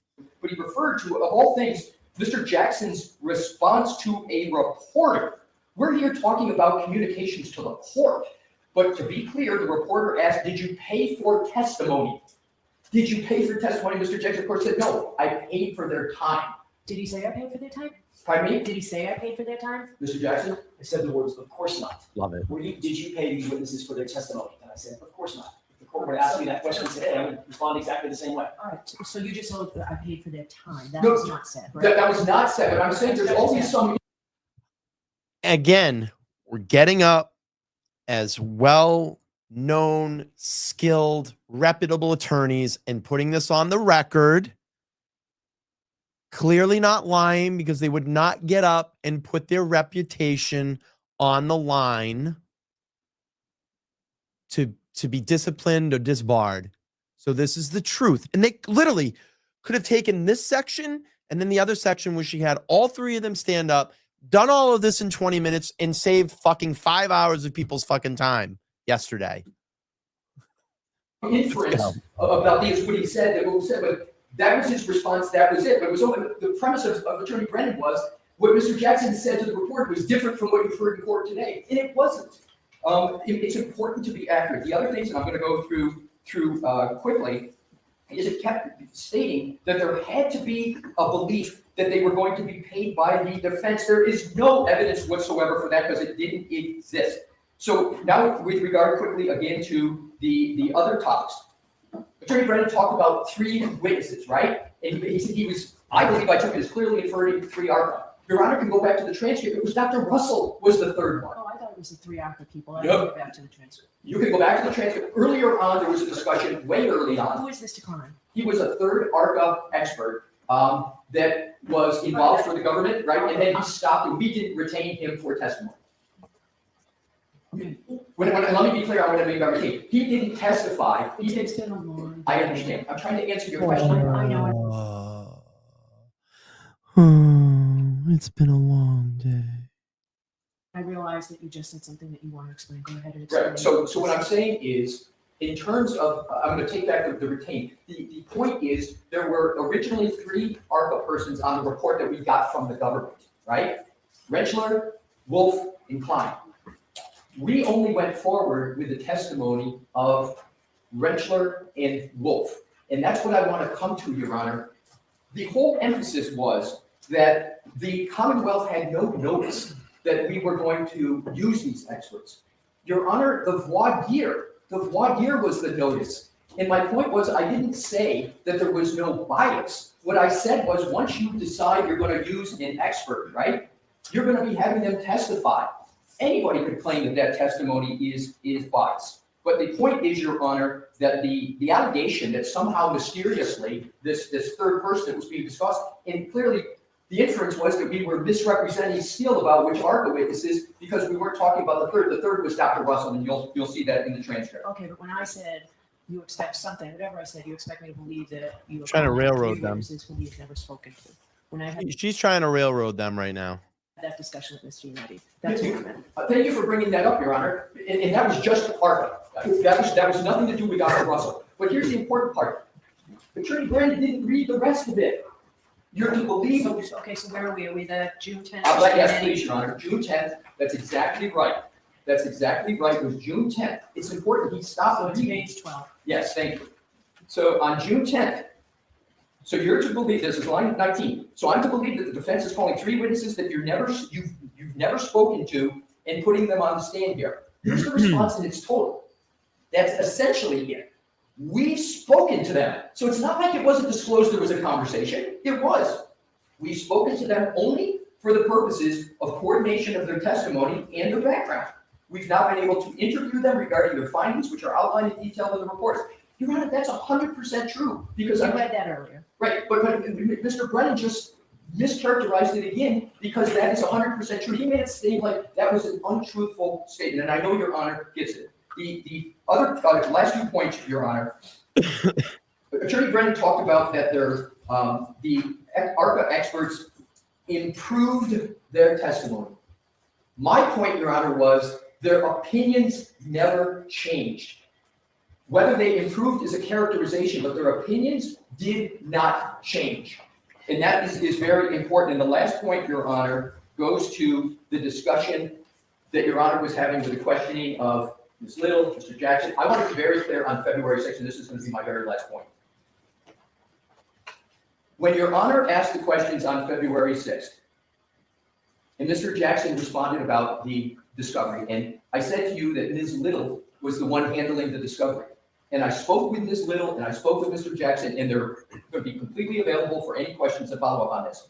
I asked Ms. Little during the break. She wasn't here for that February 6th. She obviously didn't hear the sidebar. But I said, when you learned of what the Judge Pinelli was asking about, I said, in your head, what was going on and what came to your head? Because I said Mr. Jackson didn't make any knowing misstatement because he had no recollection of any of those March emails.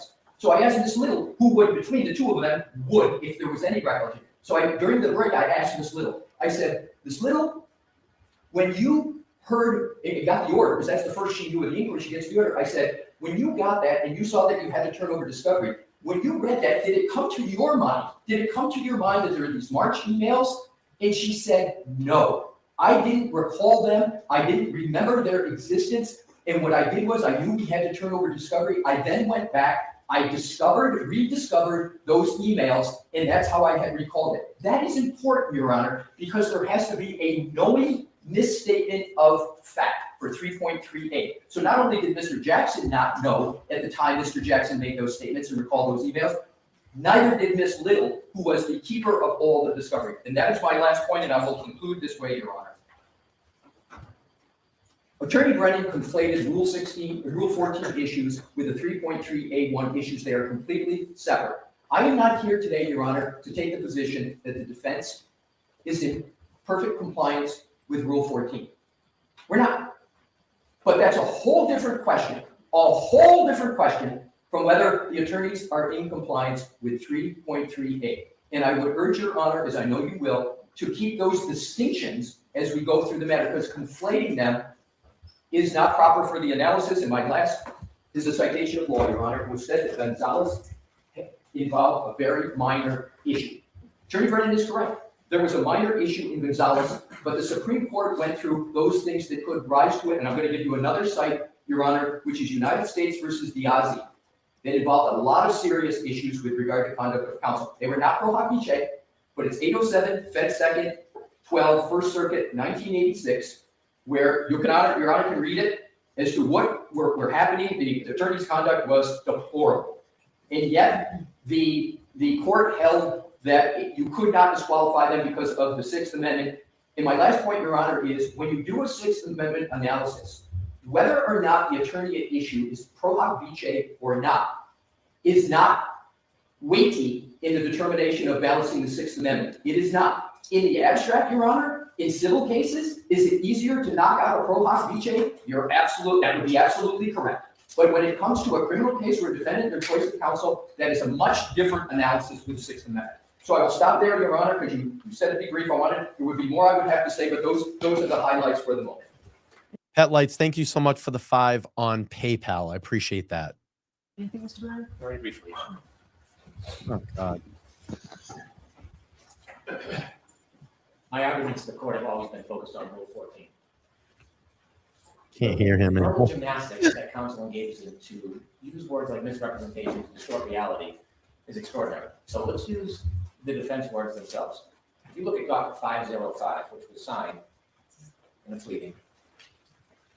That was filed late, right? The February first 6th. Saturday or something. February 16, 2025. This sums it up, really. And this is signed by Attorney Jackson, Attorney Alessi, Attorney Minetti, certificate of service by Attorney Was Little. it signed by Ms. Little?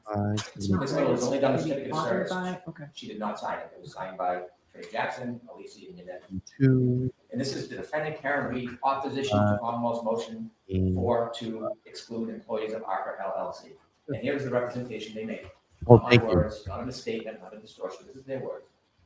Now comes the defendant Karen Reed, Ms. Reed, and respectfully request that this honorable court deny the Commonwealth's motion to exclude the expert testimony of employees of ARCA LLC, namely Danny Wolf, PhD, and Andrew Rentler, PhD. Here's the important part. The Commonwealth's motion to exclude these exculpatory expert witnesses who were not hired or paid for by the defense is not made in good faith and is a desperate and transparent attempt to keep exculpatory testimony of neutral expert witnesses from reaching the jury in this case. I know Attorney Alessi no longer likes the word retain, but that retain word has import. What he said. Their words, their motion. This is no different than the tone of representations made February, last June, May, and before. Thank you. All right. So we're back here next week. I believe we're back here Tuesday, Wednesday, and perhaps Friday. Is that accurate? Your Honor, may I speak to Wednesday, please, the 5th? As this court may know, Mr. Jackson, myself, and Attorney Weinberg. It is so rude. You have an attorney that is trying to square their schedule. He says, can we just talk about Wednesday for a second? And she goes,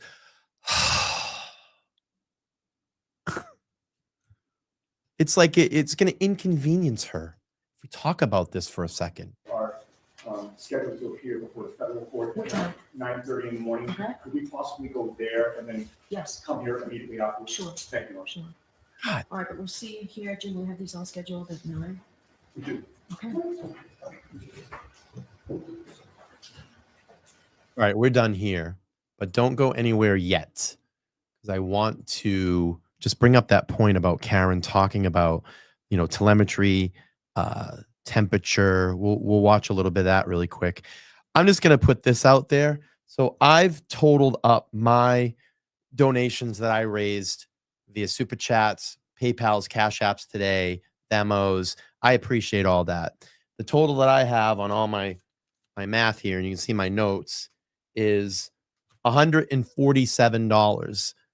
I'm going to round that up to $150. I'm not going to take any money today. I'm going to donate that right now to Karen Reed's Defense Fund. So Lauren, add $150 to that total. I'm going to make the donation right now. Let's make sure it goes through. So I'm not taking any money today from this stream.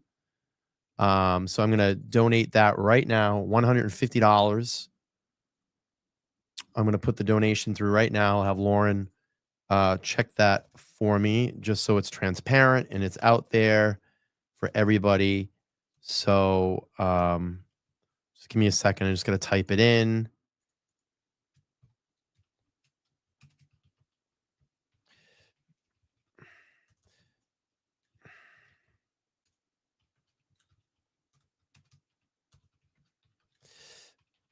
Okay.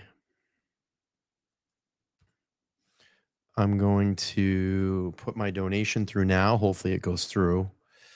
Click on the pay with credit card.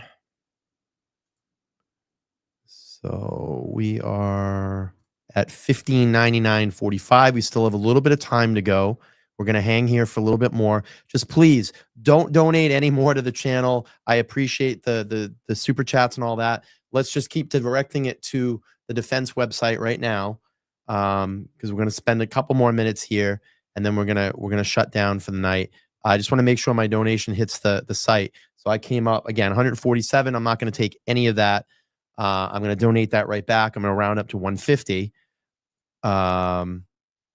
So let me just put this through. I hope that's right. Oh, no, it might be this one. Security code. You got to remember all your damn security codes now. All right, let's see this go through. 150 I'm putting on the site right now. Ooh, it is slow. Very slow. Very, very slow. Still going. The wheel is the donation wheel is spinning. I'm gonna wonder if I got sometimes it spins, but you get the email that it updates and says that your donation went through. Let's see. Okay, it did confirm that it went through, so I can go off this page, which is great. And I'm gonna look and see if it posts my donation. Just went through. Let's go to the main window. This is what I laugh about too. You know, they all say that. Let's see, recent donation. Hang on. I see it on the site. Cool. I just want to verify. Cool. It went through LTL Media, February 27th, as the times are all missed. It says, happy birthday, Karen. We got you. So just quick for transparency. It is there. It's right here. So we made that donation for Karen today. And let's keep, let's play a little bit more. I want to get to the point where Karen talks about telemetry and iPhones and temperature. And I just put the question out there. I think it's to ask that question, you know, what would be the temperature on John's phone that night if he was inside 34 Fairview or inside in the SUV and went into 34 Fairview?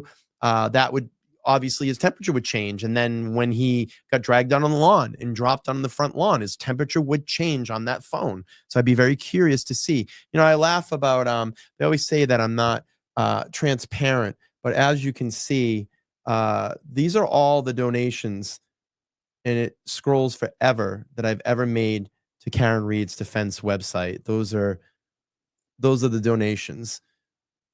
And my first donation was back in, I know I have more that I probably erased, but looks like my first one here was for $170. And that one was on 1/5/24. So we have well over a year of multiple donations. And what I do is I red flag them all so I can go back to it. So if anybody ever questions about transparency, because they're always watching me, I have them all here. I mean, you can add them up. It's thousands and thousands of dollars. I really don't care, because all I care about is giving back and helping out this defense. But let's play. I want to just catch up with this a little. For Celebrate. It's you don't even know where to start. Do I look at Let me go back. I've worked a lot online. A lot of it is in Dropbox, and that was necessitated by being in this car and getting a call from, like, the whole ride up here. I was talking to Liza, and we just got Discovery, and there's not time, and it's not really efficient to print out whatever we got today, 200 pages, and digest it. But I can flip through my phone or my laptop. So, but if I were to convert it to paper, Ted, at this point, it's probably around like 10,000, I'd say, on top of videos, hundreds of Ring videos, hours of video from the waterfall, from CF McCarthy's, voicemails, phone records, even that, you know, we downloaded Jen McCabe's Great Key Extraction, and we were in the physical analyzer to Celebrate. This is interesting. You don't even know where to start. Do I look at when was her phone unlocked? When was it vertical versus horizontal? Was there a temperature change in the phone? Was there an elevation? That's very important. And now she's talking about Jen McCabe's phone. So I'm like, okay, well, we got all the data. She has John's phone. Let's see the temperature change in that phone, right? Change. When was the phone unlocked? That's how granular you're getting? Yeah, because you just don't know. You have to. What's like John's phone, for example, when it was locked, when it was in, when the backlight was on, when did he read his last text? And Jen, for example, we went through all her location data. Well, Rick Green did, but then Rick gives us access to Celebrate. Well, so we I have can the go through it trolls in. myself. My math is not adding up. Here they come. So here's the thing. I didn't donate 25%. Actually donated 100% today, you clown, because I wrote everything down here as it was going on. And if you want to go back and double check my math, came up to $147 of donations that came in through today, and I rounded it up. So if you ever want to challenge me, okay, you can come down to the studio here. I'm public, and I'd be glad to go through all the donations with you, because I'm going to tell you right now, my fuzzy math, probably close to around $7,500 in donations. I have all the receipts here. 7,500. Okay. So if you ever want to challenge me, come on down. Give me a phone, call me, email me. We can meet up and talk. Okay. So I love this. They love that they come in on what we're doing, something here very positive today, and they want to try to deter what we're doing, because they're very angry, because they know that the Commonwealth is going to lose. And Hank Brennan's looking really bad. Really bad. And that presentation that we just played through, the 4-hour presentation, literally Alessi and the Karen Reed defense team drop bombs on the Commonwealth. On the Commonwealth. So you're losing. And you know ARCA is the answer because their maths and all this fuzzy stuff in between with the Commonwealth doesn't add up. And the problem is that these people are very angry because it's getting to the end of the rope for the Commonwealth. They don't have that slack anymore. It's getting real tight. And then when they're pulling on that rope, it's getting to the very, very end. And then what happens when you get to the very end of a rope? You start holding on by the string, and then the strings get thinner, and you keep pulling out. And then eventually what happens when you pull that last string? It pops and it breaks, and then you're done. And then you're done. So why don't we do this? We'll continue. And hopefully we raise some more money here in the next couple of minutes. Direct donations. You don't even know where to start. Do I look at when was her phone unlocked? When was it vertical versus horizontal? Was there a temperature change in the phone? Was there an elevation change? When was the phone unlocked? That's how granular you're getting? Yeah, because you just don't know what's like John's phone, for example, when it was locked, when it was in, when the backlight was on, when did he read his last text? And Jen, for example, we went through all her location data. Well, Rick Green did, but then Rick gives us access to Celebrate, so I can go through it myself. It wasn't until trial started, the jury was impaneled, and Rick called us and said, you know, on a whim, I started looking at Jen's location data for the days immediately following January 29th. And does this address mean anything to you? And it was Michael Lank's address. Remember that came up in trial. And that came up at trial. And then they tried to preempt it by this police report that we got after Jen took the stand, after she's already gone, saying, yeah, Jen was there. I don't know what her story was, trading cupcakes. Anyway, and I love this, creating cupcakes. That was really good. I just wanted to play through that section, you know, and that got me to thinking. And it was funny because one of my moderators, Mary, and I were kind of discussing that. She's typing to me, and I think she dropped some emails to me that I haven't had a chance to go through, and I apologize. But Lauren, can you get the total off the website for us? And we'll add in the 150 that I just threw up there, and we'll see what we raised through this live stream. You know, the funny thing is about all of this, and I love it because I know they're watching, and I love that you watch because it gives me clicks, it views, it pushes the stream out into the algorithm. I love the back and forth. The problem is you will never come up to my face and talk to me about any of this stuff. Like, I'm super public. And it's like all the shit that you say against like Turtle Boy and all the other creators that do this in this area. When we're out in the public, you don't come up to us and say anything at all, because you hide behind a computer screen. You're afraid of challenge. You're afraid of people to put receipts to your face and show you. And that's what you're afraid about. And that's why you hide in your mommy's basement behind a computer screen. The funny thing is, this is probably like a 45 or 50-year-old person that's literally doing this in a chat at 7:10 p.m. on a Wednesday night. They have nothing better but to come in here and sit for 4 hours and then try to throw a big challenge at the end. Like it's gonna knock off everything we did here today. I just think it's funny. They never show their face. So the 1608.95, is that with the 150 added in? Is that with everything? But hey, I'll sit here for I don't know. We did 5.5 hours today, $1,600. I think it's pretty cool. Yeah, they're keyboard warriors, bro.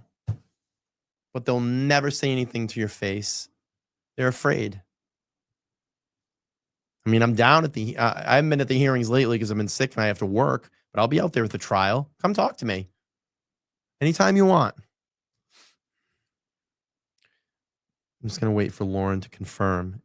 Is that with everything, Lauren?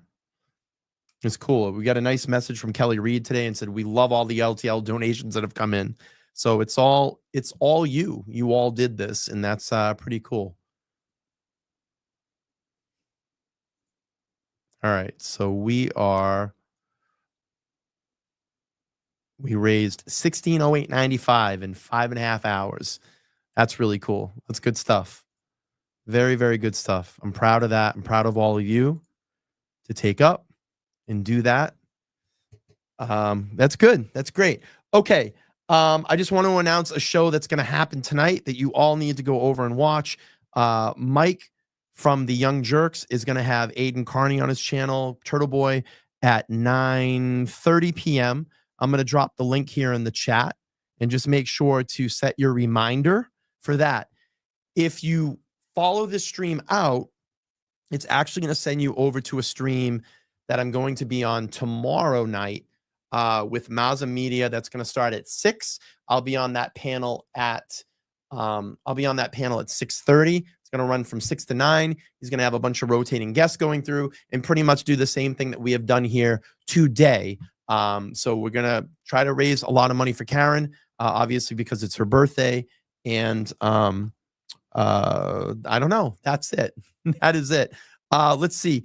Emily, thank you for the $10. Thank you so much. I don't know if I'm supposed to take, am I okay if I take this or am I going to get called out on this one? Because it's $10. It's $10. I mean, I gave 150, but if I take the 10, they might cry about it. They might cry about it. And that's the funny thing is, I bet you I know who's doing this.